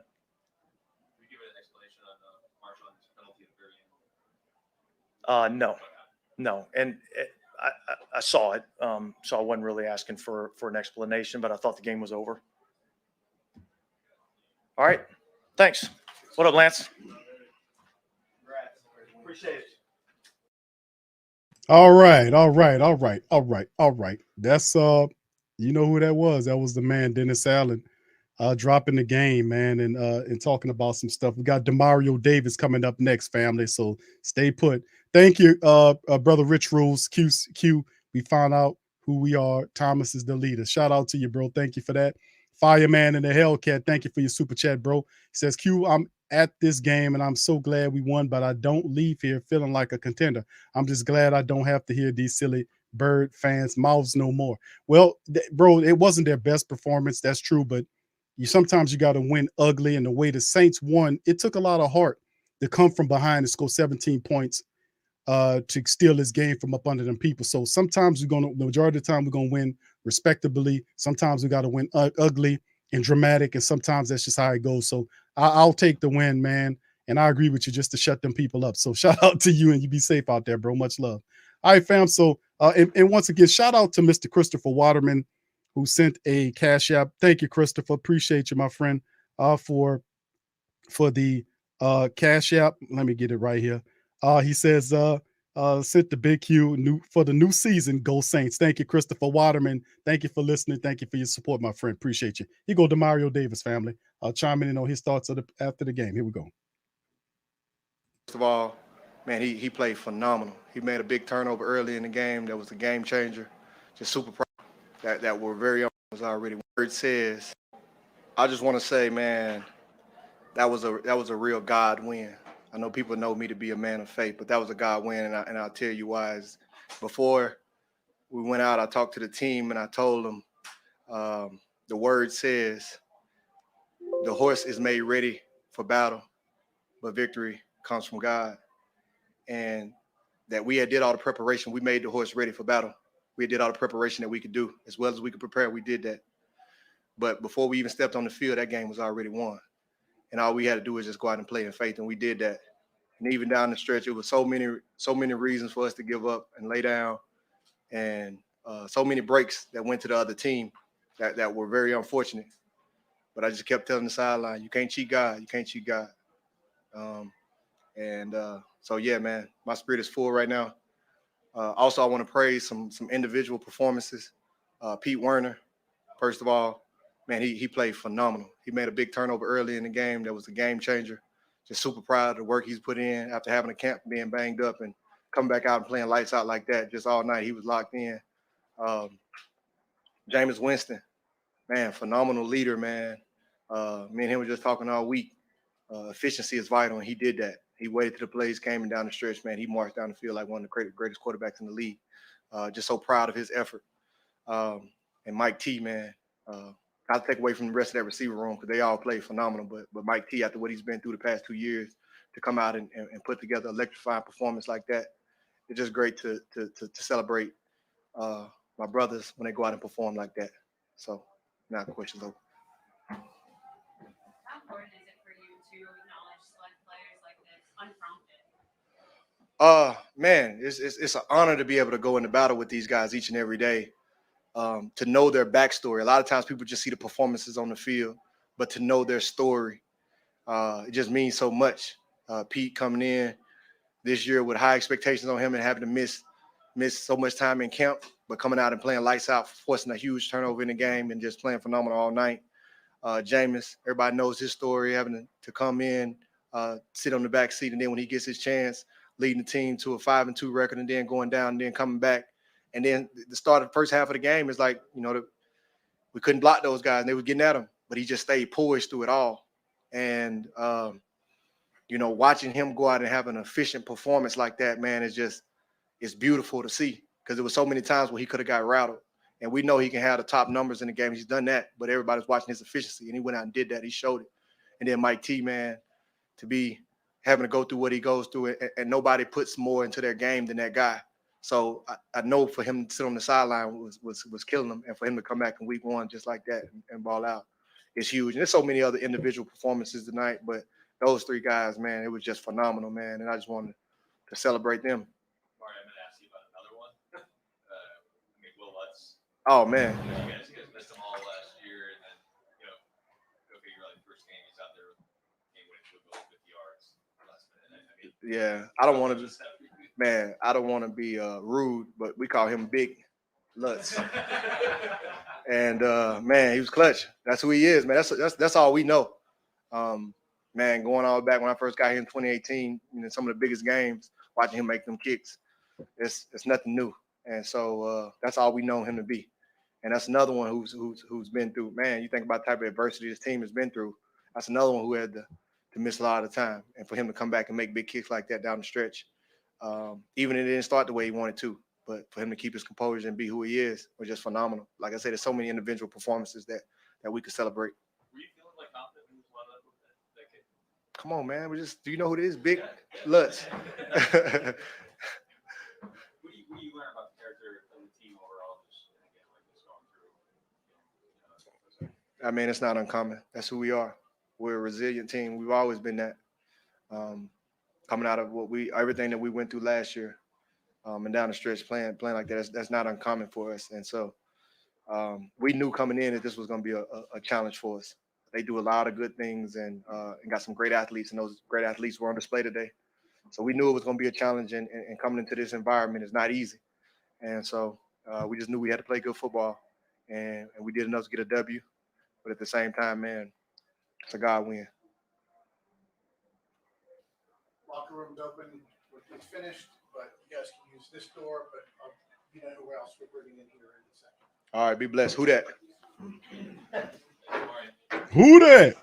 Demario Davis, man. I'm gonna write it. Up in that thing. So shout out to Demario Davis, man. Tramal says, Q, you heard Big Lo just announced he's a Saints fan. Shout out Marley Mall. Thank you for the super chat, my friend. Appreciate you. Hey man, I'm not trying to be, disrespectful for nobody's team, but listen, I keep telling people, man, that the Who Dat Nation is something else, man. We are something else.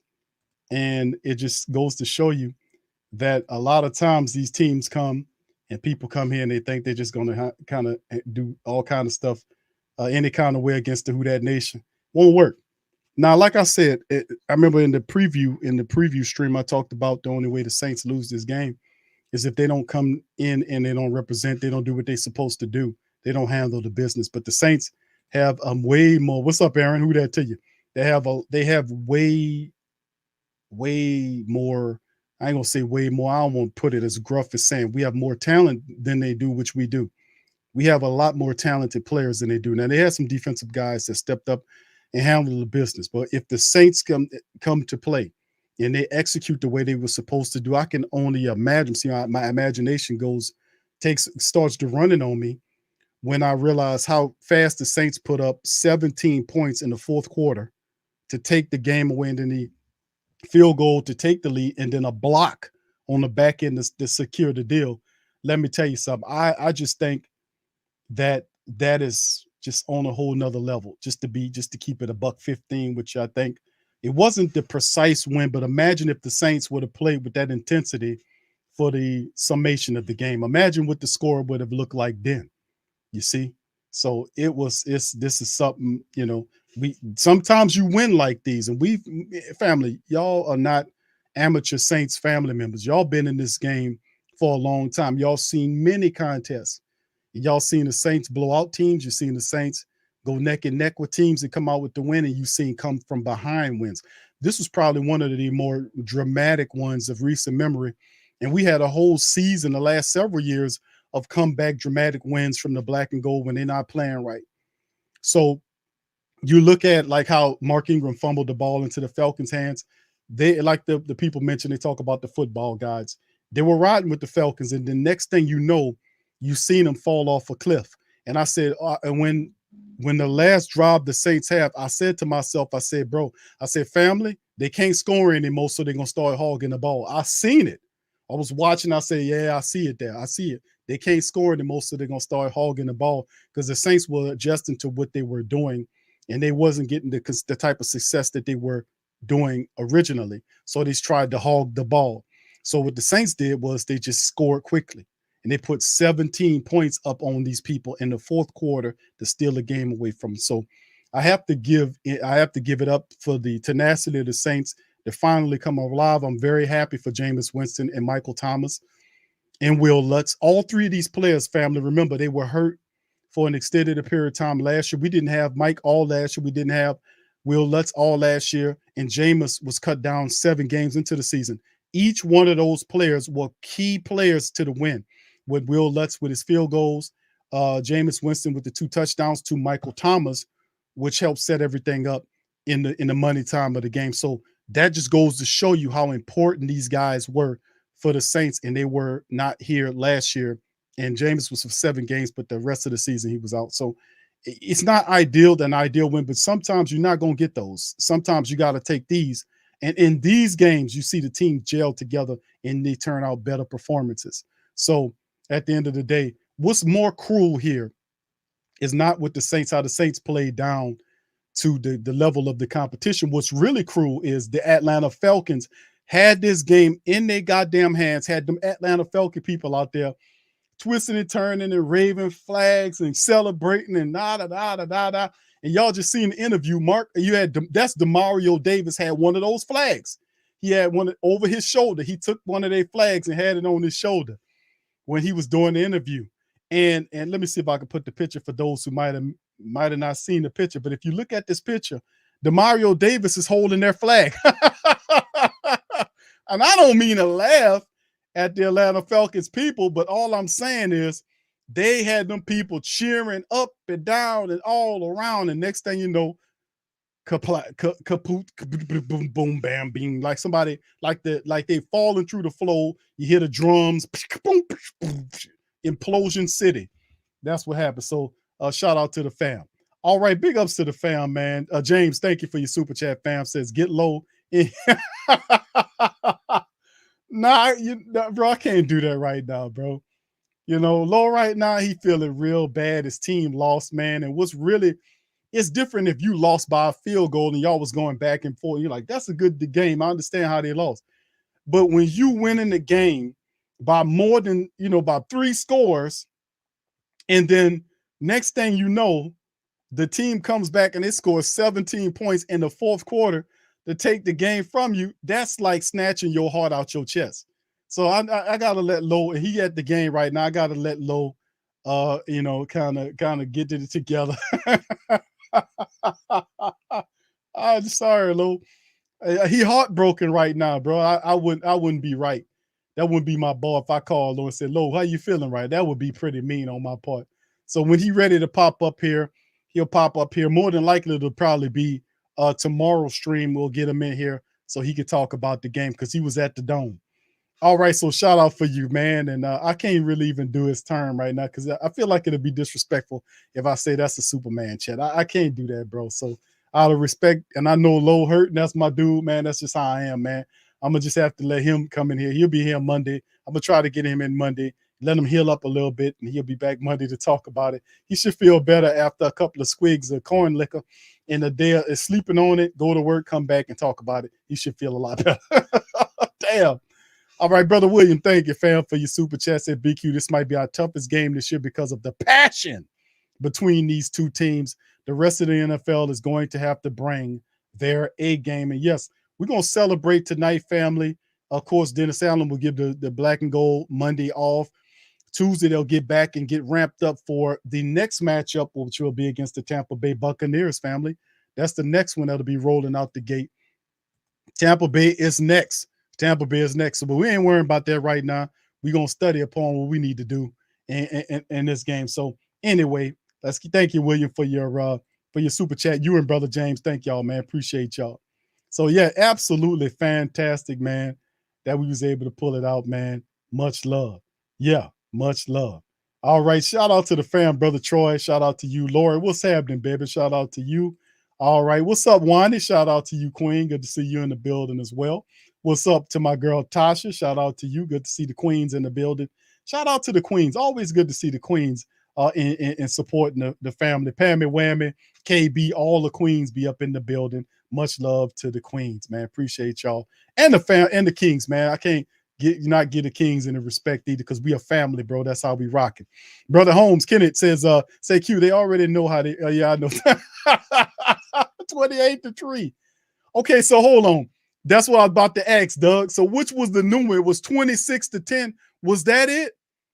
Bro, it was 26-10, right? That's the new 28-3. Thank you, Doug. I was just about to ask that to the Who Dat Nation. I was like, okay, what's the new one? The new one is 26-10. So let's put that one up too, family, out there to them folks.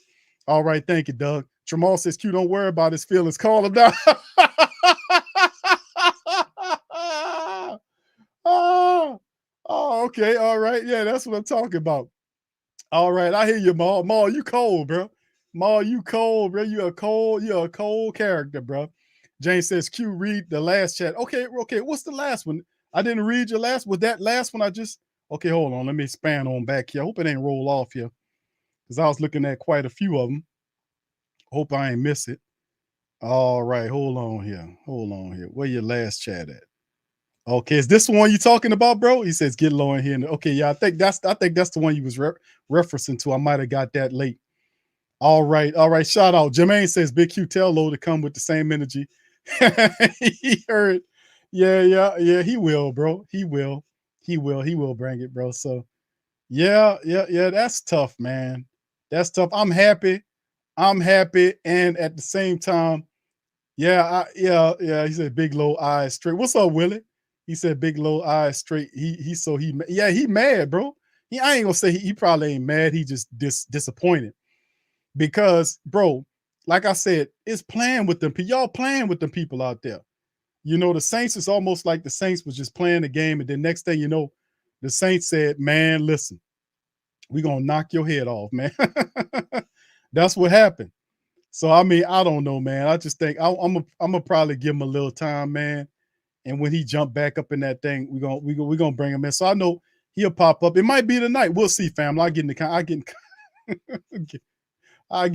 contact with him, man, and we'll talk about it. All right, Jay Simmons says 23-7. Was that it, bro? Man, that's terrible, man. KK says call him Q. Oh man, that's terrible. But anyway, Margaret said, "Call him, Q. Get him in here. We gonna get a hold to him, family. I promise y'all that. We gonna get him to. I'm gonna get him on the horn. Y'all be looking out. Hit the notification bells, family. If y'all, this is the time I can ask the family members, if you please, to feel free to hit the like button if you enjoyed the stream. I enjoyed being here with you guys. Feel free to smash upon the subscribe button if you are not a subscriber. Join the team. And also feel free to share the show's links on the social media feeds. Y'all know we be getting down, having a lot of fun up in here and doing our thing. All right. He says, no. James says, no, it was a longer chat. Oh, really, bro? I'm sorry. Hold on. I didn't get it, bro. What's up, Teal? Shout out to my boy, Teal. Hold on here, bro. I might have missed it. Hold on here, bro. I might have missed it. I have to apologize to you if I did, my brother. All right, let me see if I can find it here. I thought it was one, that one. Hold on here. Let me see. Give me just a second. Let me see if I can scroll up on it. Let me see. I don't see it, my brother. It might have scrolled off on me. That's probably what happened. It might have scrolled off on me. But put in the just shoot a comment, bro, on what you said, and I'll spotlight it. You just comment, bro, and I'll spotlight it for you. You hear me, James? Whatever the comment was, bro, just put it in the chat and I'll spotlight it right quick. So before I bounce out. All right, Aaron said, what's up, Aaron? He said, let's remember that the offense didn't start popping until Tyrann Mathieu and Marcus May got the ball from Mariota. That was the catalyst. Money well spent. Indeed, bro. We had questions about the safety play, and then the defense didn't look all that well. Remember, they still gave up 200 yards rushing. That was not a positive, but I still think there's more pluses than minuses here. For the, of course, the 200 yards rushing, that's way too much. We didn't entirely neutralize Marcus Mariota, but we did enough to keep him out of the paint. So I have to give him at least that. All right. Thank you, Tasha, baby. She says, Q, Big Low said on the live last night, somebody was going to be crying. So look, who's going to be crying? He did say that. He did say that on the NFC South stream. He did say that unprovoked. He did say that. So yeah, just remind him of all of this when Low pops up here. So he'd be popping up here soon. So Shout out. Thank you, Tasha. Big ups to you, Queen. Appreciate you. All right. Scoop says, low nursing them fresh wounds and ain't got no time for none of your salt. Yeah. Because who that salt burn, baby, especially for Atlanta, man.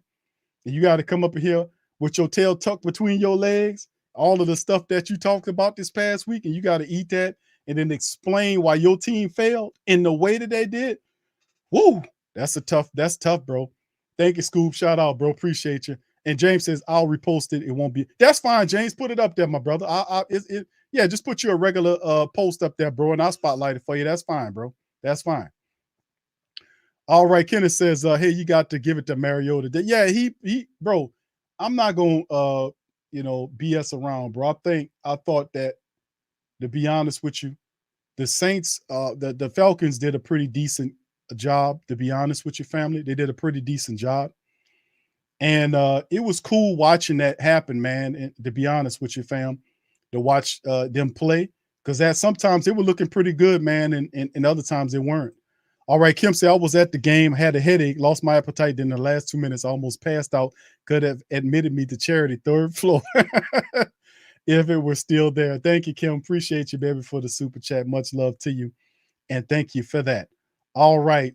Shout out to the rest of the fam as well for your super chats. Brother James, I'm still waiting to post your commentary, my friend. We got one more Saint, man, about to pop in. We got Jarvis Landry chiming in, fam. So y'all put one in the chat if you can hear Jarvis. Here's Jarvis with his thoughts on the team. Very pivotal win for the Saints with Jarvis Landry. Here we go. Walking off the field. It's Jarvis Landry.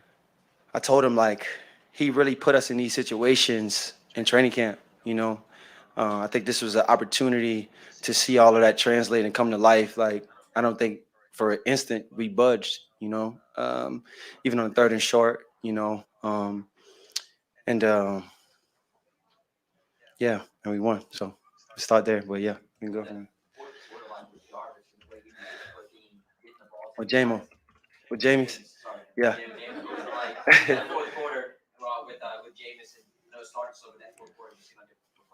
Yeah, it was exciting, man. We was able to get in like a little 2-minute, hurry up type of offense, and Juwan started it off, man. Great play coming out off the kickoff, and from there we just kind of kept on moving the ball down the field. I think 3 or 4 plays, and then Mike does what he does in the red zone, making big plays, and from there we just moved on, and defense got another stop. We was able to go out there, do it again, and defense again come up big, when we needed it, and that's what it's about. Some of the throws he made, including the one you hit a couple of Mike that were like, draw dropping, the one you gave to you there in that final drive. No, absolutely, man. Big time players make big time plays. Like, that's not like a statement that's just, that's not real. That's very real. And shout out to both of those guys too. This is their first game back on the field in a while. You know what I mean? And they made it plays when we needed them the most. And that's what we're gonna need all year. How did you go into that hurry up and open things up for you guys on Yeah, we were down 16. With not a lot of time, and we were just trying to put something together. Like I said, it started with Juwan's catch on their sideline, and then that led us to get into a 2-minute situation with like 12 minutes to go, and from there we just marched the ball down the field. Did you feel that momentum building? Did you guys like a little bit of rhythm going as an offense? Yeah, I mean, we understood the situation. Again, DA has done a great job of kind of helping us, kind of put us in those situations. But at the end of the day, we knew that it was going to be one play at a time. And we had to make plays, and I think that's what every guy did. We didn't blink, we didn't budge, and we just made plays. And with you guys kind of maybe being new together as an offense, like, what do you learn about the team's character when you can stick in a game like this and not maybe beat yourself and figure out a way to win? Yeah, we definitely got to play better in the first half, but that second half was championship effort. And that's what it's going to take, even in the regular season. And we practice that way. Like I said, DA has done a great job. These guys, work as hard as they can week in, week out, preparing, what I mean, throughout the training camp, just seeing the type of men we have in the locker room, the type of leaders, the type of culture that's here. That's part of why we won that game, for sure. Hey, John, DA talked about how gritty and tough this team is even before the season started. Is that something you saw when you got here? Absolutely. They practice crazy. Like DBs tackling receivers, linebackers punching the ball out 30 yards down the field. It feels like a game practicing out there, but I think that's the culture that I'm talking about. That's the type of stuff that gets you better each and every day, that type of intent. What's it been like seeing Mike work his way back? It's been impressive. It's been impressive. You know, I've always known about Mike, and then obviously to see him work his way through training camp, you know, being from limited reps, not supposed to do one-on-ones, still jump into one-on-ones. You know, the type of competitive spirit that he has is something that this team thrives on. You know, when we get to the red zone tonight, and he made those two touchdowns for us when we needed them. You know, covered, making contested catches, and you know that's who we know him to be. And he looked like he in that type of form again. So. Do you want those passes, or you like go ahead and take them Who? to Mike? No. Listen, we all make plays. You know, and Mike is a special talent. When we get down there, you know, a guy like that deserves to get the ball in his hands. You know what I mean? So, and he's doing the most with it. So that's what it's about. And that's what it's about. Did you see the route Olave ran on the two-point conversion? Absolutely. Man, I think he played a hell of a game. You know, for a rookie, I think his composure was there. I think he was getting open a lot. You know, he's going to be a guy that we're going to lean on for sure. Not just on two-point conversions, but, you know, he's going to make plays for us. The man's here, right? All right. See y'all. Peace. Thank you, Black Man. Sports fan Kelly, thank you. Said gutsy win with this could propel us a long way. Thank you, bro, for your super chat. Much love to you, bro. And we got Jameis Winston up next, family. So it's my Jameis. array was smooth the whole way. You can check my whoop. You know, DA told us we had to be patient, but we don't got to be that patient. You know. It was a lot for you, James, there in that fourth quarter when you guys really started getting you and the receivers inside just the offense in general. Yeah, I mean, it was exciting, and we just got to find a way to get there quicker. And that's what we're going to be dissecting this next week. How can we get there quicker? How can we get better? How can we start faster as a team? Earlier this week, when you were talking about Mike, you just have to put it near him and he'll grab it. You feel Yeah. that happen? Absolutely. Well, I told y'all too. I was like, man, this is gonna be our first time together. We got to get things going. And then, as you see, as the game started going away, like we start getting on the same page, and we start like, and it's the communication. Like it's communication on the sidelines, communication throughout the week. And I'm just so happy that we as offense, we all started to click at the right time. What is it about kind of going in that 2-minute mode that helped you kind of settle in and you felt like you guys were really on rhythm together? Well, it was we knew we were passing the ball. Right. So we knew we were passing the ball. So just the approach to like, hey, like boom, boom, boom, like here we go, boom, boom, boom, here we go. So you get into that rhythm of knowing like, hey, these are where my completions at, these are where my matchups at, and you just go like that. It's not no game plan involved. Like, hey, this is the defense that we're gonna get. Let's go and play. James, do you figure out why things were a little bit tougher going the first 3 quarters? Just trying to get a feel. Like when you playing against a division opponent, obviously they did a great job self-scouting themselves out. We had some things that we thought that was gonna come that they did the opposite, right? So we just got to continue to prepare, continue to get better, and man, I'm just happy with the resilience that our team possessed in a continuous fight. We never gave up, and we just kept battling. And what is it like going through your mind whenever when I knew Illiwilly was gonna hit it. You know, the preparation he had. I mean, he had some adversity last year, overcoming some injuries and bouncing back, man. So I know he was hungry for another opportunity, and he executed. What could a gritty win like this do for you guys, knowing it's in Atlanta against the Falcons? It was just one game, but what does it do for you guys moving forward? Man, every win matters. It's tough to win in this football league, and every win matters. So I'm happy that we were able to come and squeeze out one here.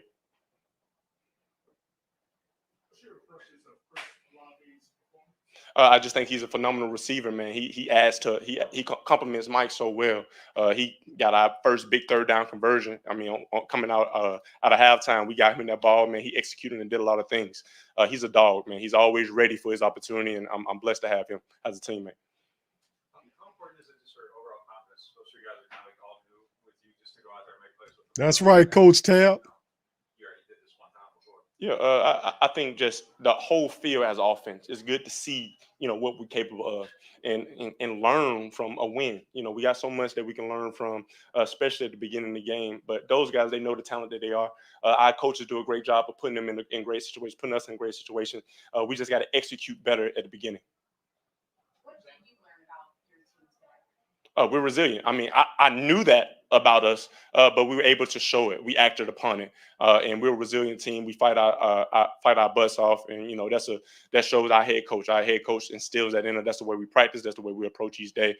So I was happy that we were able to personally, I was happy that our team got a chance to see what we really had inside us. We never gave up, and we won when we needed to. It means a lot to me, man. You know, this is home to me. Atlanta, I'm an hour and 30 minutes away from this place. Coming here, you know, I know I got a lot of Winstons out there in the stands, man. Bouncing back, you know, me and Taysom both. We said at the beginning of the game, like, hey, man, I remember the last time we was here, me and him was in the locker room watching our team win, and then you know, San Francisco ended up being LA, and they kind of kicked us out of the playoffs. So we was like, man, we've been waiting for this opportunity to be right here in this position, and he had a heck of a day, and we were able to squeeze out a good win. On the final drive to Jarvis, who was kind of talking about his day. Just big time players make big time plays in big time situations. Just a great matchup that we like. They played a 2-man under coverage, and Jarvis got on top of the defender and went up there and made a heck of a catch.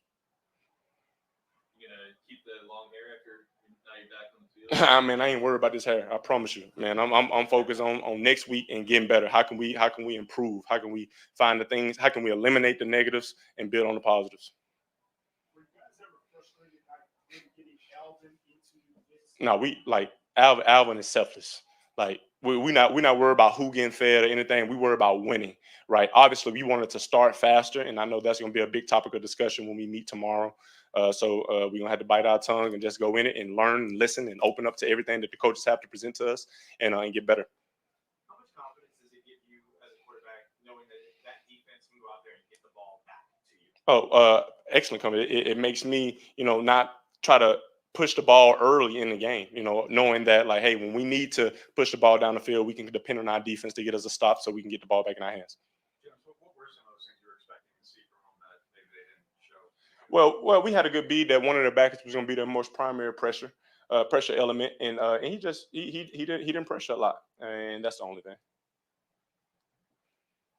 Anything else for Jameis? All right, thank you.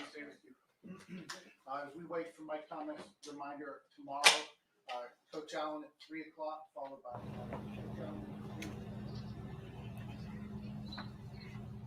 That was quarterback Jameis.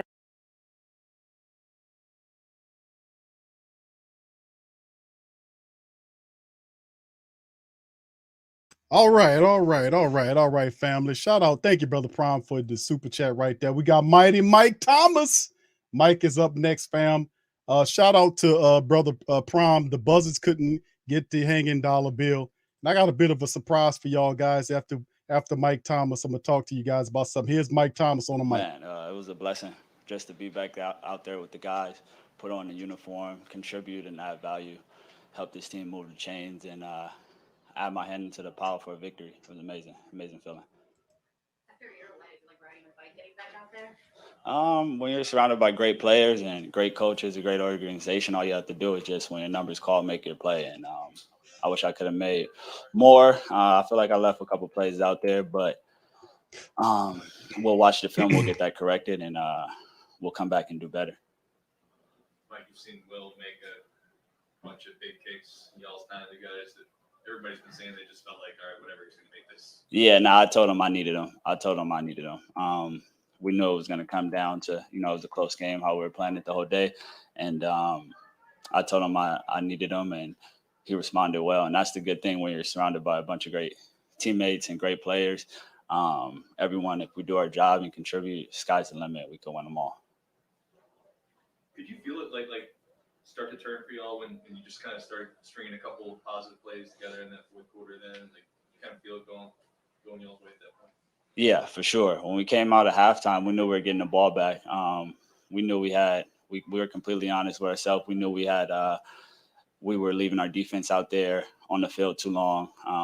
Too many 3-and-outs, and we took accountability, and we looked each other in the eyes, and we knew what time it was. Our team needed us, and we needed to respond, and we needed to find a way to win this game, and that's what we did, and that's where the effort came from.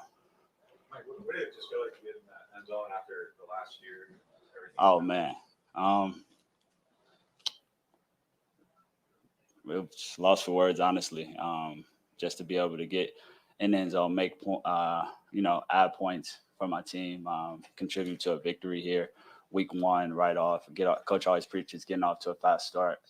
As a whole, as an offense, we didn't get completely off to a fast start, but it's not always how you start, it's how you finish. And I took pride in that. And when my team needed me, and when the ball came my way, I wanted to take full accountability to make a play. Mike, you touched the ball with just instinct, or you can't that one since it's the first one? Actually, they threw it back, so I do have it. But I actually had a lot of like thoughts in my head on how I'll probably celebrate, but knowing the situation of the game, and you can't get any penalties there, or you don't want to get anything to hurt this team, so kept it simple and put points on the board. We came back, got 2, and then we got on the roll. Save those celebrations for later. Yeah, I might just keep them for the dome. I feel like they'll rather give our crowd a bit some excitement rather than on the road too. So I was thinking about that too. Speaking of that, it seemed like Saints fans traveled pretty well through this game. Was that a factor for y'all? Did y'all notice that? For sure. They always do. Who Dat Nation is great. They support us well. They travel well. We know how much this rivalry means to us. It's a division game. This team plays this tough year in and year out. We know each other well. So the big thing was just coming out there, executing and winning the game. And then also congratulations to DA for his first win as a Saints coach. That's amazing. That was a big deal for me too, just to get him started off on the right foot and get this thing rolling and keep it going. What can you say about DA and the way that he coached today and how that resulted from that? He did great. He's been great since we put him in position to be the head coach. He's been a great leader.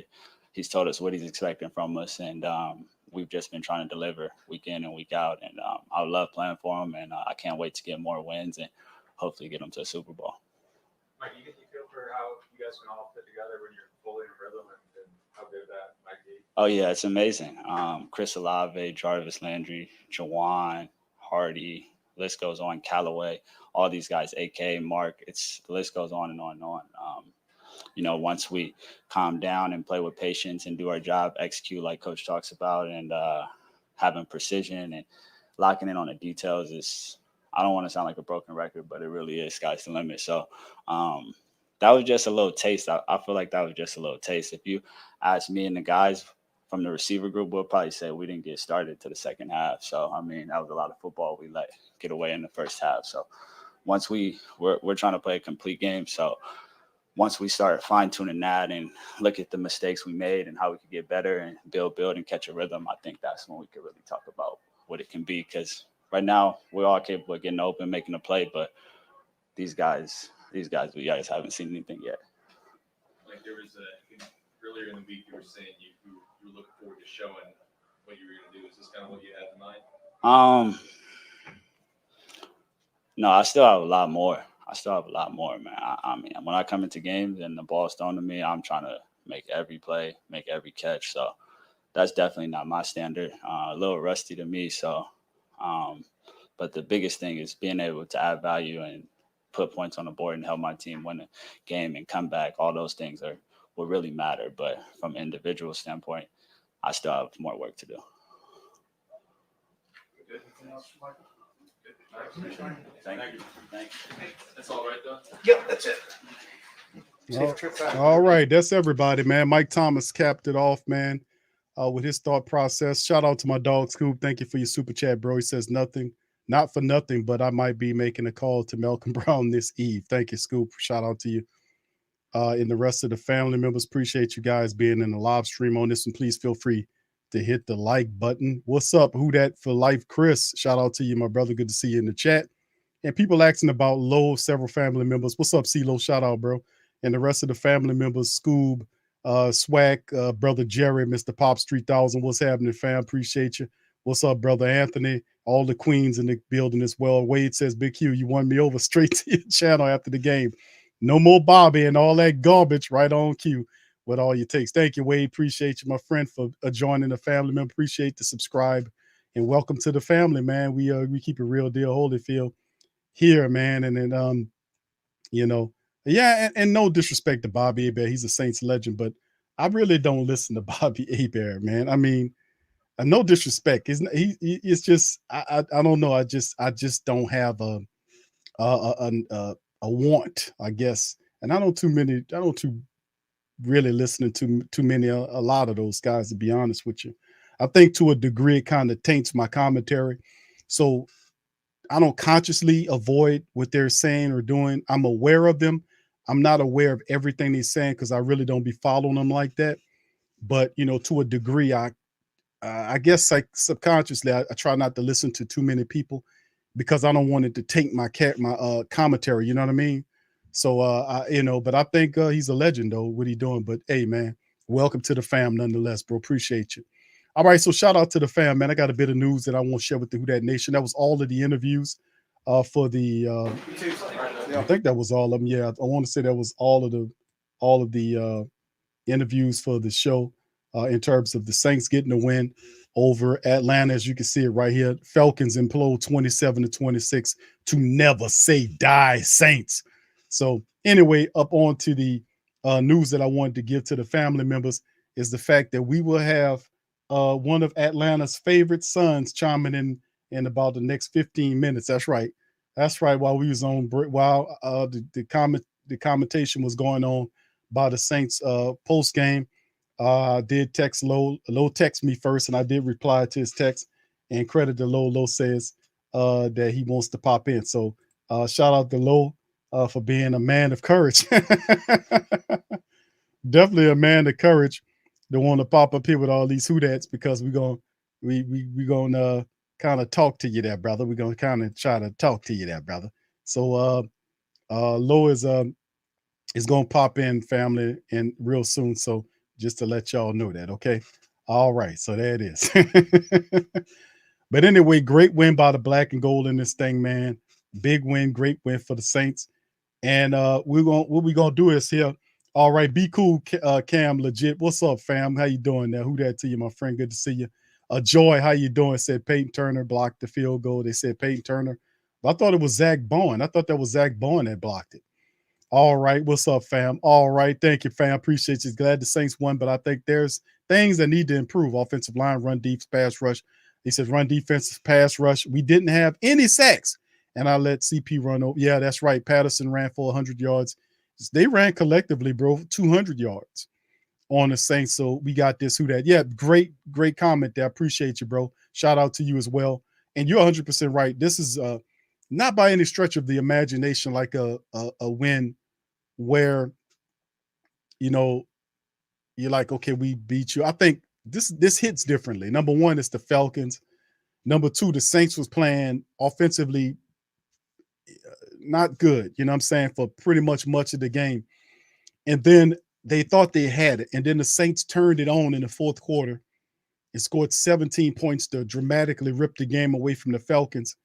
And I think that's the really part that a lot of the Who-Dats are vibing off, is the fact that it was such a dramatic win that it really uplifted the Who-Dat Nation and literally just broke the hearts of the Atlanta Falcon people, because they thought they had this win up in their books. They were celebrating, drinking, talking crap, and then next thing you know, they're on the wrong side of the fence. And listen, bro, I tried to warn them when the fourth quarter started on and we was trailing by all of that. And I told them, I said, listen, this team has a tendency to implode. And they did. They leapt up to it. So thank you for your commentary. That was a good one, bro. All right, big ups to the rest of the fam out there, man. Appreciate y'all being. I'm sorry about if my screen looks a little blurry. Internet. I've been dealing with internet issues all damn day, but it won't stop me from enjoying and talking to the Who Dat Nation, man. Y'all know what I look like. Y'all already know. All right, what's up, Sky Life? Shout out to you, King Chosen One. Says Q, you have to bring out that I'm back theme music for the mic. Hey, bro, that might be something I might have to do, bro. I might have. You know what, bro? I might have to do that, bro. You know what? I only had it popping and shaking for who was it, for PJ Williams when a player comes back.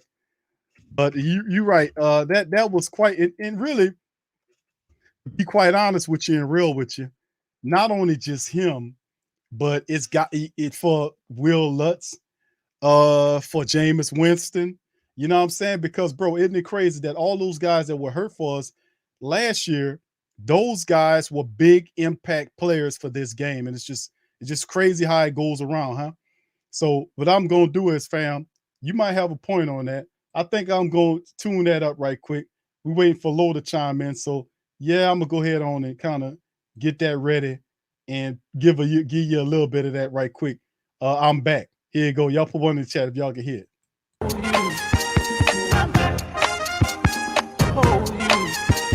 Yeah, that's what I'm talking about, man. That shout out, man. Shout out, fam. I'm back. That's what I'm talking about. I'm back. Much love, bro. All right. Shout out Rich Rule says, Q, have you checked on Low sipping on that corn? Yeah, I talked to him, bro. I talked to him. He'll be popping up here soon. So, bro, yeah, he'll be popping up here soon. So, yeah, we very concerned about our dog, Big Low, man. And he'll pop up here soon. So, shout out to the Who Dat Nation, man. We in the building on this thing, man. As well. So, yeah, we getting our party on, man. It ain't a Super Bowl win, but it's just the dramatic way the Saints ripped away victory away from the Atlanta Falcons. They thought they had it, and the Saints took their food and says, you gonna eat that cornbread? And took it. And took that cornbread from them. All right, so big ups to the fan. Appreciate y'all being up in the building on this one, man. Thank you, brother Rich Rules, for that. Like I said, we got him chiming in, so he should be hearing from him momentarily. Eric says, Q, Lo just coming to, he says, Lo just coming to at the stadium after the loss. Lo asking folks about the night matches. Oh, yeah, is that what he doing? I know he's supposed to, I think he recorded that, might have, if he did that stream, I know that he should be chiming in the next 15, 20 minutes and when I talk to him, so we'll see. All right, shout out to the fam. Wade says 26-10 inside the 10. All right, shout out. That's the new what, 28-3 is 26-10. That's the new one. And I warned them, fam. I told them, bro. I told them, people, man, that listen, y'all got a history of imploding, and they did it right on cue. They hit the button, boom, it came apart. All right, Hendy and Newton, what's up, fam? So I was in Buffalo Wild Wings in Virginia watching the game. As soon as I got in the car, I had to turn on the sports coma. Who that? Thank you, fam. Appreciate you. Shout out to your fam. All right. Yeah, I know Laura. He in there crying. Laura said, Laura's crying. Yeah, I know he is. All right. Shout out to the fam.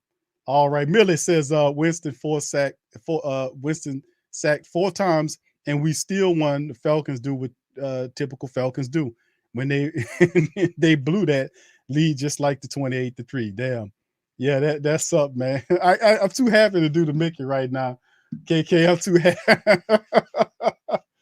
Eric says, damn, Q-Lo said, what in the world, boy? I know my boy. I'm going to let you, y'all going to talk to him. All right. Noel for him says, yeah, Bobby is not my, Bobby Aber. Yeah, he is a guy that, all right.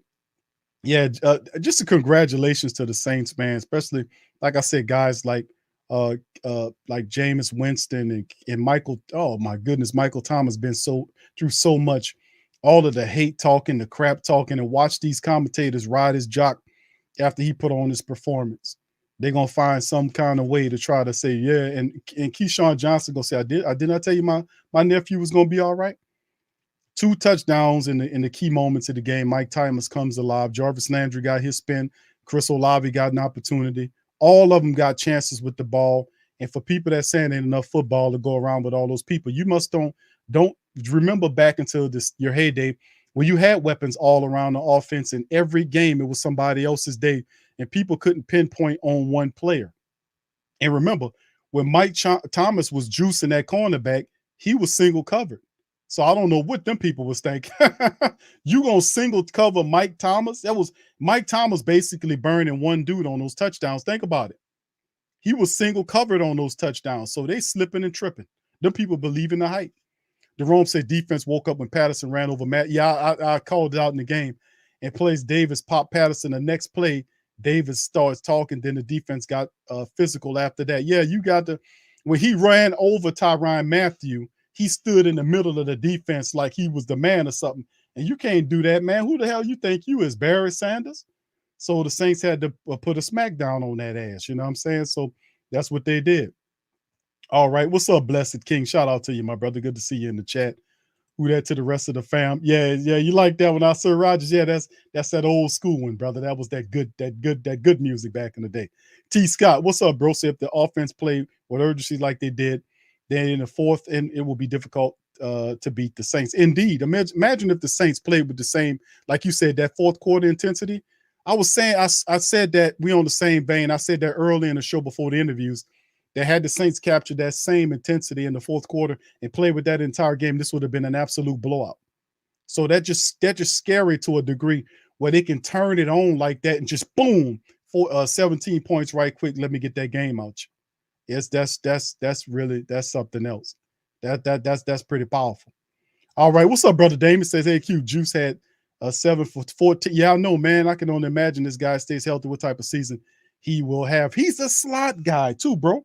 Didn't he look good in the slot?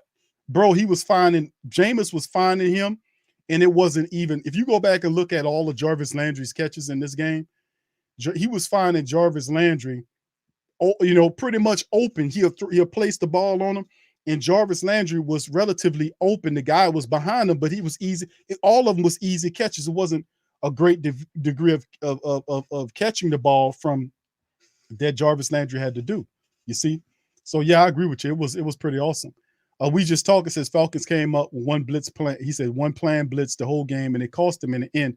Even the refs tried to help. Yeah, they tried, bro, with that bull crap call on Laddie Daddy.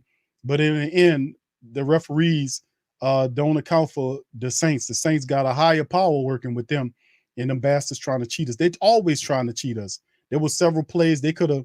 The fumble play, like when the guy when the big tight end that they have, Kyle Pitts, the Saints stuck him, right? And the ball came out. He took 2 steps and got stuck. The ball fumbled out, and the referees blew the play dead. I think you had one of the defensive, I think it was Latimer or Demario Davis, was saying, hey, he fumbled the ball. He fumbled the ball. Go look at it. Go look at it. But I think at that point, they couldn't look at the play because it was inside of 2 minutes, so it had to be a review by the officials. But, of course, the officials had no interest in doing that. If they had went back and looked at it, the Saints would have got the fumble there because he fumbled it then. So, yeah, they had several plays in the game. And I told y'all, there is always several plays in the game where the referees either take a touchdown off the board from you or take a turnover from you. That's always the case every game. They try to do that. So despite their best efforts, you still win the game.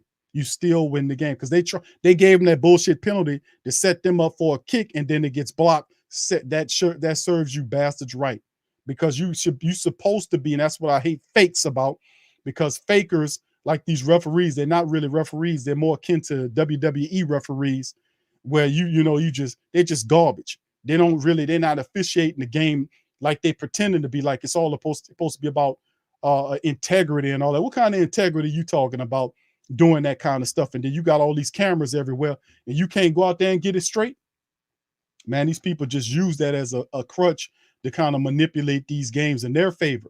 They wanted the Falcons to win that game too damn bad. And we're going to be doing it the whole damn season to them rotten, dirty bastard referees and that underhanded chump-ass commissioner that run them. Because the referees are spineless jellyfish. They're dumbass drones. The real people that run it is Roger Goodell. That's why when they be screwing up out there, they don't get fired. How you don't fire somebody like that referee that missed that call in that Saints championship game with the Rams several years ago? How that guy wasn't fired?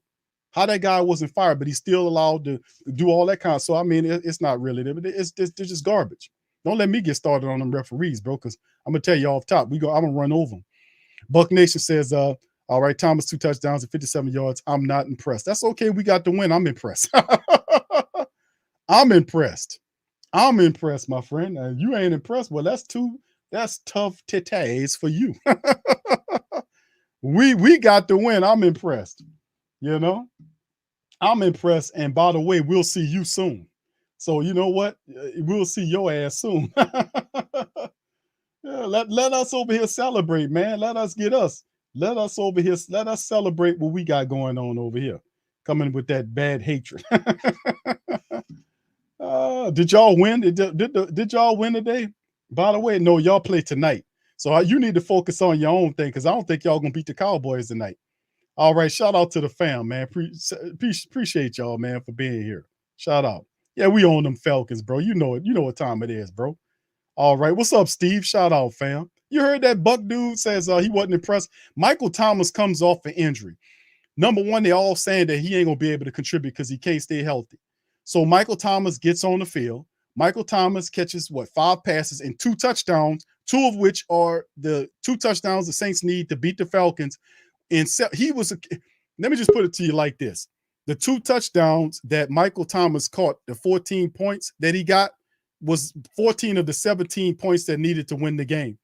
But this guy says he's not impressed. See, that's the same national perspective because these are the same people that was talking shit about Michael Thomas. So nothing Michael Thomas can do can impress these people. That's why it's okay. Because I promise you one thing, you probably ain't going to win tonight against the Dallas Cowboys. I promise you that much.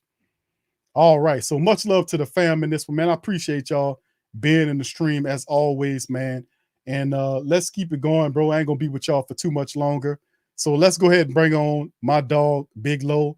Low, welcome to the broadcast, my friend. Welcome on. Hold on. Let me start again, Low. Let me.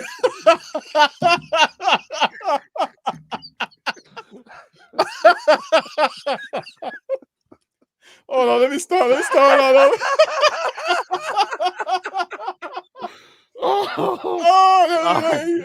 Okay. Oh boy. No, let me start all over again, bro. I didn't mean to open up the broadcast with a laugh, bro. Okay, Number one, let me settle down. Let me settle on in here, Lo. Let me settle on in here. All right, first and foremost, this is my dog, Big Low. Big Low from the Atlanta side of things. Big Low Country Sports is in the building.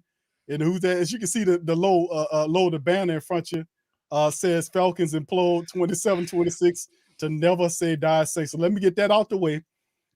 Thank you for showing. Thank you for showing up, sir.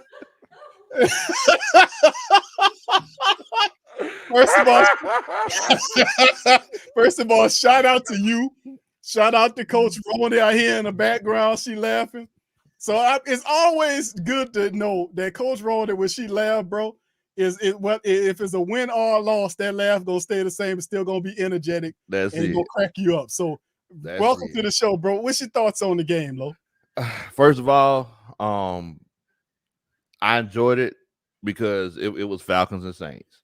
You know, The first thing that I do want to say is congratulations, to all the Who-Dats and the Saints fans for pulling out a very gutsy win against this Atlanta Falcons team.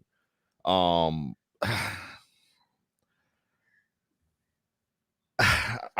don't know. So basically, let's start from the beginning of the game. Beginning of the game, we were getting pressure on Jameis, but we had to manufacture pressure by bringing extra people, right? We always had to keep blitzing. It was getting pressure on Jameis. Now, y'all started running that quarterback power with Taysom. We didn't have an answer for it. Y'all ran it back to back, and y'all opened us up like that. Now, after halftime, we went up by 16 points, bro. We went up by 16 points. What in the world? Like, cute. Like I'm sitting here utterly and thoroughly flabbergasted, trying to figure out how in the world. First of all, shouts out to Jameis. Jameis made the throws and I was telling everybody in the stands. I said, "Look, Bo, it's one of those cases where Jameis, Jameis gonna make 2 or 3 throws every game when you're like, what in the world?" But he was eating up the left side of our defense. So he was eating up Casey Hayward over there. Whoever was lined up over there, they were getting their man. Michael Thomas, he did Michael Thomas-like things. And it's like I told everybody in the stands, I was like, look, that wasn't a slant route. Wasn't a slant route. Nope. That wasn't a slant route. It about 3-4 times. You know what I'm saying? So I do feel encouraged by the way our team played today. Up until the fourth quarter, we blew it, and I put all this on the coaches. Ain't no reason we should have lost this game. No reason we should have lost this game. I put this all on the coaches. Now, I do want y'all to know though, it's like we knew y'all was sweating. We knew Yeah, y'all was sweating now. we was doing a little sweating because there wasn't. We was definitely sweating. Yeah, See, the thing is, the thing too low is that we knew that they wasn't living up to their potential. We knew with Michael Thomas and Jameis Winston is, Alvin Kamara, Jarvis Landry, Chris Olave, we knew they weren't living up to their potential. We knew it was a matter of time before they did. Jarvis Landry. I know. Jarvis Landry, clutch catches. Like I said, anybody who's lined up on our right side, on your left side, James was eating them up because, like I said, it was Casey Hayward. He just couldn't. Casey Hayward, it was like putting a paper towel on the king size bed, bro. He just couldn't cover it. He couldn't cover it. No, he couldn't, bro. I mean, the thing was too low with the touchdowns to Michael Thomas, and really the Saints just all of a sudden, the defense was doing what they're doing. They kept forcing the Falcons into field goals. A couple of the drives, they forcing the Falcons to punt.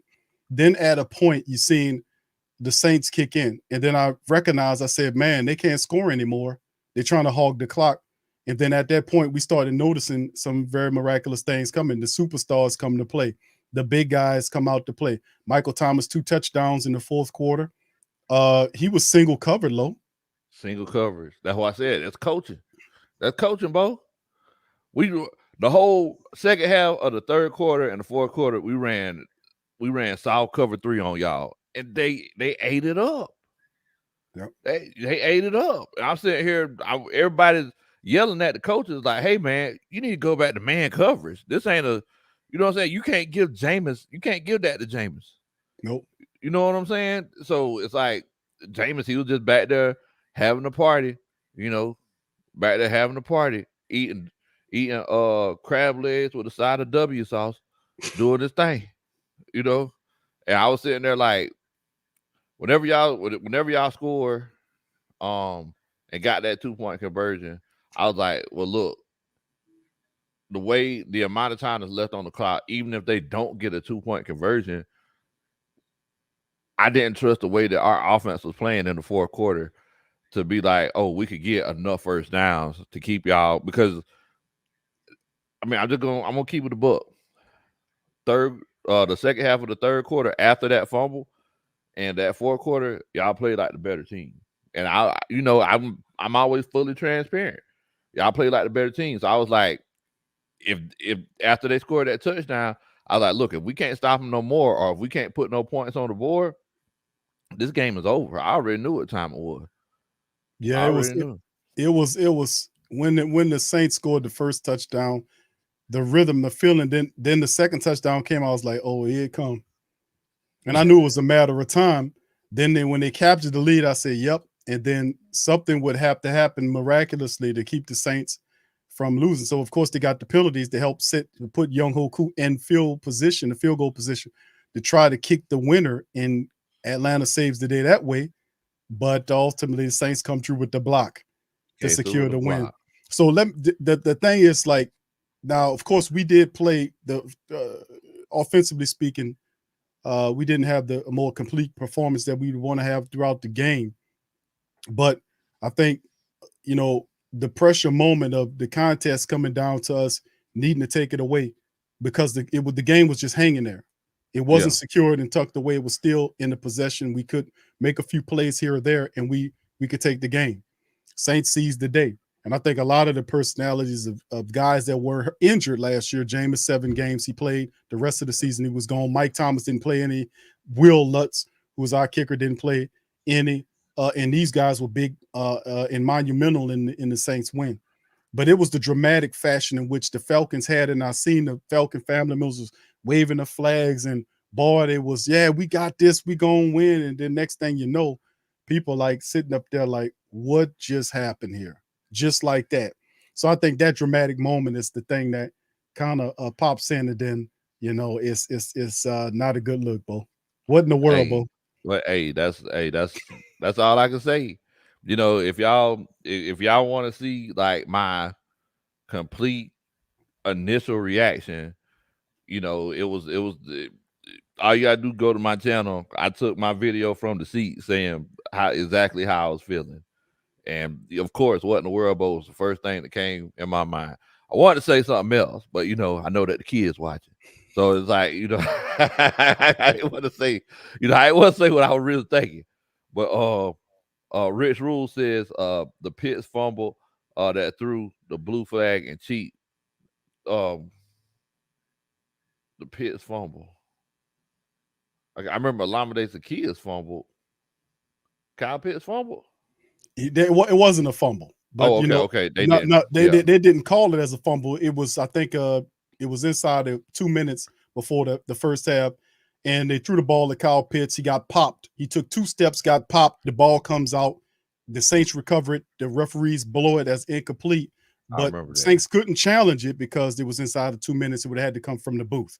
They refused. They didn't decide to view it. But that's what I think Brother Rich Rules is talking about here. Oh, okay. So well, yeah, shout out to you, Brother Rich. Thank you for that, bro. Thanks so much, Rich Rules. And even though we lost, y'all know I keep that same energy. You already know what time it is, Big Q. That's that dun dun dun.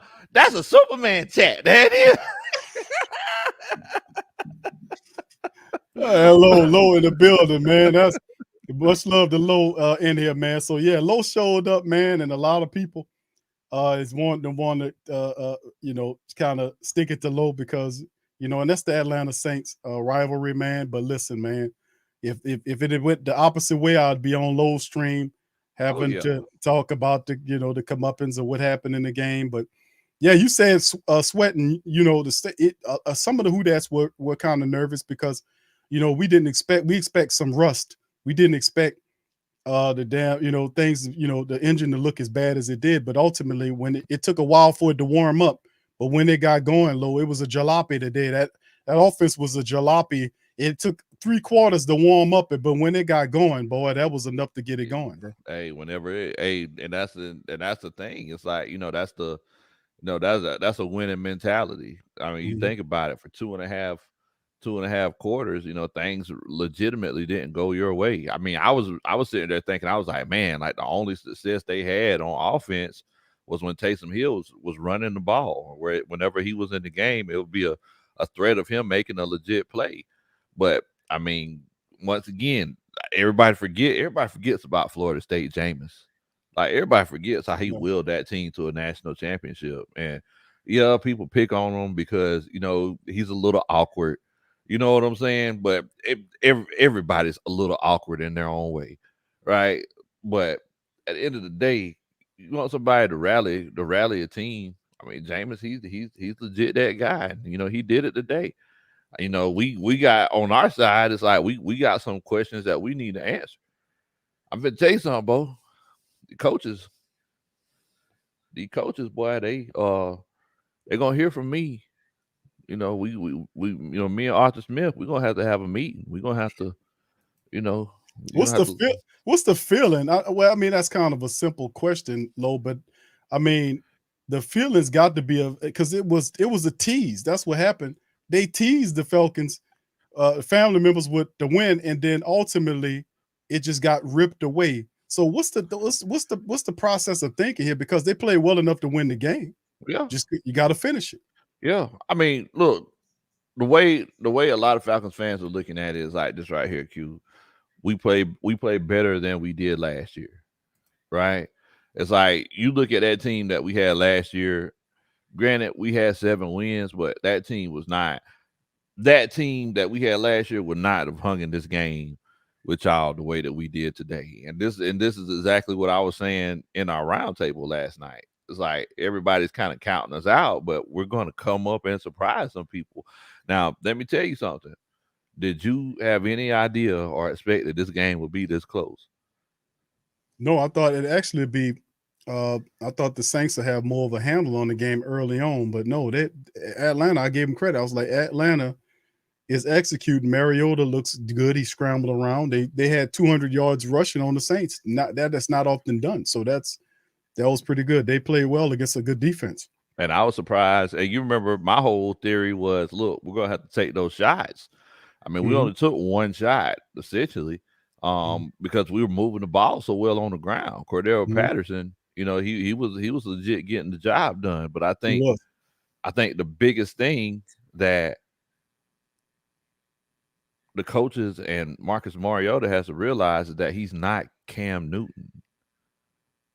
Mm-hmm. He's not Cam Newton. It's like you're running and you're at the 2-yard line and you just think you're going to be able to run 2 people over.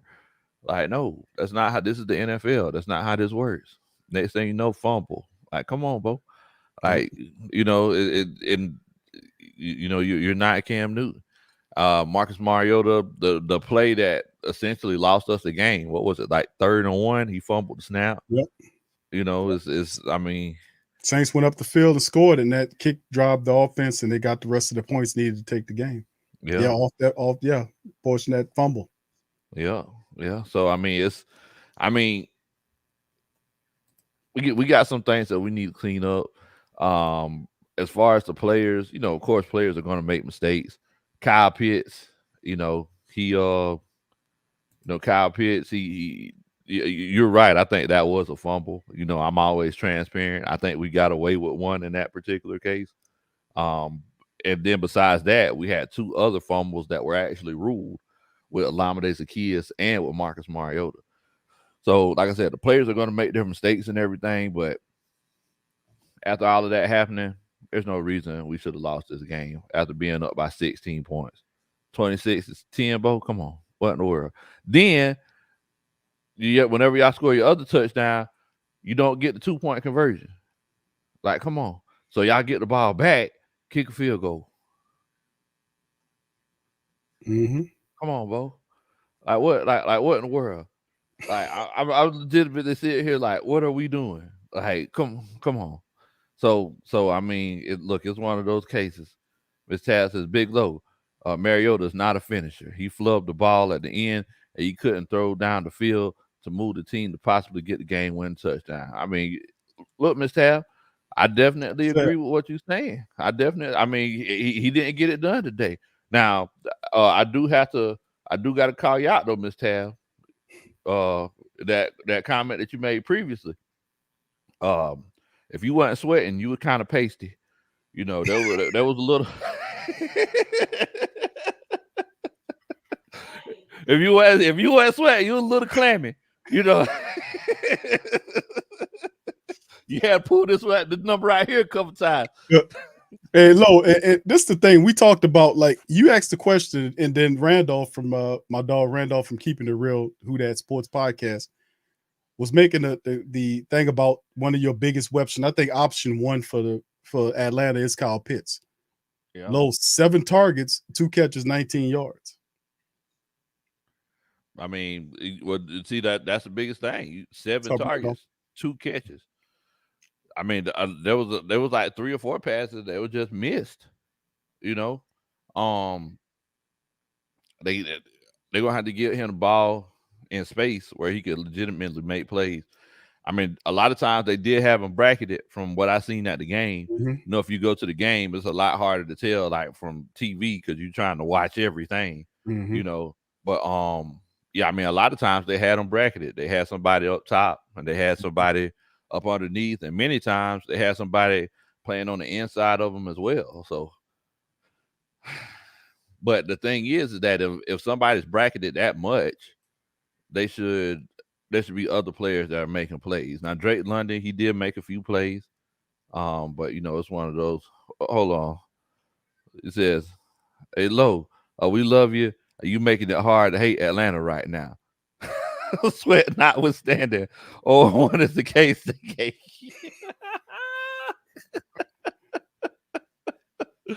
Hey man, look, I don't want to make it so it's hard for you to hate Atlanta. I definitely want y'all to enjoy your victory, but I do want y'all to know that whenever we come to New Orleans, baby, we finna come down there. We're gonna eat your gumbo. We finna eat your beignets. Have powdered sugar all over the place. We're gonna leave fingerprints of powdered sugar everywhere. You know, we just gonna come down there, make the best out of the place, bro. We coming, Q. Well, y'all are more than welcome, man. But Lo, any last thoughts, bro, before we turn the broadcast? But listen, bro, it's been fun, man. Talking about it. Who y'all got next, Lo? Who's next on the docket for y'all? We got the Rams in LA. We got the Rams in there. Yeah. They stunk the first week, so they're gonna be looking for revenge the They're second week. Low. They're gonna want us to be the get right game, So it's I don't know how that's gonna work. The only thing, like I said, once again, we performed well against a really good team today. So, one thing that I can say is I feel like New Orleans Saints defense is better than the Rams defense. But it's one of those things where we just gonna see, But moving forward, we just gotta look. It's on to LA. It's on to LA. I don't know if and I hate to. I apologize if I'm speaking out of turn, Q, but I don't know if y'all heard. So our head coach, he just had a press conference and he just kind of told the press off, said, "Hey, y'all buried us back in May, so we ain't surprised if y'all writing us off now." So what? Yeah. He said, "Hey, y'all buried us back in May, so we ain't surprised if y'all trying to write us off after we lose this one game." How you talking like that? They ain't writing them off, man. When you blow a 16-point lead, you think they're gonna stand up there and they want to know answers. Hey, that's the best you can do. They ain't gonna sing your praises. They ain't No. gonna sing your praises. You blow a 16-point lead, bro. Week 1 of the season against your arch rivals. Ain't nobody finna sing your praises. Horseshoes and hand grenades, bro. You can come close as you want to. We trying to finish, So hey, I don't know. It's very well documented that I have very well documented that the way that he approaches things, I don't really care too much about. But that's a story for a whole nother show, Bo. I know that you've been on here for 5 hours. I don't want to keep you for another 45 minutes. Shout out to William. He said, "Big Low with our weapons and y'all rep. We had this." Hey man, first of all, William, dun dun dun. That's a Superman chat. But hey, I mean, look, y'all got the dub, man. Y'all got the dub. Michael Thomas. Look, and I asked you the question the other night, Q. I said, which Michael Thomas are we getting? Yeah. And you told, and I relayed that message to the coaching staff. I said, hey, y'all, Big Q said it ain't gonna be no effect like that. It's gonna have he scored 2 touchdowns in the fourth quarter. So great say Tank. I come to you utterly and fully humbled, and I'm eating my crow. I got my barbecue sauce and everything, and it's gonna be delicious. It's gonna be delicious. Well, Lo, listen, bro. I appreciate you, bro. Yeah, class act, man, and you and the coaching staff, Coach Ronnie. We appreciate y'all, man. It was a fun game, man, and like I said, the Saints made it dramatic toward the back end, and ultimately, we still got a lot of football left to play. And that's a beautiful thing. That's a beautiful thing. So you got the Raiders next. I mean, the Rams next, and we have the Buccaneers next. Yes. So this will be fun going on. So we're gonna celebrate a little bit low, and then Tuesday we're gonna get back to business and get planned up for Tampa Bay. They're the next team on the docket. We got to take care of business against them. Definitely. Got a lot of work to do in the black and gold building, bro. Hey man, not as much as in the red and black one. I'm gonna go ahead and tell you. All right, little shout out to the fam, man. Appreciate y'all chiming in on this one, man. Once again, it was a really great day, man. Culminating with the Saints getting the win, 27-26 in Atlanta, man. My dog Lo, a true class act, pops in to like he said, eats crow, man. And if that would have been the opposite, man, then I would have done the same thing. I would have represented and did the same thing, man. When we I already know it, Q. I already know it. I do want to let the family know, I'm going to be going live later on tonight after I get a chance to lick my wounds and, cry in my pillow a little bit. I'm finna come on. I'm finna go on my channel live later on tonight. So if y'all want to come in and, give some words of encouragement or drop a few hoodats in the chat, we don't care. I put it to you like this right here. It's going to be a very emotional, and very thorough show. So feel free to come over there to Big Low Country Sports, and we'll see what we can do. They coming low. I mean, you gotta be careful what you're asking for, though. Hey, we deserve it. We deserve it. Anything that y'all give us, we deserve it. Look, thank y'all so much for being as gracious as you have been. Because I'm gonna tell you something, Bo. I ran across the Saints fan in the stadium whenever I was leaving out. He was drunk. He was like, I got my name on the back of my overalls. He was like, "Hey, Big Low, man, boy, y'all just sorry, boy. Y'all just I said, dang, what in the world, boy?" He's like, "Yeah, boy, y'all." I said, it's all right. We getting there, we improving. He's like, "Yeah, but y'all done been there, Low. Y'all done been there twice, baby, and y'all just can't do it." I like, hey, it was somebody else was like, "Hey, man, give this guy a break, man. He wasn't even messing with you." You're like, "Yeah, I know it, but he's one of them Falcons, and we had to come in there, and he did his attempt at the gritty. I had to catch him because he was about to fall." But yeah, man. So look, thank y'all so much for being as gracious as you have been. Yeah, that's right. Holler at my dog, Big Low Country Sports on YouTube, man. Get a brother a holler. As you can see, a cool brother, man. And Low, stay in touch, bro. Oh, you already know what time it is, man. We'll be linking back up. All right, fam. Who that to y'all? Hope y'all had a fantastic day, man. Football here on the Coma, man. And y'all hit the like button, the subscribe button, and the share button. And I'm going to holler at you guys on the Monday stream when we cover some more Saints news and notes. Who that to you? Congratulations on the win. Peace. Yeah. Boogie like Benson, I'm a who that. I'm a who that. Long as I'm living, I'm a who that. Lose or winning, I'm a who that. Sports Coma, yeah, this is where we do that. Where we do that, where we do that, where we do that, where we do that, where we do that. Boogie like Benson, I'm a who that. I'm a who that. Sports Coma, this is where we do that. Where we do that. Welcome. Somebody please better help. Running this thing like Elf. I thank God every day I'm not a Falcon. Go to YouTube Live with Big Q and the guys. If you ain't ride or die, the bandwagon get flipped. Been marching in, that was way for the ring. I was yelling out your shade for the championship.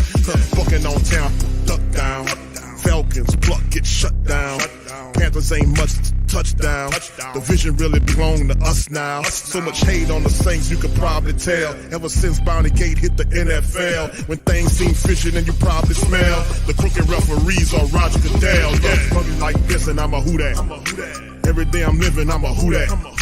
Lose or winning, I'm a who that. It's the Sports Coma, this is where we do that. Where we do that, where we do that, where we do that, where we do that, where we do that. Boogie like Benson, I'm a who that. It's the Sports Coma, this is where we do that. You're listening to the Sports Coma with Big Q and the guys on the PRO Media Network.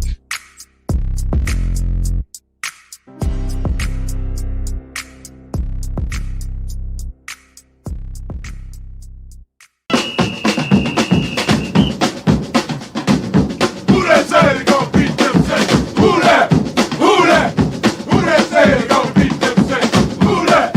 Who that? Who that say they gon' beat them Saints? Who that? Who that? Thank you for making Saints Central your black and gold home for the New Orleans Saints.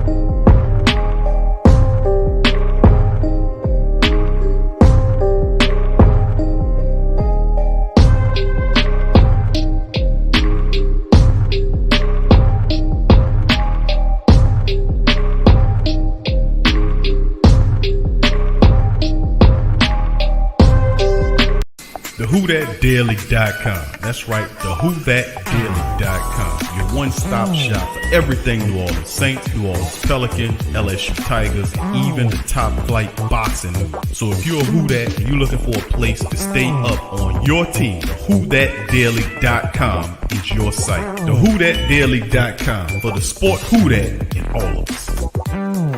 Check out the Pro Shop. That's right, the Pro Shop is the platform store where you can go and buy all the latest merch to support the platform. Available at the Pro Shops, we have dozens of hundreds of products available for you and your family. Unisex tees for men and women, hoodies and sweatshirts, tank tops, kids and baby items, long sleeve tees, mugs, pillows, wall art, bath bedding, face masks, phone cases, stickers, bags, fanny packs, socks, hats, and many other items. Please feel free to check out the Pro Shops. The link is in the description section below. And remember, it helps the platform continue to grow. Check out the Pro Shop and Who That too.